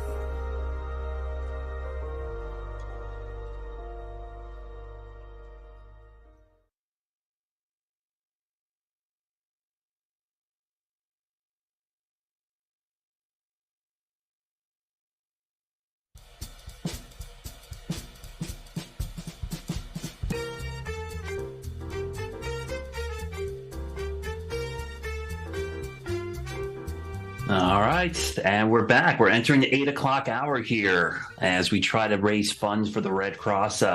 We've got the number down there in the corner, so if you see that number go up, we want to get that in our hour here, at least for this one. We want to jack that up to maybe 7, 8, 9,000. Let's go. Let's try to keep it going. We've got some ambitious goals. So everybody, let me introduce myself. My name is Brad Panovich. I am the chief meteorologist at the NBC affiliate in Charlotte, North Carolina. I think I've been on many of these podcasts at some point or another. And it's great to see everybody teaming up for this great event. Our 8 o'clock hour, we've got a great guest from the Carolinas as well. You might know him more as Hurricane Trek, but Mark Sudduth is with us. And Mark, I wanted to do a big introduction for you, but I would let you explain what you do, because you've been doing something that a lot of people have probably just started doing in the last decade. You've been doing it since the mid-90s. So tell everybody on the podcast and listening what it is that you actually do. You are a hurricane chaser, but you are doing some really cool things over the years, and we're going to show some of those videos. But can you explain to our audience what it is that you actually do? That's a great question, because it's definitely expanded in recent years, but it started with hurricanes, and the idea was to get in them and study what we could with video cameras, and that evolved into these remote cams, just like that one right back there that was used during Hurricane Michael. And so it does a few things. It lets us be in a lot of places at once, and it keeps us safe, because there's just some points of view we just can't get. Even the greatest veteran storm chasers, Mother Nature is going to get you if you're not careful. And so over the years, now coming up on 19 years, we've developed these remote camera systems using off-the-shelf technology, and it's all gotten smaller and smaller and smaller, to where now we're basically talking about the size of a lunchbox. Actually, the latest version is smaller than that GoPro box behind me there, the Pelican case. And the idea is just to stream the video live from interesting locations in hurricanes, but also now other impactful weather events. I've always wanted to do that, expand into other, severe weather, winter weather. But it's not just the video, it is also data. We collect wind data, which is very difficult. That is one of the most difficult things to do. And pressure data. Pressure is a lot easier, because the sensors, the Kestrels, they're cheaper and less prone to gremlins. But in a nutshell, observe, study, and then talk about, make documentaries about, present about, mainly hurricanes, but also other big impact weather events, especially over the last 5 to 6 years, really expanded out of just hurricanes. Yeah, and it's pretty amazing. And I think, as a science geek, you love to see the data. But one of the things that's really compelling about these cameras, these remote cameras that you have, is it really shows people who ever think about staying in a storm surge area, what actually happens. And I think it's great that we don't put people in harm's way to show it. We can have a remote camera kind of show how quickly that water rises. We have that saying, you run from the water and you hide from the wind. And I think these cameras do an amazing job of illustrating why that happens. I'm fascinated about the technology because, as you mentioned, it's gotten smaller and easier to do. Talk a little bit about the tech behind this. So how do you keep this thing powered for long periods of time? And how are you transmitting that data back when maybe cell networks are going down, or are you trying to rely on them staying up as long as they possibly can? Yeah, we're still reliant on the cell networks, and we use Verizon. Verizon, not a sponsor. I'm a paid Verizon customer, proudly. And they just seem to be robust, and nothing against the other networks, but we've used them since about 2012. And so we use a hotspot, and it's interesting, many years ago, I probably wouldn't want to talk about it, but, because you don't want somebody to steal the idea, but go ahead. It's the more the merrier. It's a big enough coast that anybody can try this. I don't have a copyright or a patent on it. And so it's a battery pack, lithium battery pack. Some of them, here's one right here, just like from Anchor as an example. This is about a 20,000 milliamp or a 20 amp hour battery.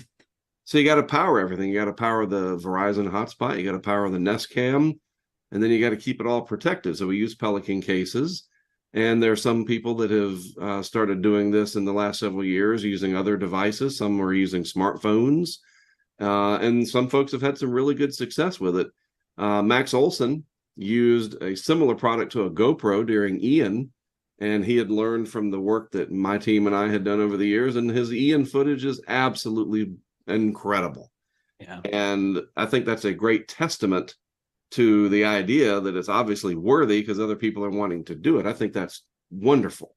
And we get to see things because I'm not going to be everywhere, right? I mean, we did well during Ian capturing the effects, but Max Olson's work down at Fort Myers Beach was just amazing because it does show the consequences of staying. And as we know, during Ian, people stayed, and way too many people want the number to be 0, but way too many people lost their lives during Ian. So maybe Max's video will help motivate somebody down the road. And I'm glad that, I don't want to brag, but I mean, I started it in 2005, and to see where it's come, that's fantastic. And it's great to see other people sort of doing it as well. Honestly, it is. And we'll see where it goes.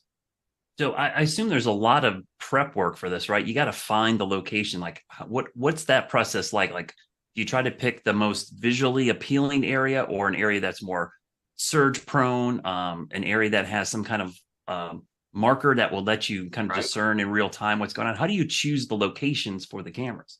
So part of it comes from experience, been doing this long enough, and we've had enough hurricanes, unfortunately for the public, hitting land the last 19 years that there are not too many areas of coastline now that we're not familiar with. And Louisiana was the toughest, and we got into Louisiana a lot in 2020 and in 2021 with Ida. Luckily, Louisiana's been left alone ever since.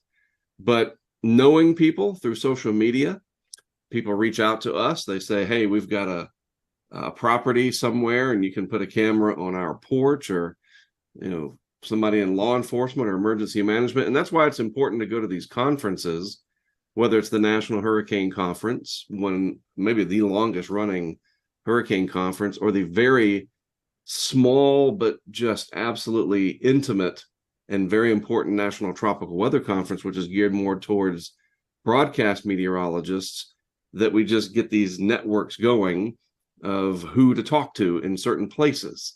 And it's a matter of what the impacts are going to be, even coordinating with the National Hurricane Center directly.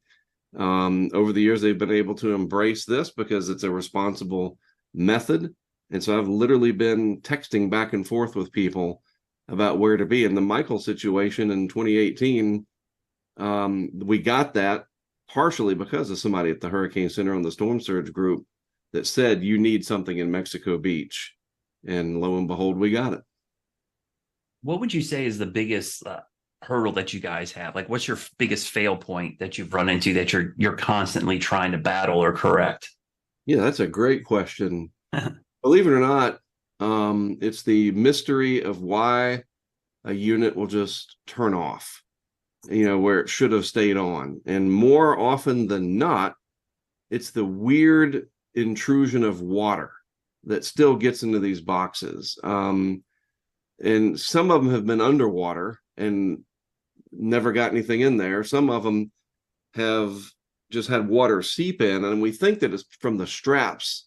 When we strap these things down, we're using ratchet straps. And when we think that we're maybe pushing them too hard, so the O-ring of the Pelican case is getting squeezed just enough that it gives a little bit. And you got to remember, the hurricane is driving that rain in there, and you only need a little bit of moisture to get in, and it can just ruin, some of that electronics. But we've started to mitigate that through, Flex Seal, just putting a little bead Flex Seal across the top. Or actually, the smaller boxes are going to work great because there's just not as much to squish, so to speak. But I think, ironically, water has been our biggest enemy, that it'll get inside. And even like the GoPro units, it's a larger area inside of there. The humidity we'll try to fog up the inside, the acrylic that's on those things, then you get this sort of foggy look to it. There's the elements. That's the simple explanation. The elements, and sometimes the network will go down. The terrestrial network from Verizon, it'll suffer, because it's a hurricane. But more often than not, it's water that's trying to beat us, and that's something. Yeah, on that same kind of vein, have you had any manufacturers of like Pelican case cameras, anybody who's really interested in trying to put their equipment through this kind of rigor and maybe approach you or contact you like, hey, we want to see if we can make something better, or at least prove that our stuff works? I mean, you mentioned FlexSeal, which isn't it amazing? I mean, I use that stuff all the time, and I know it's really kind of taken all the different versions of it, but something like that where someone's like, hey, we want to see if this is hurricane proof. It's interesting. That hasn't happened. And it's more us working together, especially through our crowdfunding community at Patreon, as that's grown over the years, especially the last 5 years, getting input from other people. You should try this. You should try this. And it's the old Occam's razor, right? That this, all things being equal, the simplest solution is usually the correct one, or whatever it is, close to that. And you just have to try not to over-engineer things and overdo it. And so just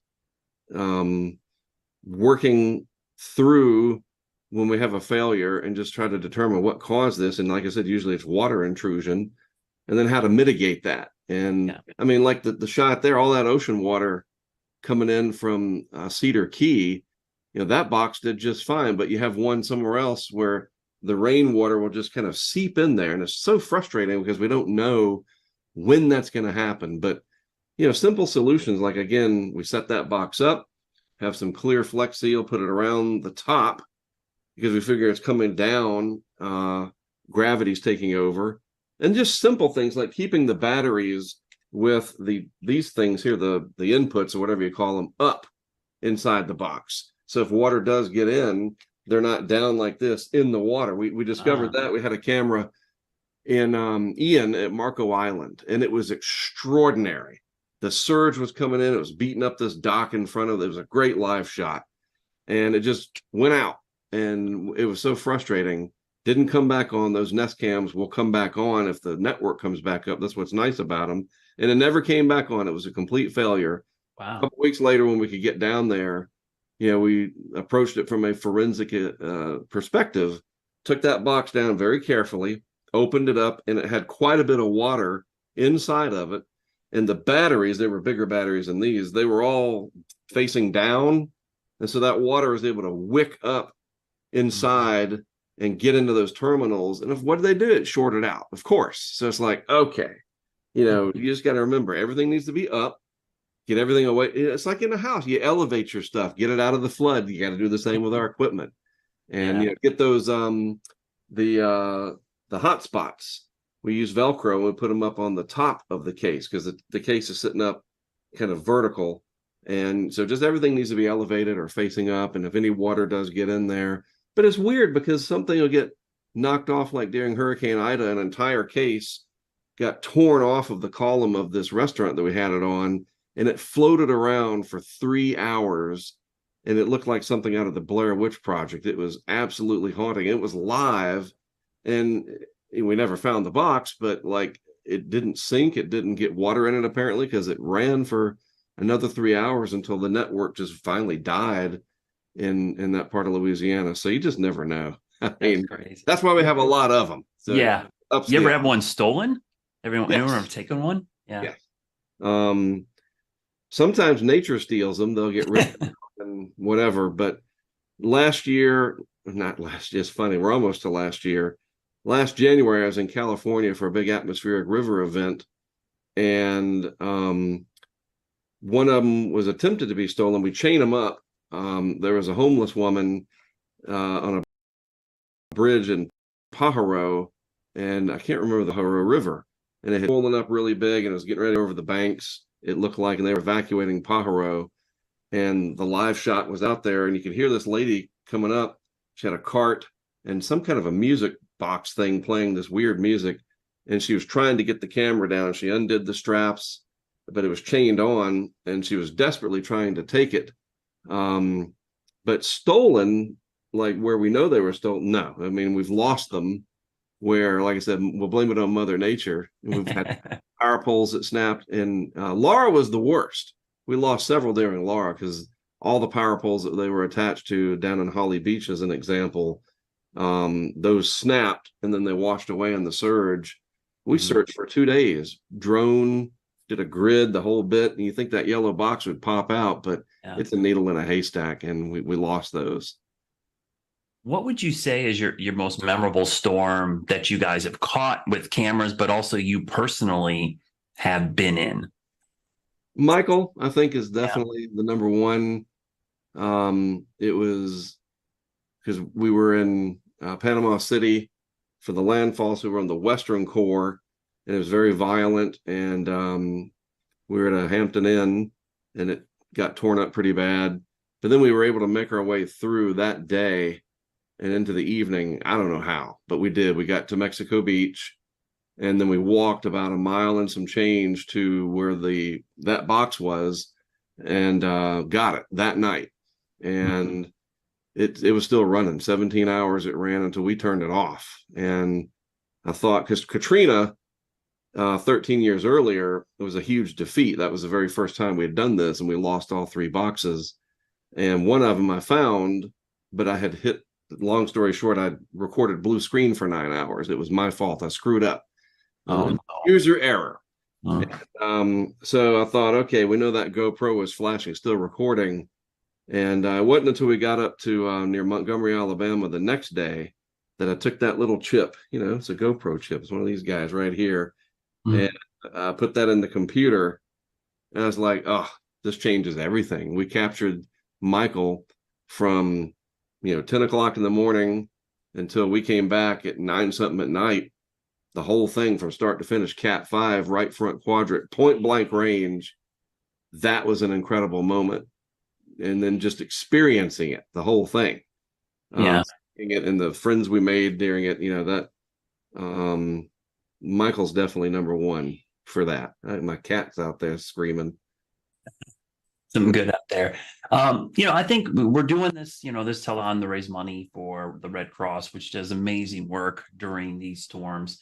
Me personally, of all the type of weather I've covered or been in, there's something about tropical systems and what they do and the impact they have on people's lives. And because we're doing this for the Red Cross, maybe talk about some of the resiliency or the things you've seen, the personal impacts to communities you've seen from these storms, and maybe why it drives you to do more of this to try to help people be more prepared.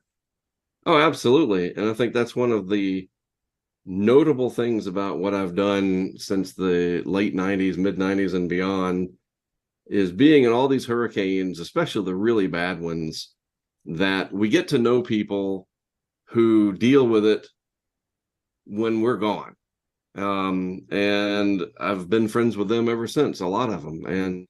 And you see exactly what happens, not only to their property, to their community, but their whole way of life. You get these generational events like Katrina, like Michael, like Ian down in Southwest Florida, and plenty others, of course. And so you really get an appreciation of what people go through. And so, we call that empathy, that you definitely empathize with people that have to deal with. It's very stressful.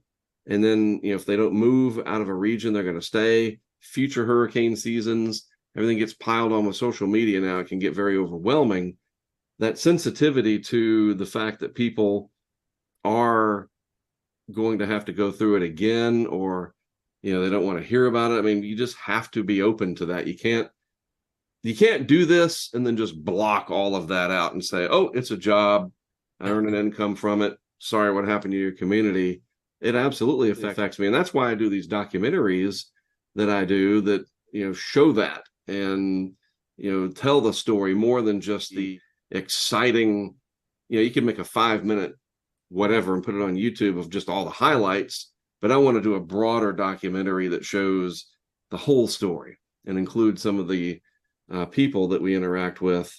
And then I just think about stories like when we've worked with, like it was Gustav. Members of the National Guard were helping us in New Orleans, because we had our Chevy Tahoe back then, so it was very obvious when we were there. It looked like something. The old Tahoe looked like something out of a movie, right? Now we don't need anything like that. It's a whole different story. But anyway, these young men came over after getting permission from their higher ups to help us move these big cases that were very heavy back then up into position and whatnot. Seeing the Red Cross, working with the Red Cross back during my days working with Lowe's. I remember I did a whole thing. The whole Project Impact thing started, and we had a kickoff at Lowe's there in Charlotte with WCNC back in 1999, I think it was, July of 99. And look what happened in August and September. We had Dennis and Floyd that severely impacted North Carolina. So those tie-ins, working with companies and the Red Cross, and you never know who you're going to meet out there. And then the people, we meet these people, and that impact that they went through stays with me, and it helps to motivate me future endeavors. It does. Yeah, that's great. I mean, so for people watching out here that maybe have been in tropical systems or haven't, or even for the seasoned veteran who's been to the coast, what do you think is the biggest thing that people underestimate about tropical systems and hurricanes? What's the one thing they feel like they're prepared for everything, but there's that one thing that always surprises people? Rain. And I'm doing t-shirts next year. I'm going to have them. I said it the other day, but we're going to have a t-shirt that says rain is an impact. And I saw a video today on Twitter in the Dominican Republic of flooding. I think people really underestimate the power of rain. And in a warming atmosphere, we're getting higher rain amounts because a warmer atmosphere holds more moisture. And that, I think, is what people underestimate the most. And look at what happened with this no-named mesoscale convective vortex. Oh, wasn't that crazy? I mean, that actually had wind damage with it too. Right. And then I just think generally people not understanding, and I can't blame them because not everybody is a weather geek. A lot of people might be into the weather, but to really get invested where you fully understand how to read a radar image, what that hurricane structure is like, or this tropical storm is very slow moving, you're probably going to get 30 inches of rain. There's a lot to digest from the public side, but I think that mostly people just underestimate the rain. I give you one quick story how I saw it right in front of my eyes. Like, I've driven hundreds of thousands of miles, literally chasing storms, for the lack of a better way to put it, and find some wood around here. And I've never had an accident. Never. All right. And here I am leaving Corpus Christi after Harold. I'm driving up the road, and somebody's going past me in a very small, it's on Twitter somewhere. I put it, the dash cam caught it, and they spun out and rammed into the Jersey wall and ruined their day. And I'm like, rain is an impact. I don't think they were injured or whatever, but I think that's the biggest thing. And then rain can lead to these epic floods. Yeah. We see, and people hear wind 150 miles per hour or whatever category. It's like the rain. That's the one that's really sneaking up on us, I think, from a damage perspective in the last 5 to 10 years, maybe longer. Yeah. I mean, obviously in the Western Carolinas, we deal with that quite a bit. And it is hard sometimes because there's so much focus on the coast before the build up to these systems. And people think, well, all these live shots and here's Cantore at the beach, right? And here I am in the mountains or some valley in the western part of the state. What am I worried about? And then that's where we end up having the biggest loss of life, or these flash floods. So it is one of those things that I think we still have struggle with. And then when you get into the amounts, I mean, I know during Harvey, that was the way it was like 30, 40. The public doesn't even grasp what that means. What's 40 inches of rain? What does that look like? They think 40 inches of snow, it's going to be like this 40-inch depth, and that's not what it is. Right. So the visualization is really hard for people to grasp as well. So yeah, I totally agree. I think the rain is a big issue. We're almost done with your half hour here, but before you go, what's the future? Like, what is the next thing that you guys want to do, or your aspirations for what's down the line for the next seasons or the coming seasons? So in the hurricane world, just more equipment and continuing to work towards getting it in the right places. We think, looking at the patterns for next year, it should be a very active season. We can see that kind of stuff pretty far out in time, the big puzzle pieces, as we call it. And then in the severe weather world, we're actually going to start working on studying hail, a project that I'll be announcing more officially, I guess you could say, in January. I just don't think there's enough emphasis on hail. And for that, we're actually going to go right into it. It's a whole thing we're working on, but really studying and emphasizing and shining a light on hail, because it's causing more and more damage. And in fact, this year over last year was, if I'm not mistaken, 200 and something% increase in large hail reports. I saw some tweet about it several months ago. I was like, really? And so hail research and observation, and just, when they say DVD size hail, like what do we do about that? And I know it doesn't occur in the Carolinas as much, but hail, like heavy rain in a warming environment, is getting to be more prolific.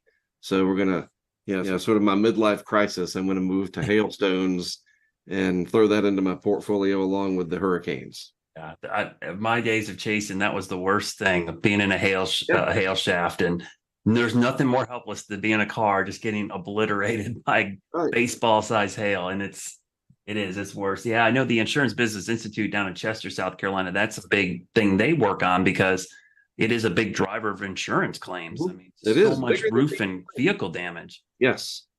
It is. So it's that's great to hear. So tell everybody where they can find you, and if they want to follow along, or maybe they're interested in your work, where can they find you online or on social media, so that they can maybe follow around in the future and see some of these videos. Fortunately, since the late 90s, Hurricane Track, just Hurricane TRACK, the .com. We really don't do much with the website anymore. I mean, who does? It's usually that's sort of a billboard or a front door, I guess you could say. But I call it Twitter. Anybody else can call it whatever they want. I'm with you, Mark. It's still Twitter to me. So we're on Twitter at Hurricane Track, and we do a lot on YouTube at Hurricane Track as well. And then our Patreon, it's all Hurricane Track. Yeah. And coming up on, it's like 25 years or something like that. I'm very, very blessed to be able to do this and do what I love. Yeah, well, that's awesome. We really appreciate you coming on, and I'm a big fan of your work. Obviously, been following you for a long time, man. Yeah, like I remember you coming to Charlotte to do your little Lowe's store tours and stuff with the Tahoe. That was a great time, and it's really cool, because I think it is a great illustration. Your storm surge cameras are amazing. They just really illustrate to what's happening, and I'm a big fan of getting people out of there and letting the cameras do the work. There's no reason to put all these news people out there and have them stand in the middle of this stuff. What are you proving, right? It's right. Better that the cameras can do it for us. It is a great thing that you're doing. So, Mark, thanks again. I appreciate you coming on. This has been great. And if you enjoyed Mark's work and you enjoyed hearing that, what Mark does is an amazing thing, and it helps illustrate some of the dangers of tropical systems, hurricanes, and now looking at other severe weather. But the Red Cross is there after to help, as you heard from him, help people get back to their normal life after they get devastated by one of these events. So we're going to show you a little PSA about how you can help and where your money's going to go if you can donate to the Red Cross and get those numbers up on the bottom of your screen. Here's more on what the Red Cross does.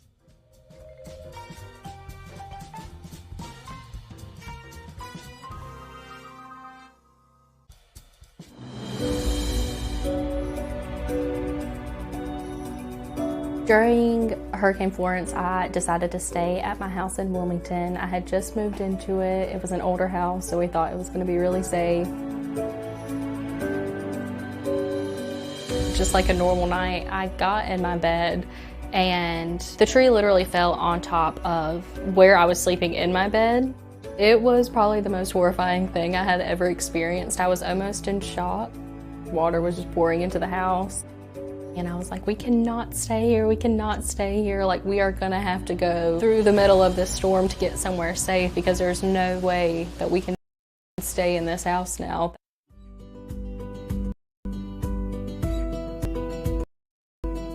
I called my mom crying. I was like, you're never gonna believe what just happened. Big struggle after the hurricane. I had just lost all of my furniture. Literally everything that I had got ruined.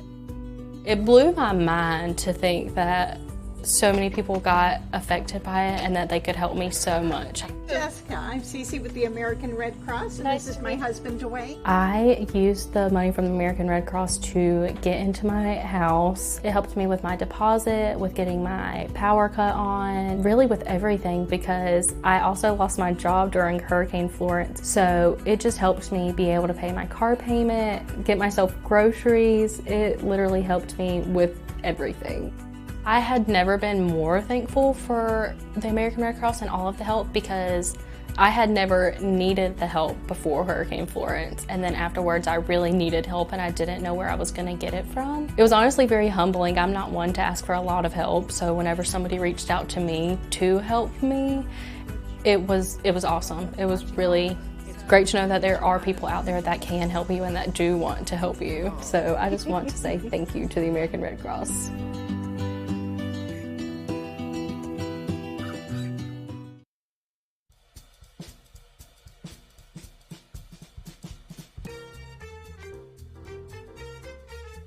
All right, we're back. Thanks again, everybody, for watching or listening, depending on how you're consuming the podcast, because people do both.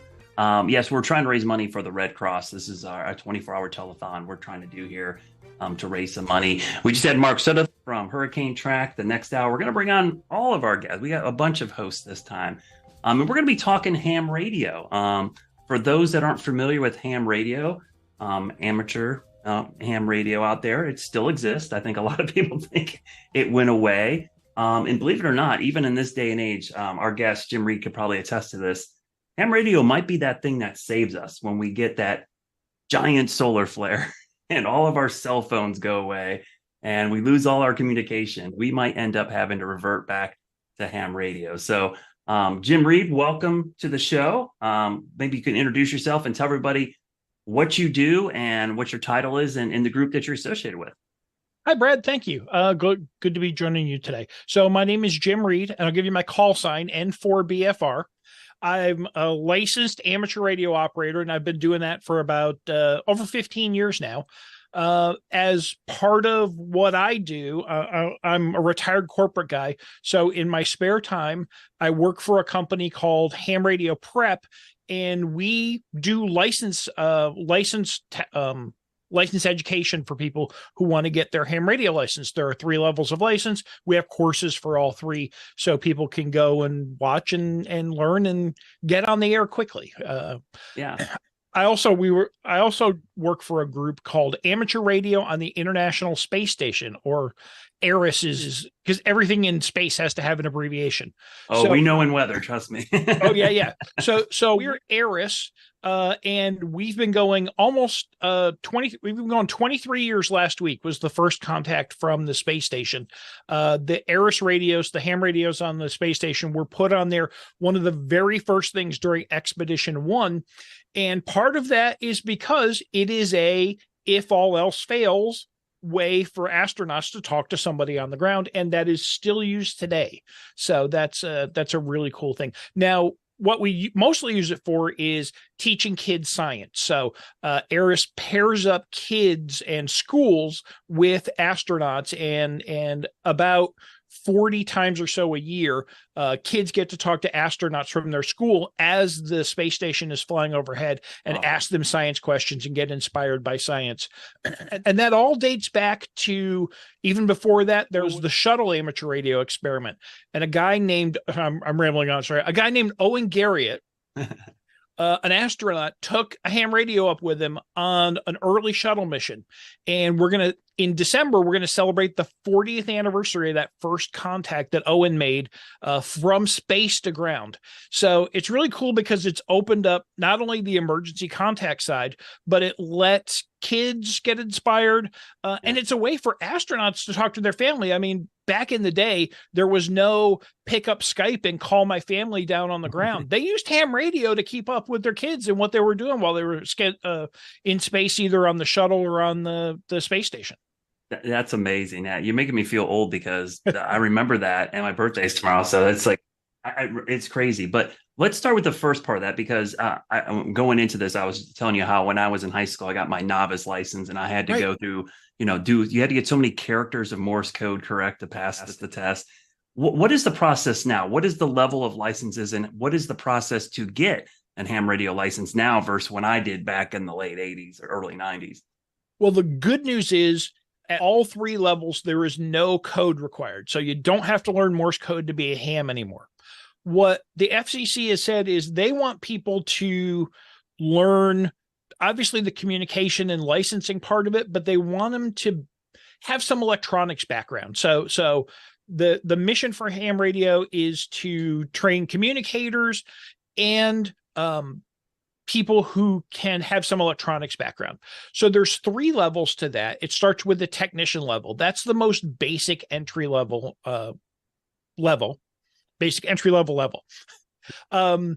That's where people start off, and that is really all. There are some electronics elements to that. I like to tell people, if you can tell the difference between a resistor and a capacitor, you're probably good to pass that technician license. And if not, there's lots of good study places online to do that and to learn that.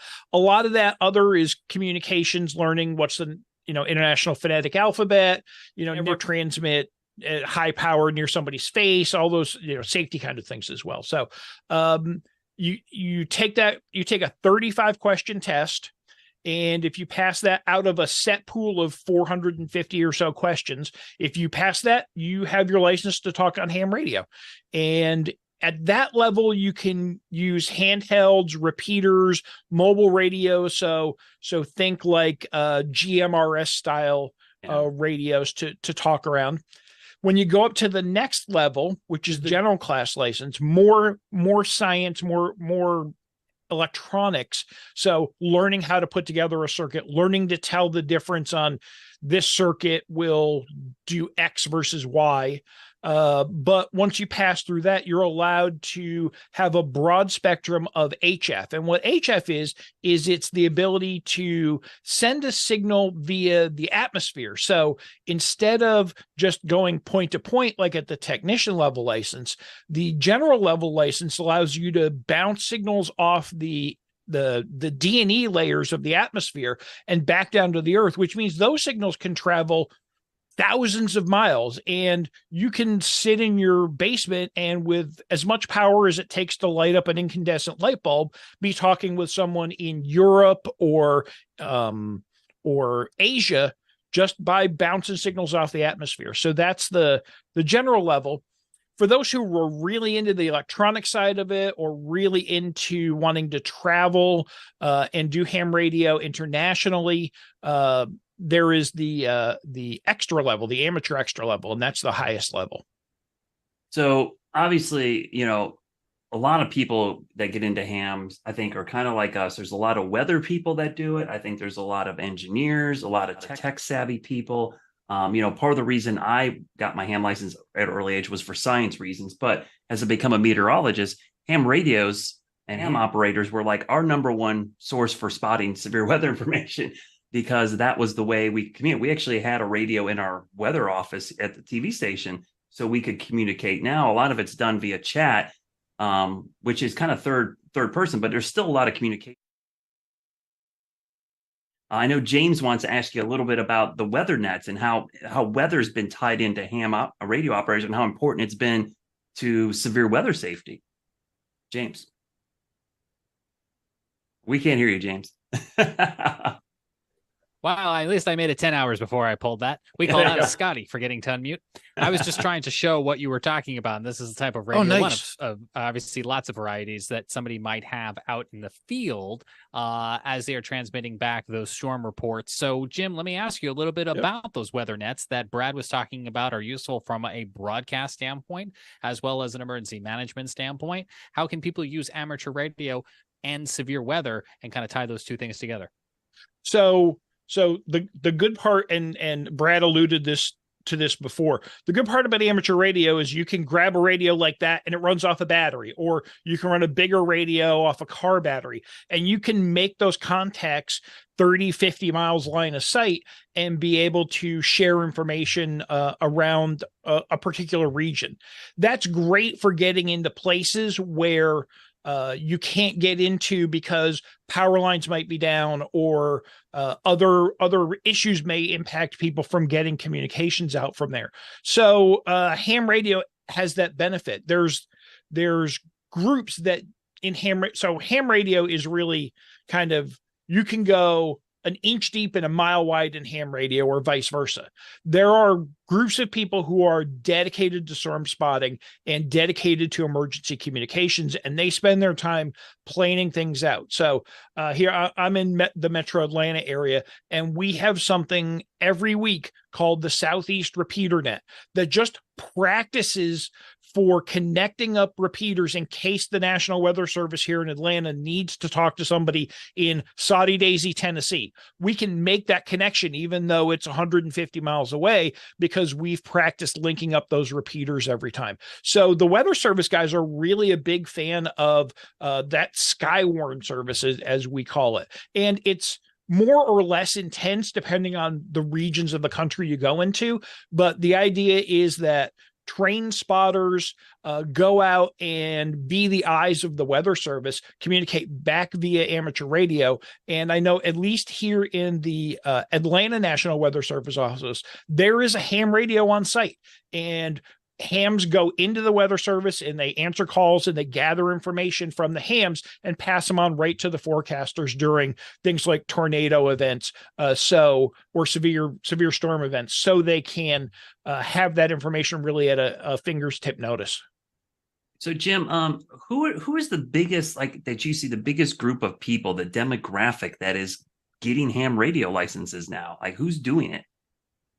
Well, I think it's people like us. If you walk around a ham fest, which is a place where hams get together to tailgate and to take advanced classes and those kind of things, it's older people in their 50s, 40s, 50s, 60s. They are generally either educationally focused. They're typically more male than female, but we get a lot of kids too. I work with a guy by the name of Max, who is a student in Huntsville, and he works with his Skywarn folks out there, and he's very into not only doing things like the emergency communications. One of his favorite things to do is launch high altitude balloons. And so there's a lot of weather and things involved in that. And so we'll send up with ham radio payloads. So get that big balloon up in the air and we can track it with a little ham radio beacon. And that comes back down to us and say, okay, well, it's in that farm over there. Now we can go retrieve it all again and get that real-time data as we go along. So lots of little ham radio / weather things all kind of collide together.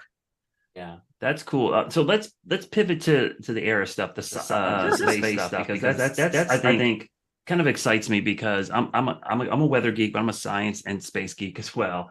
And there was something about when I had my license in high school and we got to communicate with astronauts on the shuttle.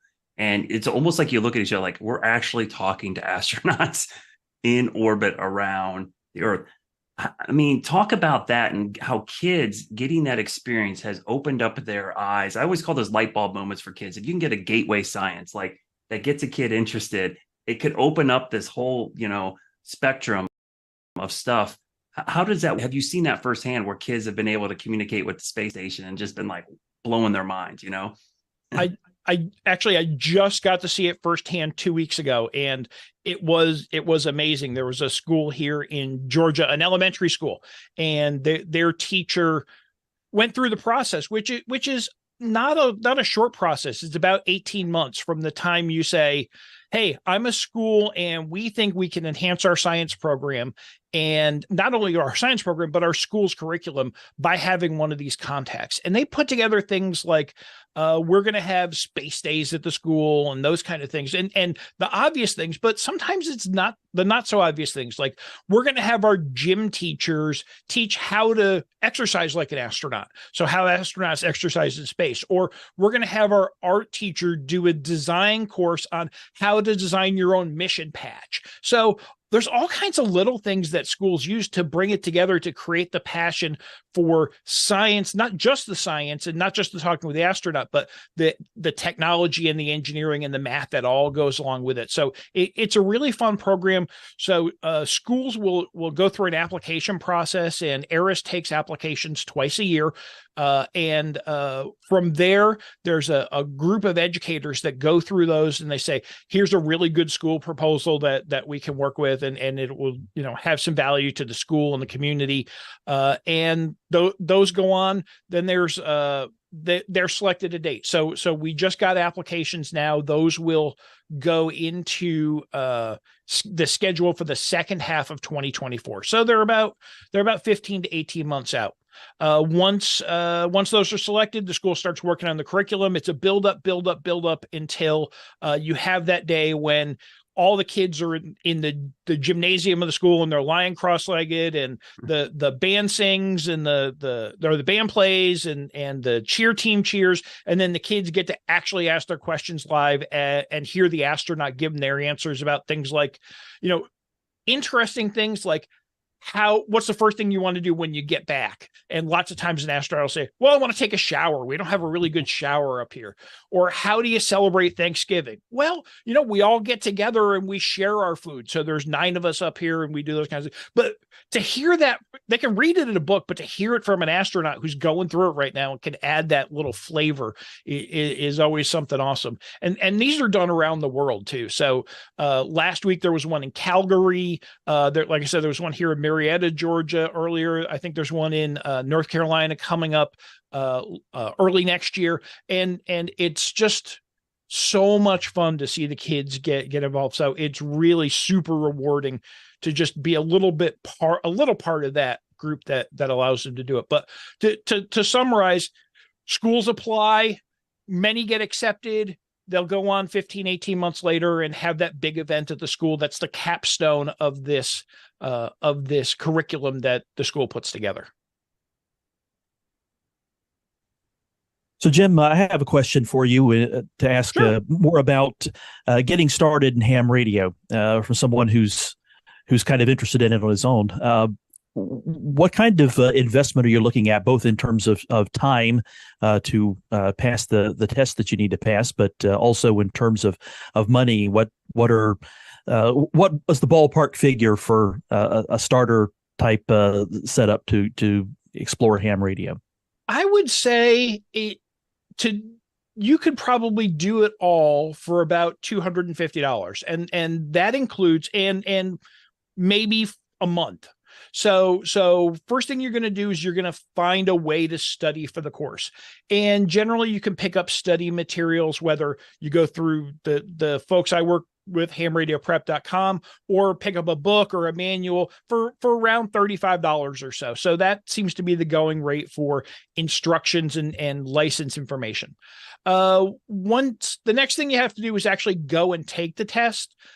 Some places offer the test free. At the most, you're going to pay $15 to take the exam. So now we're up to $50 so far.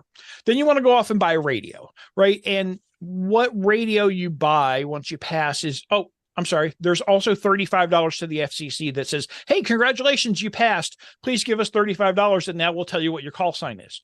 So they So we're up to about $75 now. Now you've got another $200 or so to go off and buy a radio. James showed a great handheld there a minute ago. That's a moderately priced handheld that you can get into that allow you to talk to repeaters around around your city or your county. If you want to get further distance, you may pick up a mobile radio for a couple $100 to go into your car.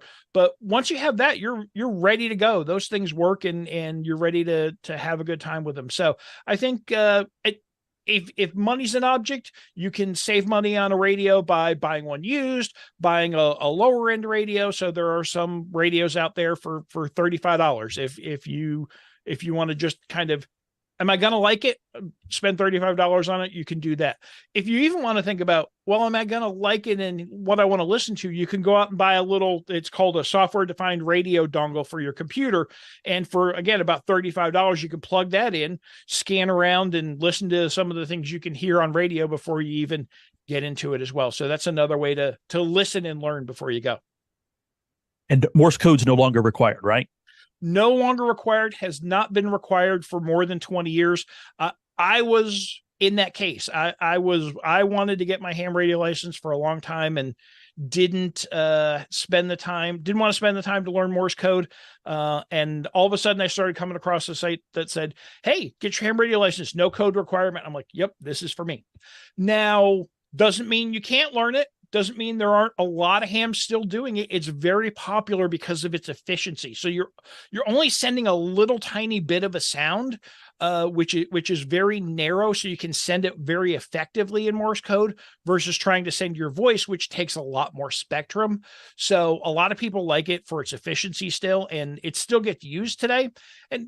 But you don't really need to get it to do ham radio. One thing I will tell you though, and I was just in Carolina this week, and I went to the Carolina Hurricanes game, and I was looking at center ice, and I'm like, something's not right here.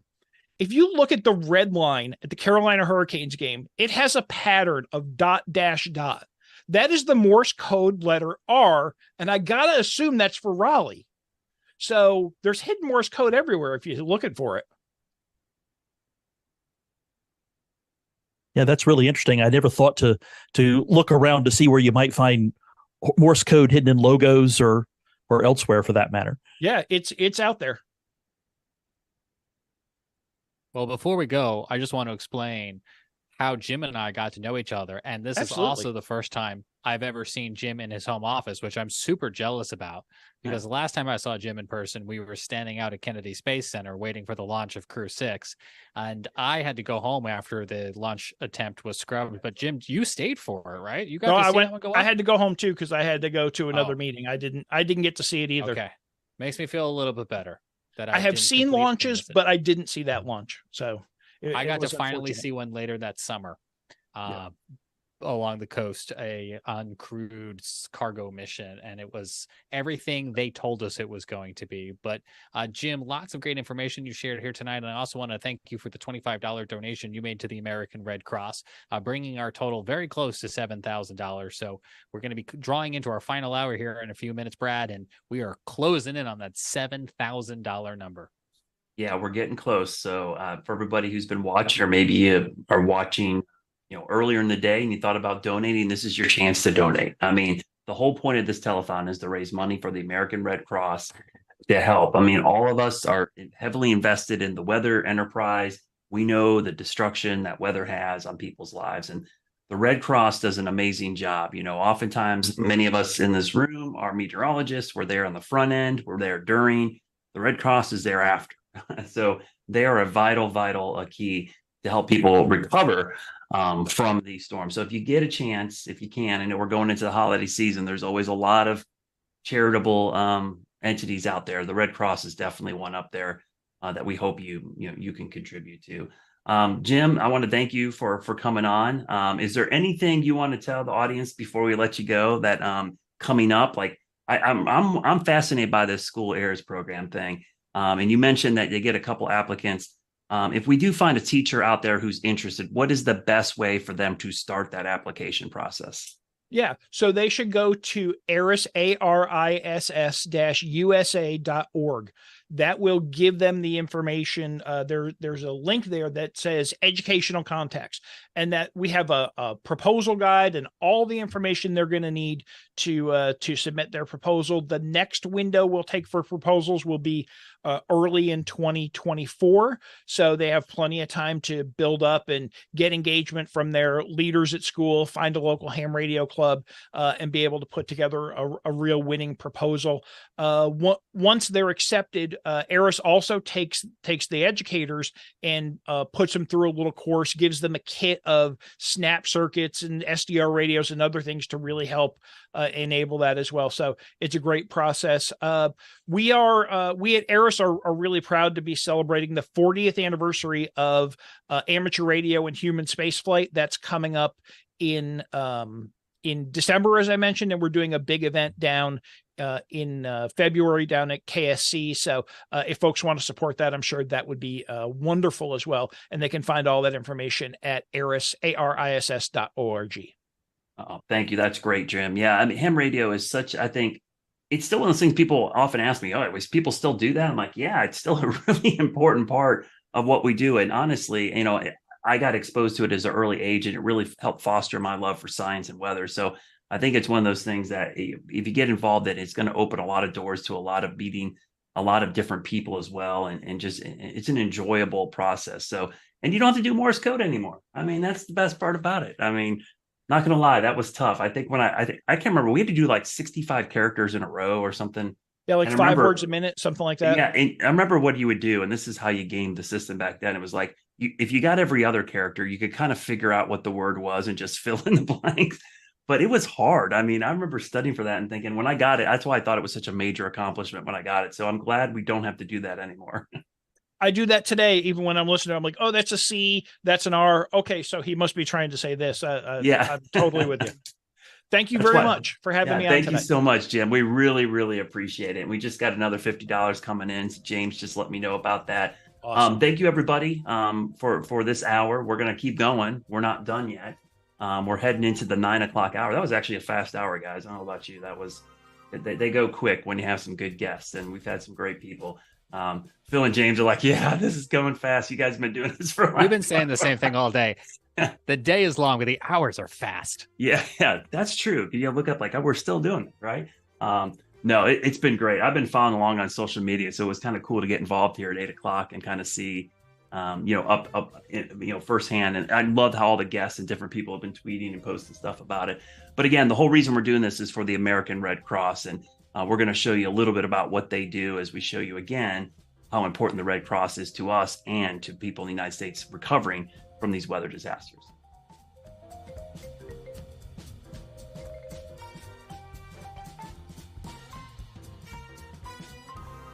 When natural disasters like Hurricane Katrina or Sandy happen, Red Cross emergency response vehicles and volunteers make the news. But rarely shown is the fact that on average, Red Cross workers help a family affected by a home fire or other disaster 180 times a day.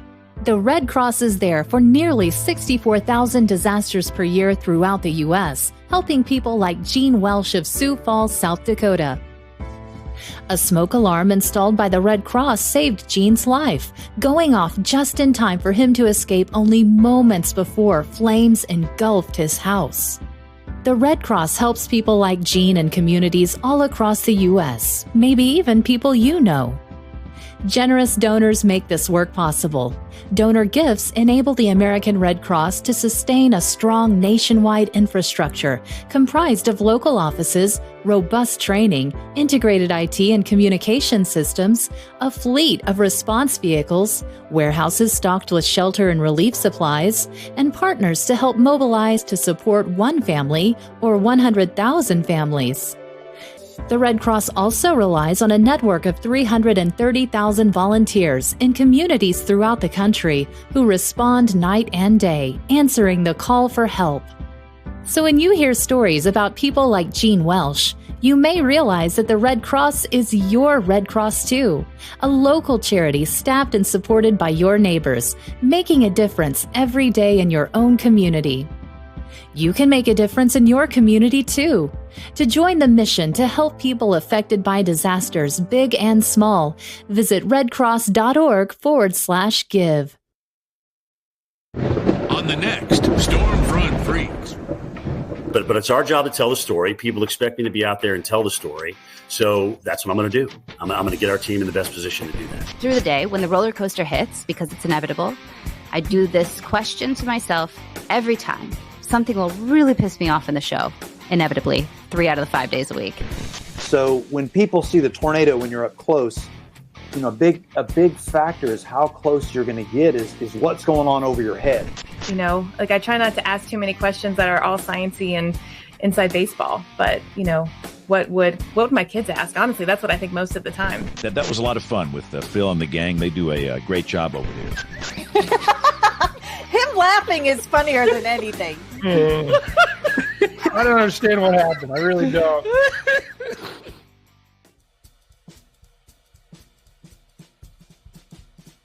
All right, here we go. We are in the final hour of our 12-hour Weather Pods Disaster Relief Telethon. We just got done talking about how fast these hours go. I don't know if that's always the case for James, Tim, and Jared, who have been doing all the behind-the-scenes stuff for 12 hours today. Big shout out to the three of you for helping out. But we're closing this baby out, and so we've got James Brierton from the Carolina Weather Group. Jared Smith is on. Scotty Powell's on as well from CWG. We got Gabriel Harbor from Chaser Chats back to close us up. Bill Murray from Weather Brains is here, and of course Carly Sisson, who's been a big help with us not only all day but planning this thing as well. And a big shout out to Brad Panovich, who just finished the last hour. But folks, I'm telling you what, we're closing this out. We are driving to $7,000. We're only a few $100s away already from that goal. So it's so important, as Brad mentioned last hour, if you've been kind of waiting, maybe you've been watching us, throwing us a little bit on in the back, keeping an eye on things, but you haven't pulled the trigger to help, whether that's as little as $5 or $500, it obviously depends on what you're able to do. But to this Thanksgiving season, make a difference and make an impact to the Red Cross, and say that from the weather community, by donating whatever you can. That's the key. You can see the QR code in the upper left-hand corner of our broadcast, or you can go to bit.ly/WX Pods Telethon. Either one of those, you're going to hit our Red Cross page and have an opportunity to donate. And we're going to be keeping an eye on this last hour as we drive to 7,000 and beyond. And I know Carly's going to interrupt us if needed as those donations come in. But I want to introduce one of the guests that we're bringing in tonight, Storm Chaser Jeff Petrowski. Jeff, welcome to the show. Welcome to the podcast.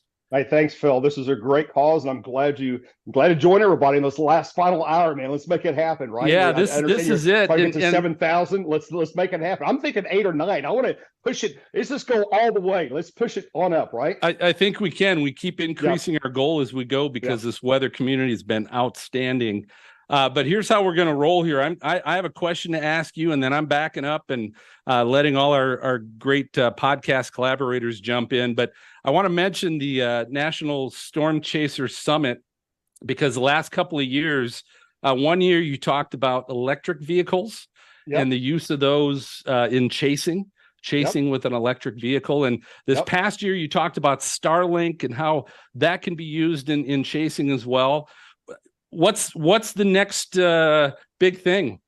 Well, I mean, both those things are still really important, right? So the Cybertruck's about to roll out here on the November 30th on unveiling. So down in Austin. So we'll find out all the final details of the final configuration, the 300, 400, 500 mile vehicle, the pricing, timeline when that's going to be to start rolling out as we get into end of November, December. We've got 1.5 million, almost 2 million people on Cybertruck waiting for that thing to come on out. And I've got my order in first night, and I'm waiting to see when it's going to roll out. So that's important. Second thing is Starlink just this week unveiled a brand new dish. It's about 12 inches wide, about 24 inches long. And instead of having the pole on it motorized, this one you can kind of aim it where you need to. So it's great for if you're out in the car, that you need a temporary setup or emergency communications like the Red Cross, right? In the disaster scenes. We've seen so many times over the years in the hurricanes and the flooding that a lot of times utilities and the cell service goes out, but you got to have a way to communicate, right? And actually just right before the conference last year and after the conference, I actually used Starlink on 3 or 4 of the tornado events this year where I was able to get communications out where the cell service was not existent in those damage areas, right? So it's really important to have that instant communication to help people, is also how bad the situation is. So yeah, I'm a big believer in EVs. I'm a big believer in Starlink, and those things are continuing to accelerate globally. First of all, I just want to say I love Jeff's energy, because as somebody who's been sitting here since 10 a.m. this morning, I need this. I'm going to drive off of this here. Yeah, I got you. Thank you. Talking about tech. Yeah, I agree. I think the satellite internet, making that affordable for people, is going to help emergency responders, storm chasers, broadcast meteorologists. It's going to kind of help a lot of people. And of course, rural communities who maybe aren't connected to the infrastructure right now. Exactly. I mean, I've seen broadcasts from Antarctica this summer. They've now got it for airlines, so you can be on airlines. You got it for boats, and most of the islands in the Caribbean, as well as globally around the world now, in South America, North America, Canada, Alaska. You've got virtually almost global coverage now worldwide. So you can take a dish. Think about this. We can take a dish. We've got Starlink sitting over in the corner right there, and take a Starlink and put it almost in a briefcase or in a suitcase, right? Roll-on bag on a plane, and go anywhere in the world and be live anywhere in the world. It doesn't matter. And then, by the way, they just launched the V2 satellites the last 6 months, in which another Starlink was launched this morning, last night at midnight out of Florida. In the coming 6-12 months, you're going to have Starlink on your cell phone to be able to text and communicate, talk, and then about 6 to 12 months anywhere in the world. So there's no more dead spots. I want you to think about that. Anywhere in the world, you take your phone and you can talk on Starlink for emergency communications, right? That's another massive game changer. So those kind of things are just, the whole industry tech-wise is rapidly moving forward, and you got to really be prepared, because it's a whole new door for everybody right there, in communications and weather messages on a global scale. It's a new world. Bill Murray, you strike me as a guy who likes technology. We've been getting to know each other better this week over there from the Weather Brains HQ. What do you think you could do with all of that Starlink technology? Well, that's just what Jeff's talking about is just a total game changer. Jeff, I remember a game-changing piece of technology in 2003 at the National Storm Chaser Convention. I won the XM delivered, Baron radar. Yep. And you talk about a game changer, because, I mean, we were spending our times chasing down, days ends with stray internet, pull up in the parking lot, and Yep. taking down on some internet when the manager would look out and all of a sudden you'd go dark. Local library, right? Yeah. So you got the XM on the burn side, even, aviation, mobile, marine. It's the XM was a massive breakthrough, and it still is, right? Because when everything else fails, you can count on getting that data, and a lot of times it's critical to have that piece of information when you're in the middle of Montana or Western South Dakota, and you're in the middle of nowhere. Having that data, man, whether it's winds or the frontal position, or is it storm severe, is it tornadic, and having that, I'm telling you, in all events, just like, for example, Joplin comes to mind, any of these historic events, weather disasters, a lot of times it's having that crucial piece of data, just 5 minutes of data, and right before something's about ready to happen, and it changes the whole picture on how you respond and what's going to happen. Where do I need to be? What's going to happen in this next community? And it's critical. Yeah, having that critical data at the right time. When you have communications, it's really, really important. But yeah, the Barron side of the house, yes, that's been a massive game changer on the XM side for sure. And well, it was interesting listening to Brett Adair talk in the 5 o'clock, I think 4 o'clock hour. Because he had a close call in Hurricane Michael. Yep. And he's really getting into putting instrumentation and cameras in front of landfalling systems. Of course, Mark Sudduth has been doing that so successfully, and he always recovers and the vehicles and gets these fabulous videos. Like the video from Michael, to me, is one of the most shocking things I ever saw, because I got to see what a Cat 5 hurricane looked like. And it looked like what I had read about in the Labor Day hurricane in 1935. You see why people die in these things. And, to do anything that shows that to, our population, in Florida, that, a lot of our elderly folks lost their lives in Ian, when maybe if they had, experience something like that virtually ahead of time, they may not have stayed. So I think anytime we can show somebody what something's going to be like, it's really, really critical. So I think this is going to open it up for all these really extreme chasers like Josh Morgerman and all these guys that go all over the world. They're coming to us from the Philippines and all these places that, the connectivity is not very good, and suddenly they're going to have excellent connectivity. It's going to open up a lot and just make it safer too. Oh, know, absolutely. Well, the the other same thing time. is, let's be honest, is in the weather community enterprise here in North America, right? We're so blessed with between having NOAA and private vendors and access to massive amounts of data, right? A lot of times it's data overloads, we all know. But if you go outside the U.S., guys, and it's very slim pickings, right? So yeah, having that extra data and having extra communications, it also helps the emergency managers and people in disaster recovery. I want to go into details why and how it happened, but I've had even military contact me in those situations when you have a critical situation happen, and they'll say, "How bad is it? Can we get a plane at the airport? Can we land a plane? There's debris off the runways yet." Just that little piece of information, you get the aid coming in quickly, right? If they know somebody's at the airport or clearing debris because there's no phone communication. So anything like that helps bring in resources in. It's just, again, the Red Cross, right? How fast can we respond to that location? How bad is it? And I'm always been a big believer, even since the first days of cell phone, right? Technology, that if you can show the people the image from the area that just been hit, or this is a tornado approaching your location, there's something like over 10 times, social scientists tells us, over 10 times more likely to respond to the threat. You telling me there's a tornado warning in my county, I may or may not pay attention to it, quite frankly, honestly, but you show it to me and I'm live, it's a game changer. Like you're calling your parents, you're calling your kids, you say, go to shelter now, it's in your location. It's a total different reaction, right? So seeing the pictures from the field, it's an immediate response, right? And that's what I've always proud of myself in sharing that information with people for 40 plus years, right? That's the game. That's the thing. That's the message, really. That's what we appreciate. Yep. Hey, Go Jeff, ahead, Gabe. Gabriel here. Got a question Yes, for Gabriel. you. Yes. So you mentioned it is far more likely that people will take action if they actually see a visual of an approaching storm.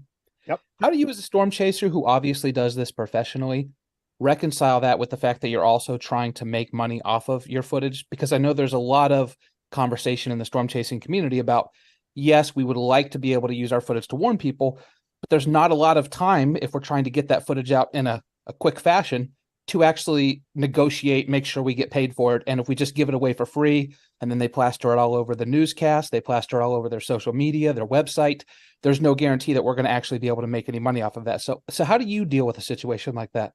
Well, in the early days in storm chasing, back 20, 30 years ago, I did a lot of that, right, on the TV side of the house. Today, most of my stuff I shoot, I do it for archives and for historic and kind of like documentaries production. So it's not spur of the moment. I've got to do all this other stuff because it takes away, my experience a bit, it takes you away from focusing on the storm and the damage and the continue of the chase, right? And there's times where it's so bad you have to stop chasing, right? You got to start helping people, right? So every chase is a little bit different, but I don't so much worry about the now or the sale right now. The more important thing is document it correctly, do a really good job with that, and everything else will take care of itself. Right. So if you just do a good job and document it well, people want the video. They may not buy it from you today. Maybe 2 years, 5 years, 20 years, 30 years later, they'll want it, but it does come. You just do a good job in documenting the situation and they will come. That's how business is. Jeff, what was your season like, 2023? How was the chase season for you? Incredible, full throttle. I filmed Perrington. I was in Perrington when the city basically got leveled, and the Texas Panhandle was a huge day. As you got into May, Colorado, Western Kansas, Southeastern Wyoming, Western, Central and Eastern Nebraska, Western Nebraska, during May, June, and July was just outrageous. I filmed about 35 tornadoes this year. It was a gangbuster year. I mean, just kept rocking. Early in the spring down in West Texas. I saw the funniest one. If you got 30 seconds, I'll share a quick story here. We got an hour, I guess, so I can take up some of the time. Go. Okay, here we go. So I'm down on the border. I'm down at Midland. See a tornado southeast of Midland. Very photogenic, out in the country, nothing happens. It moves southeast and it goes way southeast. And now I'm like just north of the US-Mexican border, right? And there's this big supercell. And I got Border Patrol down there just in the US, about 20 miles north of the border. And they're doing their kind of road checks or watching things, right? Like they're supposed to do. And so I pulled inside of them and there's this big wall out west of them rotating just west of their checkpoint. And I told them, I said, hey, just keep watching. There's going to tornado. And one spoke English, one did not. And I said, don't move, just keep watching. I went down the road, and about 3 minutes later, we had a big fat cone on the tornado, and it lasted for the next 30, 40 minutes, and it moved south past their position, past mine. I come back south, and they're holding up their phones that they got the video of it as I passed them, and they were talking. You think I talk fast? They were really talking fast, and because they were so excited about this tornado. And I actually watched it go all the way to the border. They moved southeast down toward just northwest of Del Rio, and the supercell, the tornado died just before it crossed the border into Mexico, just northwest of Del Rio. That was an incredible day, right? That's online. So things like that, experience the Border Patrol chase a tornado from the U.S. back to Mexico. I mean, how often does that happen? Come on, that just, with the politics today, coming north, this one was going southeast. I mean, you just can't make this stuff up, but it happened, right? And be able to see it, be out there and witness that, it's just one of those things that's just phenomenal, right? It's just crazy.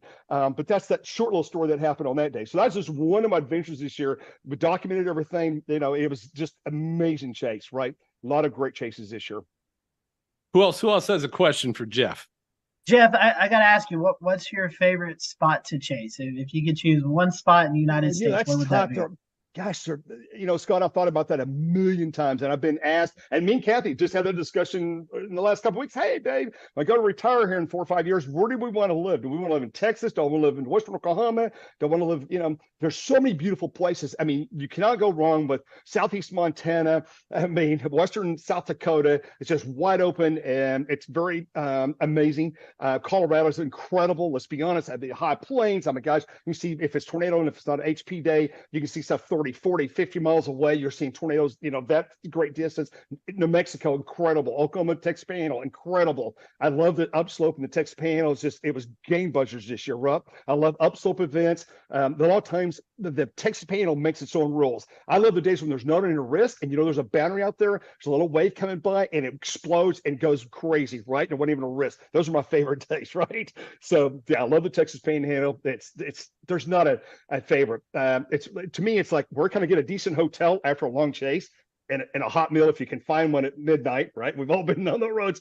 And where can I see something really pretty and have a good road network to get you there? Nebraska, Central Nebraska is a little bit tougher up in Cherry County. Valentine roads are 50 miles apart. You get out by Enid or Woodward, they're like every a mile or 2 or 3 miles or 5 miles. I've got a good paved road I can stay on. So yeah, I like the paved roads, and where you have a grid every mile or two. Those are the easier type chases, right? And it's safer that way. Honestly, let's be honest. Yep. So Jeff, I'd love the story you tell about you and Brian Sturtz, Edgar, Nebraska. Yeah.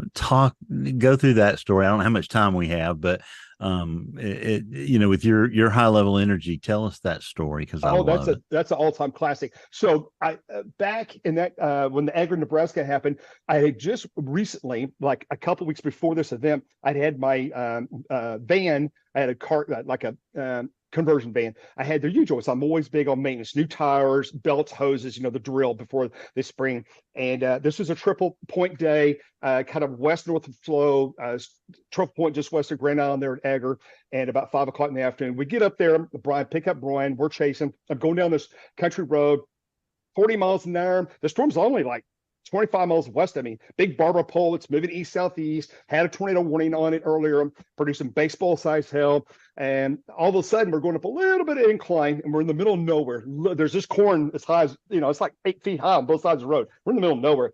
I hear clang bang, and all of a sudden, I'm giving it gas, and the van's slowing down. I looked at Bro. I said, "We got a problem." He looks at me. He goes, "What's wrong?" And I said, "I think the drive shaft just fell off the transmission." I said, "You can hear it underneath, like clanging and banging, and parts were falling out of the car." I said, "It sounded like the U-joint just fell, broke." And Brian goes, "Oh my God." And I go, "Well, I think the bigger question is, there's a half-mile tornado on the ground to my northwest. We got to figure out, are we going to start running? What are we going to do?" At that exact second, when I stopped on the side of the road, right, just pulled over the side of the road, my phone rings, and I'll reenact the deal for you. I've never done this before. "Hello, hon. Babe, what's going on?" "I got something real serious to tell you. Well, the car just broke down. There's a half-mile tornado about a mile and a half from my northwest. It's coming at us. I don't know if we're going to make it or not." I hear on the other side, "Jeff, quick kidding me. What are you guys doing? Do you see anything yet?" That was the call. I said, "I am not kidding. I got to go. We're running for our lives." And I'll hang up the phone. So anyway, my next call was 911 and to the county fire dispatcher. What's funny is This is funny. There's several 911 offices where 911 dispatch, especially in some of these rural areas, they may be there for 20, 30 years, a long time at those offices. So sometimes, even if I don't talk to them for 5 years, they may recognize your voice from a previous call from 5 years ago on the last disaster, right? So when I called, the county guy goes, 911 operator goes, "What's your emergency?" I go, "Tornadoes on the ground. Tell Grand Island Weather Service near Hastings that there's a tornado on the ground. It's about to hit Edgar, and here's where we're at, and it's a half mile wide. Get a tornado warning out." I said, "Okay," and I said, "We're going to try to run to this house. It's to my northwest." He goes, I said, "If I don't make it, this is my name. Here's my number. This is my wife's number." And that's what I told 911 because I didn't think we were going to make it. It was coming at us. And so Brian goes, "Jeff, there's a farmhouse over about a half a mile." He goes, "I think we can make it." And I'm like, "Oh my gosh." And so we get out, we start running up the hill on that pavement. Then we have to peel north and go on the gravel, the gravel road up to that farm. And it's uphill. And while we're running, the winds are about 70, 80 out of the east, southeast, going into the tornado back to my northwest with baseball hail falling. You hear it going by, over our heads. And I think me and Brian may have broke the all-time fastest half-mile run in history, that event, because I was hoofing it. I mean, Brian was carrying the camera, and I remember passing Brian about halfway up the drive. I'm like, uh-oh, because you can hear the roar coming. I mean, when you hear the roar coming, you're in the suck zone. It was pretty bad. So we get to the front porch. I saw the lights on at the house, and I knock on the storm door outside, and the lady opens the door, and she goes, "What do you need?" I said, "There's a tornado coming. Do you have a basement?" She goes, "Why do you ask?" I said, "Because there's a tornado in your cornfield, literally. Now it's closing in about 100 yards, and I could hear you hear the roar, and things are getting louder, and her front porch has these railing. Farms have those little rails, little decorative rails on the front porch that hold the front porch up. Well, those are whistling like winds are about 90, gusting 100 down the front porch. They're screaming like a hurricane. They're going, because the wind is going through that metal right on the front porch, and they're screaming. And I'm like, and then she hears that, right? She's hard to hear. She hears that noise. She goes, "What's that?" And I said, "The tornado's about to get us both. We got to go now." She unlocks the door. She has a flashlight because power's out. She unlocks the door, throws the door open. Me and Brian rush in, and Brian trips on the front seal of the farmhouse, and they got a little 2-inch riser. He face plants with that and the camera. The camera still rolls. You hear the audio. And about that time, the boards are blown into the west side of the house. You hear boom, boom, boom, boom, boom, boom. The boards are impelling the house. The roof is coming off the house. And all I see is I see her take off the kitchen that way, and I'm like, I just start following, and I got Brian up. I grabbed Brian. We ran to the back by the kitchen. There's a staircase out of the kitchen down in the basement. I see her dive under the pool table in the basement. I just see her dive, and because I built houses in Tulsa for 20 plus years, and most basements with cellars, there's a staircase, right? And you can get underneath the stairs, right? The stairs were like this, and it got Brian. There's a washer dryer. I got my back, and Brian, we were both hiding on the stairs, and the stairs were doing this on our back. I could feel the stairs trying to come out of the basement, and the dust, the rafters, everything above us is gone. I mean, the house is like, boom, it's gone, right? And there's dust, just like the movie. There's dust settling down, and we're choking. You can't breathe. My ears are popping, and it's like, you can't. It's sucking everything out, right? You couldn't breathe for like 2 minutes. Dead silence. The tornado passes. It's dead silence. But occasionally I still hear a board fall, like boom, boom. And then I remember getting the lady. She comes and crawls. That's nothing funny about this. It's just crazy what happened. The lady crawls out from underneath the pool table and said, "Let's go upstairs real slowly. We'll look." So we all three climb up the stairs like a movie. This is crazy. We climb up the stairs real slow, once at a time. And there's a door, and it's still closed. I didn't know what we're gonna find.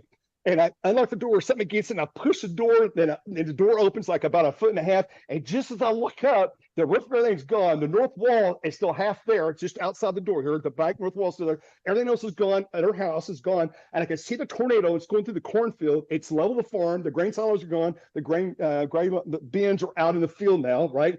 And I can smell fuel, diesel fuel and stuff. And the tornado is leaving the house and the property, right? And the moon is illuminating the tornado. It's unbelievably gorgeous, right? There's a rotary dial phone on that wall right in front of me, like a foot in front of my face. And I'm like, I wonder if it still works. I grabbed the dial phone, and I picked it up, and there's a dial tone because the lines were buried underground. And Oh my gosh, call 911. They go, what's your emergency? I go, this is Jeff. We survived, but the house is gone. And they go, I said, what's your name? She tells me her name. And I said, I'm a route so-and-so. And they go, we got the county, because now it's totally dark. They got the cavalry coming. Okay, so every county sheriff, fire department in that whole county is coming. It's like it's smoking the bandits type moment. I'm looking out and I can see 10 miles out in the distance. I see flashing lights coming from every direction you can imagine, right? They're just sitting on that location. So they get there.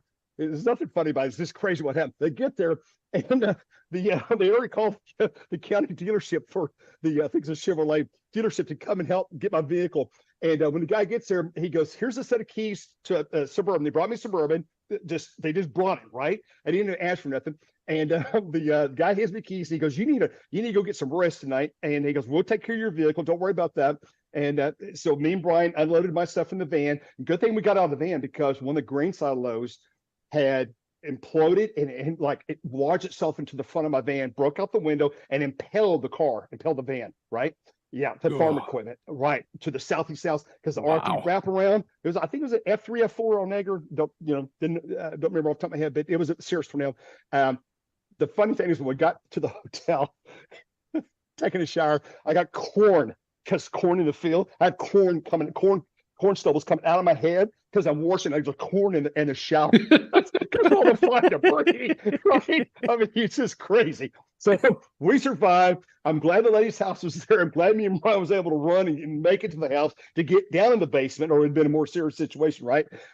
So that's that story of Edgar, Nebraska situation. But it was an incredible chase, and luckily we survived. And luckily Brian saw the farmhouse, and we took off and was able to make it. So that's the Edgar, Nebraska story. That was pretty crazy. Wow, I think I'm ready to go another few hours here. I do too, Phil. After that, I got plenty of stories. You can ask me anything. I'll tell you whatever you want to know. Well, Jeff, I'll tell you what, hopefully you can stick around with us here for a little bit. We're going to take a little bit of a break. We're going to bring in Eric Fox, who's also a storm chaser and police officer, and he coordinates the National Storm Chaser Summit, but he's going to be coming on. But before we go to break, Carly, can you give us a little update on our donations? Yes. So from what I'm seeing, we are closing in on $7,000. So we've had an absolutely incredible day. And I just wanted to shout out a few of the recent ones. So we had Jim, the ham radio guy, with 25. Thank you so much, Jim. We had a couple of anonymous 50, 25 donations. So thank you to you too as well. Bob Hess with $50, who says this podcast was terrific. You folks are great. Thank you. We had the Toomey family with $25. Thank you so much. Tristan Hall with a 10 and Adrian with 25. So that catches us up. And again, we're closing in on $7,000. So an absolutely amazing, amazing day so far. All right, we got 30 minutes to go, folks. We need everybody to pitch in and dig in your couch cushion, see what you can find to donate to the Red Cross. But we're going to take a little break, and we'll be right back with Eric.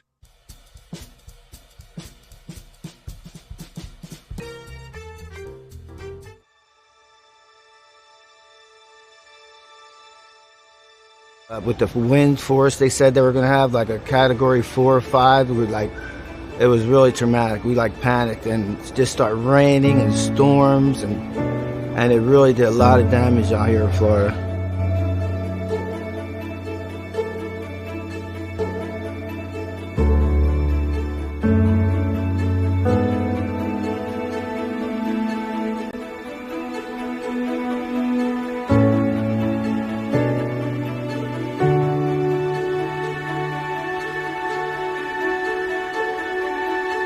When the only thing you have to look forward to in your day is a hot meal, it makes a huge difference.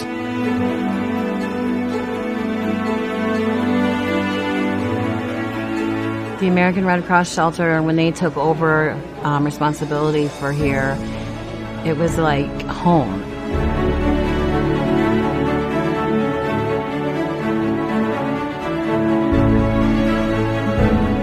And I'm just blessed. Very blessed for American Red Cross to be here. Thank you so much.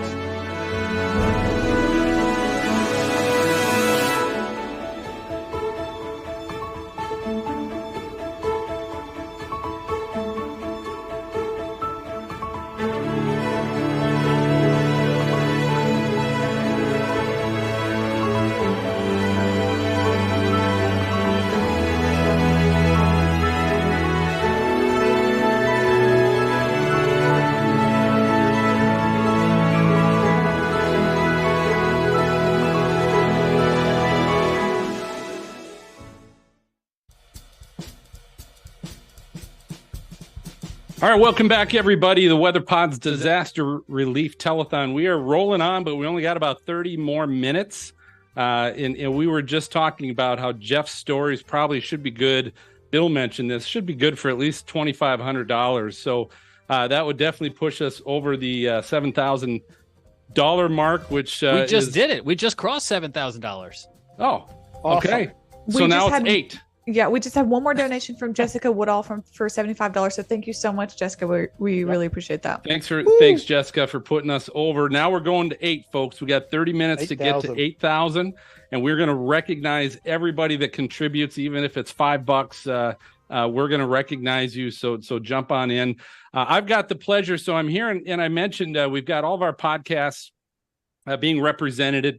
Of course, I'm from Stormfront Freaks, but we got James Brierton from Carolina Weather Group, along with Frank, Scotty, and Jared. So again, it's great having you guys on. We got Bill Murray from Weather Brains. We got Gabriel Harbor from Chaser Chat, and Carly Sisson, who's been a big part of our planning group. Jeff's sticking with us because I think he wants to heckle Eric a little bit. But Eric Fox, welcome to the telethon. Welcome. I love what you guys are doing. It's so awesome to hear how much you guys are raising. It's amazing to hear. All right. So to introduce Eric, I mentioned already. So he's a police officer. He's a storm chaser. He's been doing some work for what's the channel that you've been doing some? That's my full-time job. I am a field correspondent meteorologist for Weather Nation TV. Weather Nation TV. Okay, that's what I thought. I didn't want to misspeak. But he's also the coordinator for the National Storm Chaser Summit. So Eric is highly involved in the weather community. Eric, I've got one question for you before we kind of turn it over to the group. You and I, we've talked a lot about storm chaser safety. You've made that a big push at last year's Chaser Summit. And I want to find out from your experiences chasing this year, what have you seen? Do you think it's been improving, getting worse? What are your thoughts? I'm going to say it's probably a wash. I know it's never going to go zero. You know, we're going to always have those individuals who want to be really super brash in what they do. Unfortunately, you know, we had 1 or 2 incidences, and my goal is to have 0 incidences where people are purposely driving into tornadoes. But within that, there was a very, very good positive direction with people, I think, teaching younger people who are new into storm chasing on what you should and should not do. And a lot of it was put out in the summit last year. And so I thought that was very positive towards a lot of our instructors last year. I heard from several that were reached out to say, hey, what should I do here? What should I do there? From young chasers, first year, second year, third year chasers who really, you know, had an avenue, had a path to go to ask those questions. So, you know, yeah, did we have some problems? You know, the cop in me is going to say, hey, 1 is too many. But I think there was a positive interaction with veteran chasers and law enforcement with the new chasers of what is the right thing and what does that look like. I was proud of the chase community in that end, especially from what we pushed out of the summit last year. So I do want to say this. Jeff had talked about he's got more stories, so we might be here till midnight. But Jeff mentioned he's got a good story that involved you. So Jeff, I'm going to turn it over to you to introduce whatever this might be. Well, we were chasing the cold tornado earlier, and I had a car situation happen that particular day, that evening, and the car basically broke down in a very rural setting. And after tornado number 1 went by and tornado number 2 went by, and I could see the actual tornado power flashes to my north, not too far from Eric's personal residence up north of my location. And I remember calling Mark and Eric, and I said, hey, Eric, I'm in a bad situation down here. Can you help me at some point?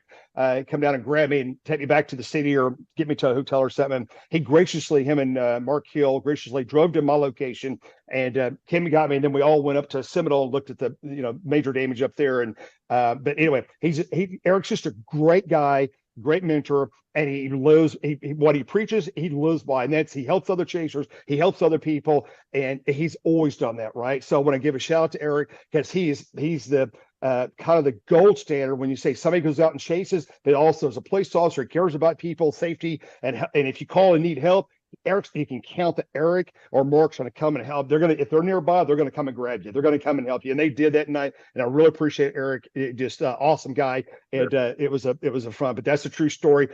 Most people don't know that story at all until I told it tonight, but Eric's he's a wonderful human being. He really is. And I gotta reciprocate this towards Jeff. I added Jeff this year to our board of directors for the summit. Mainly because I needed his, expertise to keep me calm, especially this time of year as we're just a couple of months from the summit. And as Jeff could attest, my stress level is beyond anything right now that you can imagine towards getting this thing going. Midnight text on the group chat, like, oh my God, this is happening. And then Jeff is just absolutely like, Eric, take a deep breath. Which is funny because it's coming from Jeff. He's like, Eric, take a deep breath. Everything will be okay. It's gonna happen. It's gotta work out. But yeah, no, I gotta really, Jeff has been a wonderful addition to the board of directors this year. Just really good insights and some stuff we're going to be doing this year even different has come from the mind of Jeff. So, especially, something that Jeff brought up 2 years ago that we should do is kind of what happens at AMS, which is you have individual meteorologists present. Well, that's where Chaser Present started, and that was from the mind of Jeff talking to me about it. It's like, hey, let's have some chasers present their own material, and that was all Jeff. So I can't thank him enough for what he does for the summit, especially over the last year. Oh, thanks, Eric. It's a lot of fun. And this year, the summit in Dallas, I don't know, Eric can share the numbers, but we're going to break all records on attendees and the golf ahead of time. It's going to be a really incredible summit. So if anybody's in Texas, you've never been to the Chaser Summit, I highly advise you to come this year. It is in January. It's end of January, 1st February. It's going to be a gangbuster event. It is a really, really great line of speakers, and it's just going to be well attended. I think we're going to break records as far as attendance. Yeah. Yep. So Eric and Jeff, is this the same event that's evolved over the years from the National Storm Chaser Convention that I went to in 2002 and 2003? No. Yes and no. Let me go back to this. I'm just going to give a quick history of what happened here. I went to the same, ChaserCon, right? The Hills and Tim Samaras put that on forever, right? 20 plus years. Roger and I had a conversation at one of their last years of doing it. He was ready to give it up. And myself and James Menzies had talked about like, hey, I can tell you that where I am at professionally, and my best friends in the world are because of ChaserCon. I did not want that to end, but I wanted it more because I got tired of seeing my friends killed, hurt, people not knowing what to do in natural disasters. I wanted to make it a more positive experience versus what the original ChaserCon was, which was pizza and beer in a basement, right? That's where the original ChaserCon started, in Tim's basement, which is great. That's part of what we do. But we have more of a responsibility as human beings in science, in law enforcement, as police and fire and EMS, to be able to teach people and keep people safe. I was involved in an investigation that was eye-opening of what tornadoes can do to storm chasers. And then that's when I said, hey, when it's my turn to become positive and make this a positive experience, that's what we did. But one thing that we are doing with this is more educational. This is not just a bunch of guys showing up and getting drunk and sharing stories. Now, don't get me wrong, that's like half of what we do, and that's what we're always going to do. But there's going to be an aspect of learning and making things correct, and towards the aspect of scientific research. If there's people out there doing research, well, you know what? I want everybody to come together to make sure that's done correctly. It's done safely. It's done with the proper etiquette.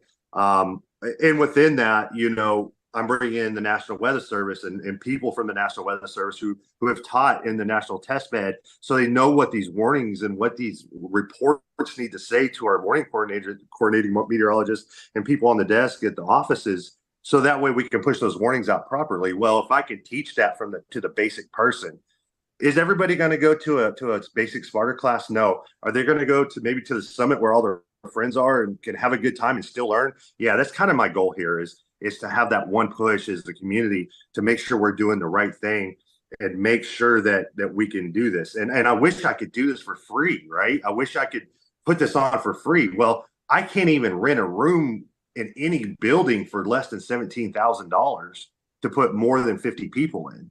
And it's just because of the nature of business. And so I would love to do this for free, but you just can't. And so within that, what can you do to add on to it, right? Which is we've got some different stuff going on this year to try to raise money, which Phil, I want to break this here to you right now.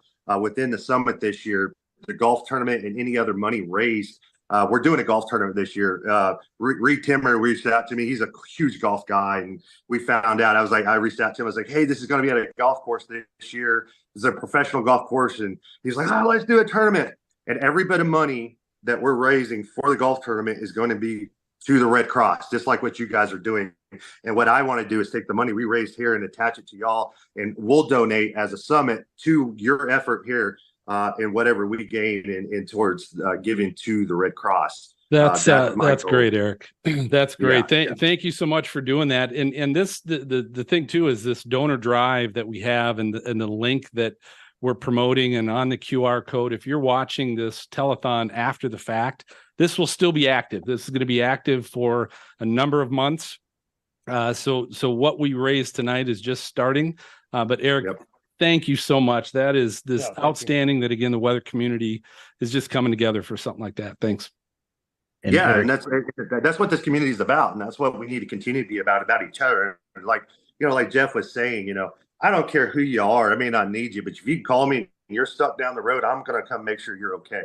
And that's what we need to continue to drive and strive towards through the community. You're always going to have negatives, but if you put the positive ahead of any negative and do for others, it usually works out for you. Eric, this is Bill Murray. I just wanted to say, that I wanted to learn how to chase, and I knew that was the place to go. So I'm glad you're continuing that tradition. And, Tim Samaras, I met him. I met Tim. I met Jeff. These were amazing folks. These were my idols, Gene Roden, and I had such a great time. And we wake up on Saturday morning in 2003 and the Space Shuttle Columbia explodes. And oh, wow. We were just all heartbroken, and I'll never forget that morning because I was like, how can we even go on after that?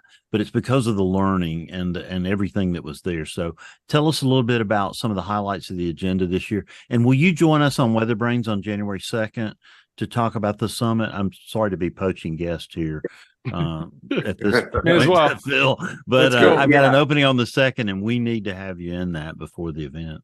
Yeah, absolutely. Whatever I can do, we'll make sure I get with Phil and we'll connect and make sure that happens. I absolutely, I'm pretty sure I'll be free that day from work. I hope.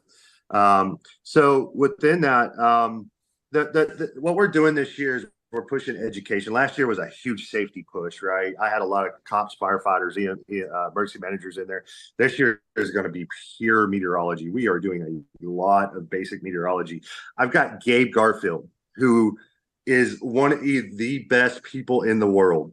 He is coming in and teaching the advanced and basic meteorology with Mark Austin. They're coming in. Mark Austin, I believe. Mark is not confirmed 100% with me. He is the main guy in charge, the meteorologist in charge in Las Vegas, and they have this week from the summit. So that he's trying to see if he can get off to come help. But right now he's tentatively going to help us. Also, we have Jeff, are you still on? Help me with this. Who are we doing radar? Who do we have doing radar? Oh my gosh, you got so many all stars. I should have grabbed them all. Yeah. Geez, Ed's gonna kill me. Karen Kashiba. Sorry, Dr. Karen Kashiba is going to be teaching both advanced and basic radar for chasing. Nice. So think about that right there. The education that you're getting. Just in radar, right? That is going to be on Friday. That is the main thing we're doing Friday. I've got some ham radio stuff going to be doing. I've got some basic ham radio. How do you get into ham radio? What's the legalities, the classes you got to take, stuff like that. Mark Hill is going to be teaching that. That's going to be Friday. That's going to be early, but Chaser Presents is going to be early on. We have the golf tournament Friday morning. And then Friday night, I got to talk about Friday night. Everybody wants to hear about something we continued on from ChaserCon was the video night. Mm-hmm. Well, we're going to do it again.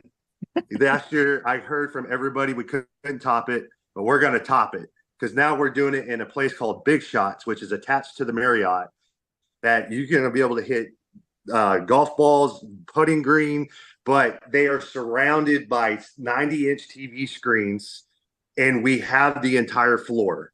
Okay, so you are going to be surrounded by different tornado video as everybody is just having video night, having the party that everybody loves, and we're still going to be playing golf and just having a good time. We have the entire floor. So it's going to be fun. We're going to try to cram as many people in there as we can. Everybody's invited. It's just going to be video night on Friday night instead of Saturday night. And we're going to do it in where everybody else can just have a good time. Plenty of drinks. It's all going to be taken care of towards purchase and all that. You know, it's all going to be in-house. You don't have to go put it on your hotel room. It's going to be really cool. What's cool is you can just walk right across the street back to your hotel room. So, and you're within probably 40 yards from Buc-ee's. So, I mean, you can't. Everything you need right there. Yeah, it's all right there. So, you know, that's going to be awesome. Eric, let me throw this in there. One of the things, one of the biggest things of the whole highlight of the whole summit is that we're getting the scholarship awarded out, right? And so I don't know if that's been released yet, but anyway, being on that committee, and I can, I won't give away nothing, but I can be on that committee and seeing all the entries this year. I'm telling you guys, the entries were absolutely all-star lineup like I have never seen before, right? Guys, I'm telling you, it was mega tough to pick a winner this year.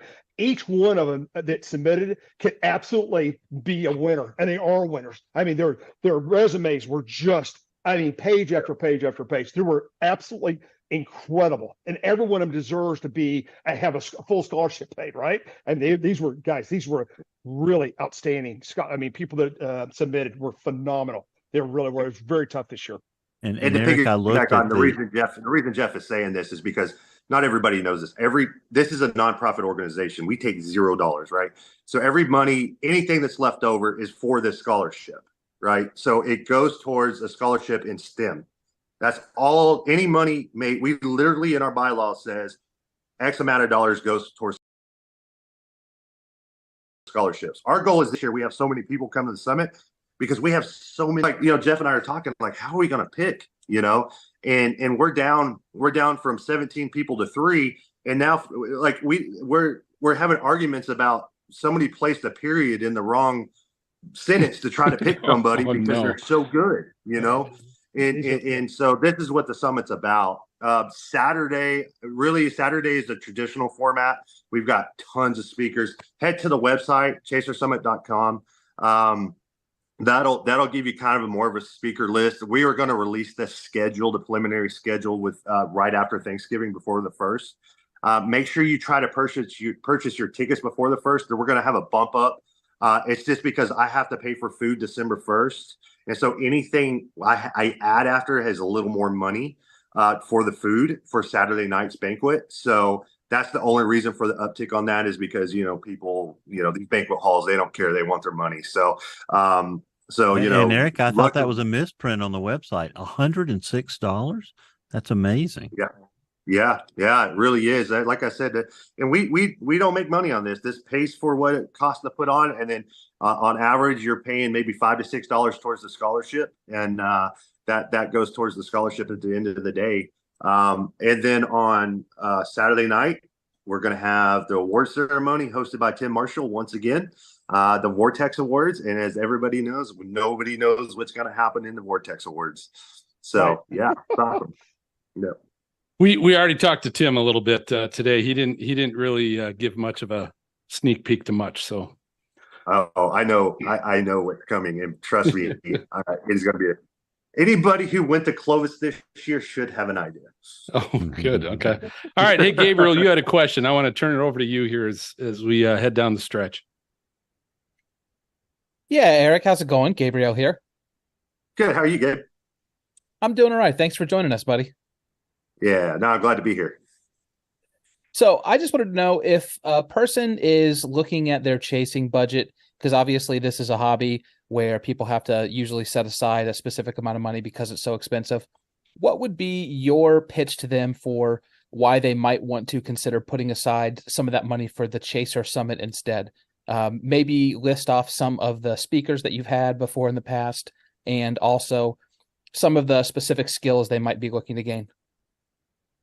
Yeah, so you cannot put a dollar on safety or education in what we do, right? You can't put a dollar on it. If you literally remember one thing that Karen Kashiba puts out, Dr. Karen Kashiba, who's, if you know anything about Josh Gorman and the radars and all that stuff, she, that's hard too. If you can learn one thing that saves your life by looking at something on radar and learning the motion on radar versus what you're seeing in real life, like, or basic meteorology of how it all comes together and you're chasing and you remember that and it saves your life, and you can't put a price on it. And so that's what we're pushing. And that's what like Friday's about, specifically, is just teaching that safety of, hey, we're not going to get into, some of it will be like, hey, this is a wall cloud, this is a tail cloud, this is an updraft. No, this is going to be more driven towards, hey, you have a storm motion one direction and then you have deviant motion in the hydrograph. Well, yeah, they're going to teach you what they're talking about. They're going to teach the terminology. They're going to teach you like, you probably don't want to be in the middle of that core on a north moving storm, stuff like that. And they're going to teach the basics. So like, if you know that and you can go out and be safe and storm chase, your family's going to care. Your family's going to be like, hey, you spent that extra dollars and learned and it saved you. That's one thing I could say towards saving that little bit of money or coming up with that money for the summit. Right on. Thank you. Yeah.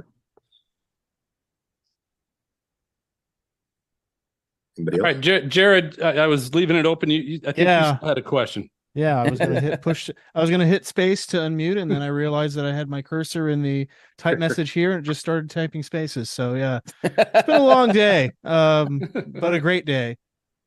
Jeff, I got to know, have you checked in on the Blue Shed? Yes, I have. They're still intact, and the owners are doing well, and that's another whole story in itself. But yes, Blue Shed. That's don't forget Blue Shed. And I will say one of the things real important about knowing the summit. And I'm an old codger, right? About 30 or 40 years ago, I've been going to AMS, NWA, NAB, the Storm Chaser conferences, and I can honestly tell you, every year I attend a conference, I learn something new. You learn new techniques, new Doppler techniques, new terminology, new discoveries in modeling, new discoveries in severe weather.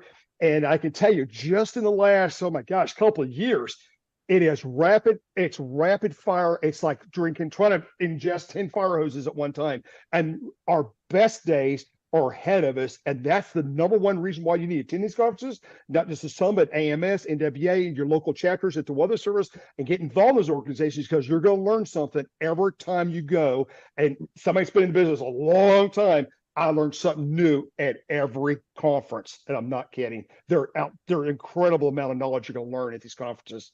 Right. And it'll take you, it'll help you professionally and not only chasing, but also in your, med degree or whatever you want to do in your life, right? On the weather side of the enterprise, it'll always help you. Right. Well, Jeff and Eric, both, thank you both for taking your time tonight to kind of help us close this thing out a little bit. Jeff, I'll start with you.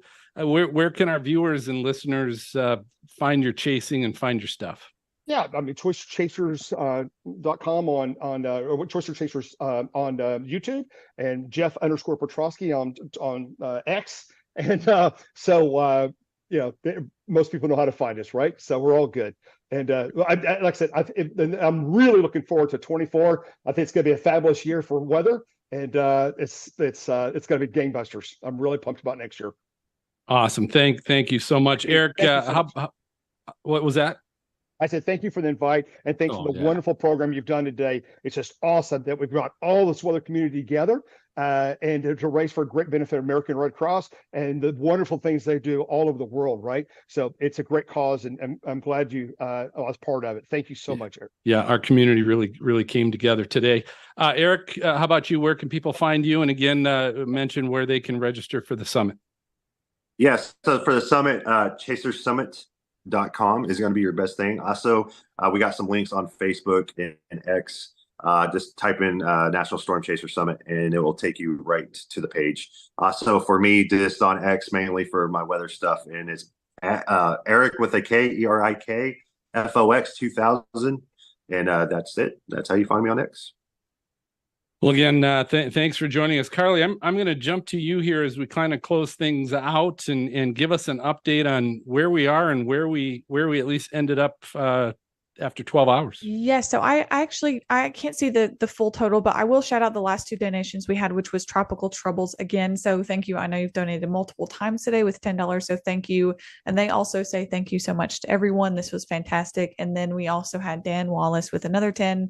So I don't know if one of you can see the running total, but Yeah, I know I got we've the rest done of an them here. incredible number so far. Yeah, Jessica with that $75 during this past hour, Yep. along with Adrian, $25, Tristan, Tommy, and an anonymous $50. We started off the 9 o'clock hour real strong too, with several donations. One from Bob for $50, and that really helped put us over the $7,000 mark and counting. We've got T-minus 2.5 minutes if you want to be a part of the grand total coming your way in just 2.5 minutes. Or as Phil has been saying, this link will be active. So if you're watching this telethon later, there is still time to give. Phil? And I see Megan Phillips at $50 just donated. Jared Smith, Jared, thank you. Got that in at the last minute. 75 from Jared, so thank you. I want to go around the horn with our collaborators here and kind of get a recap of the day.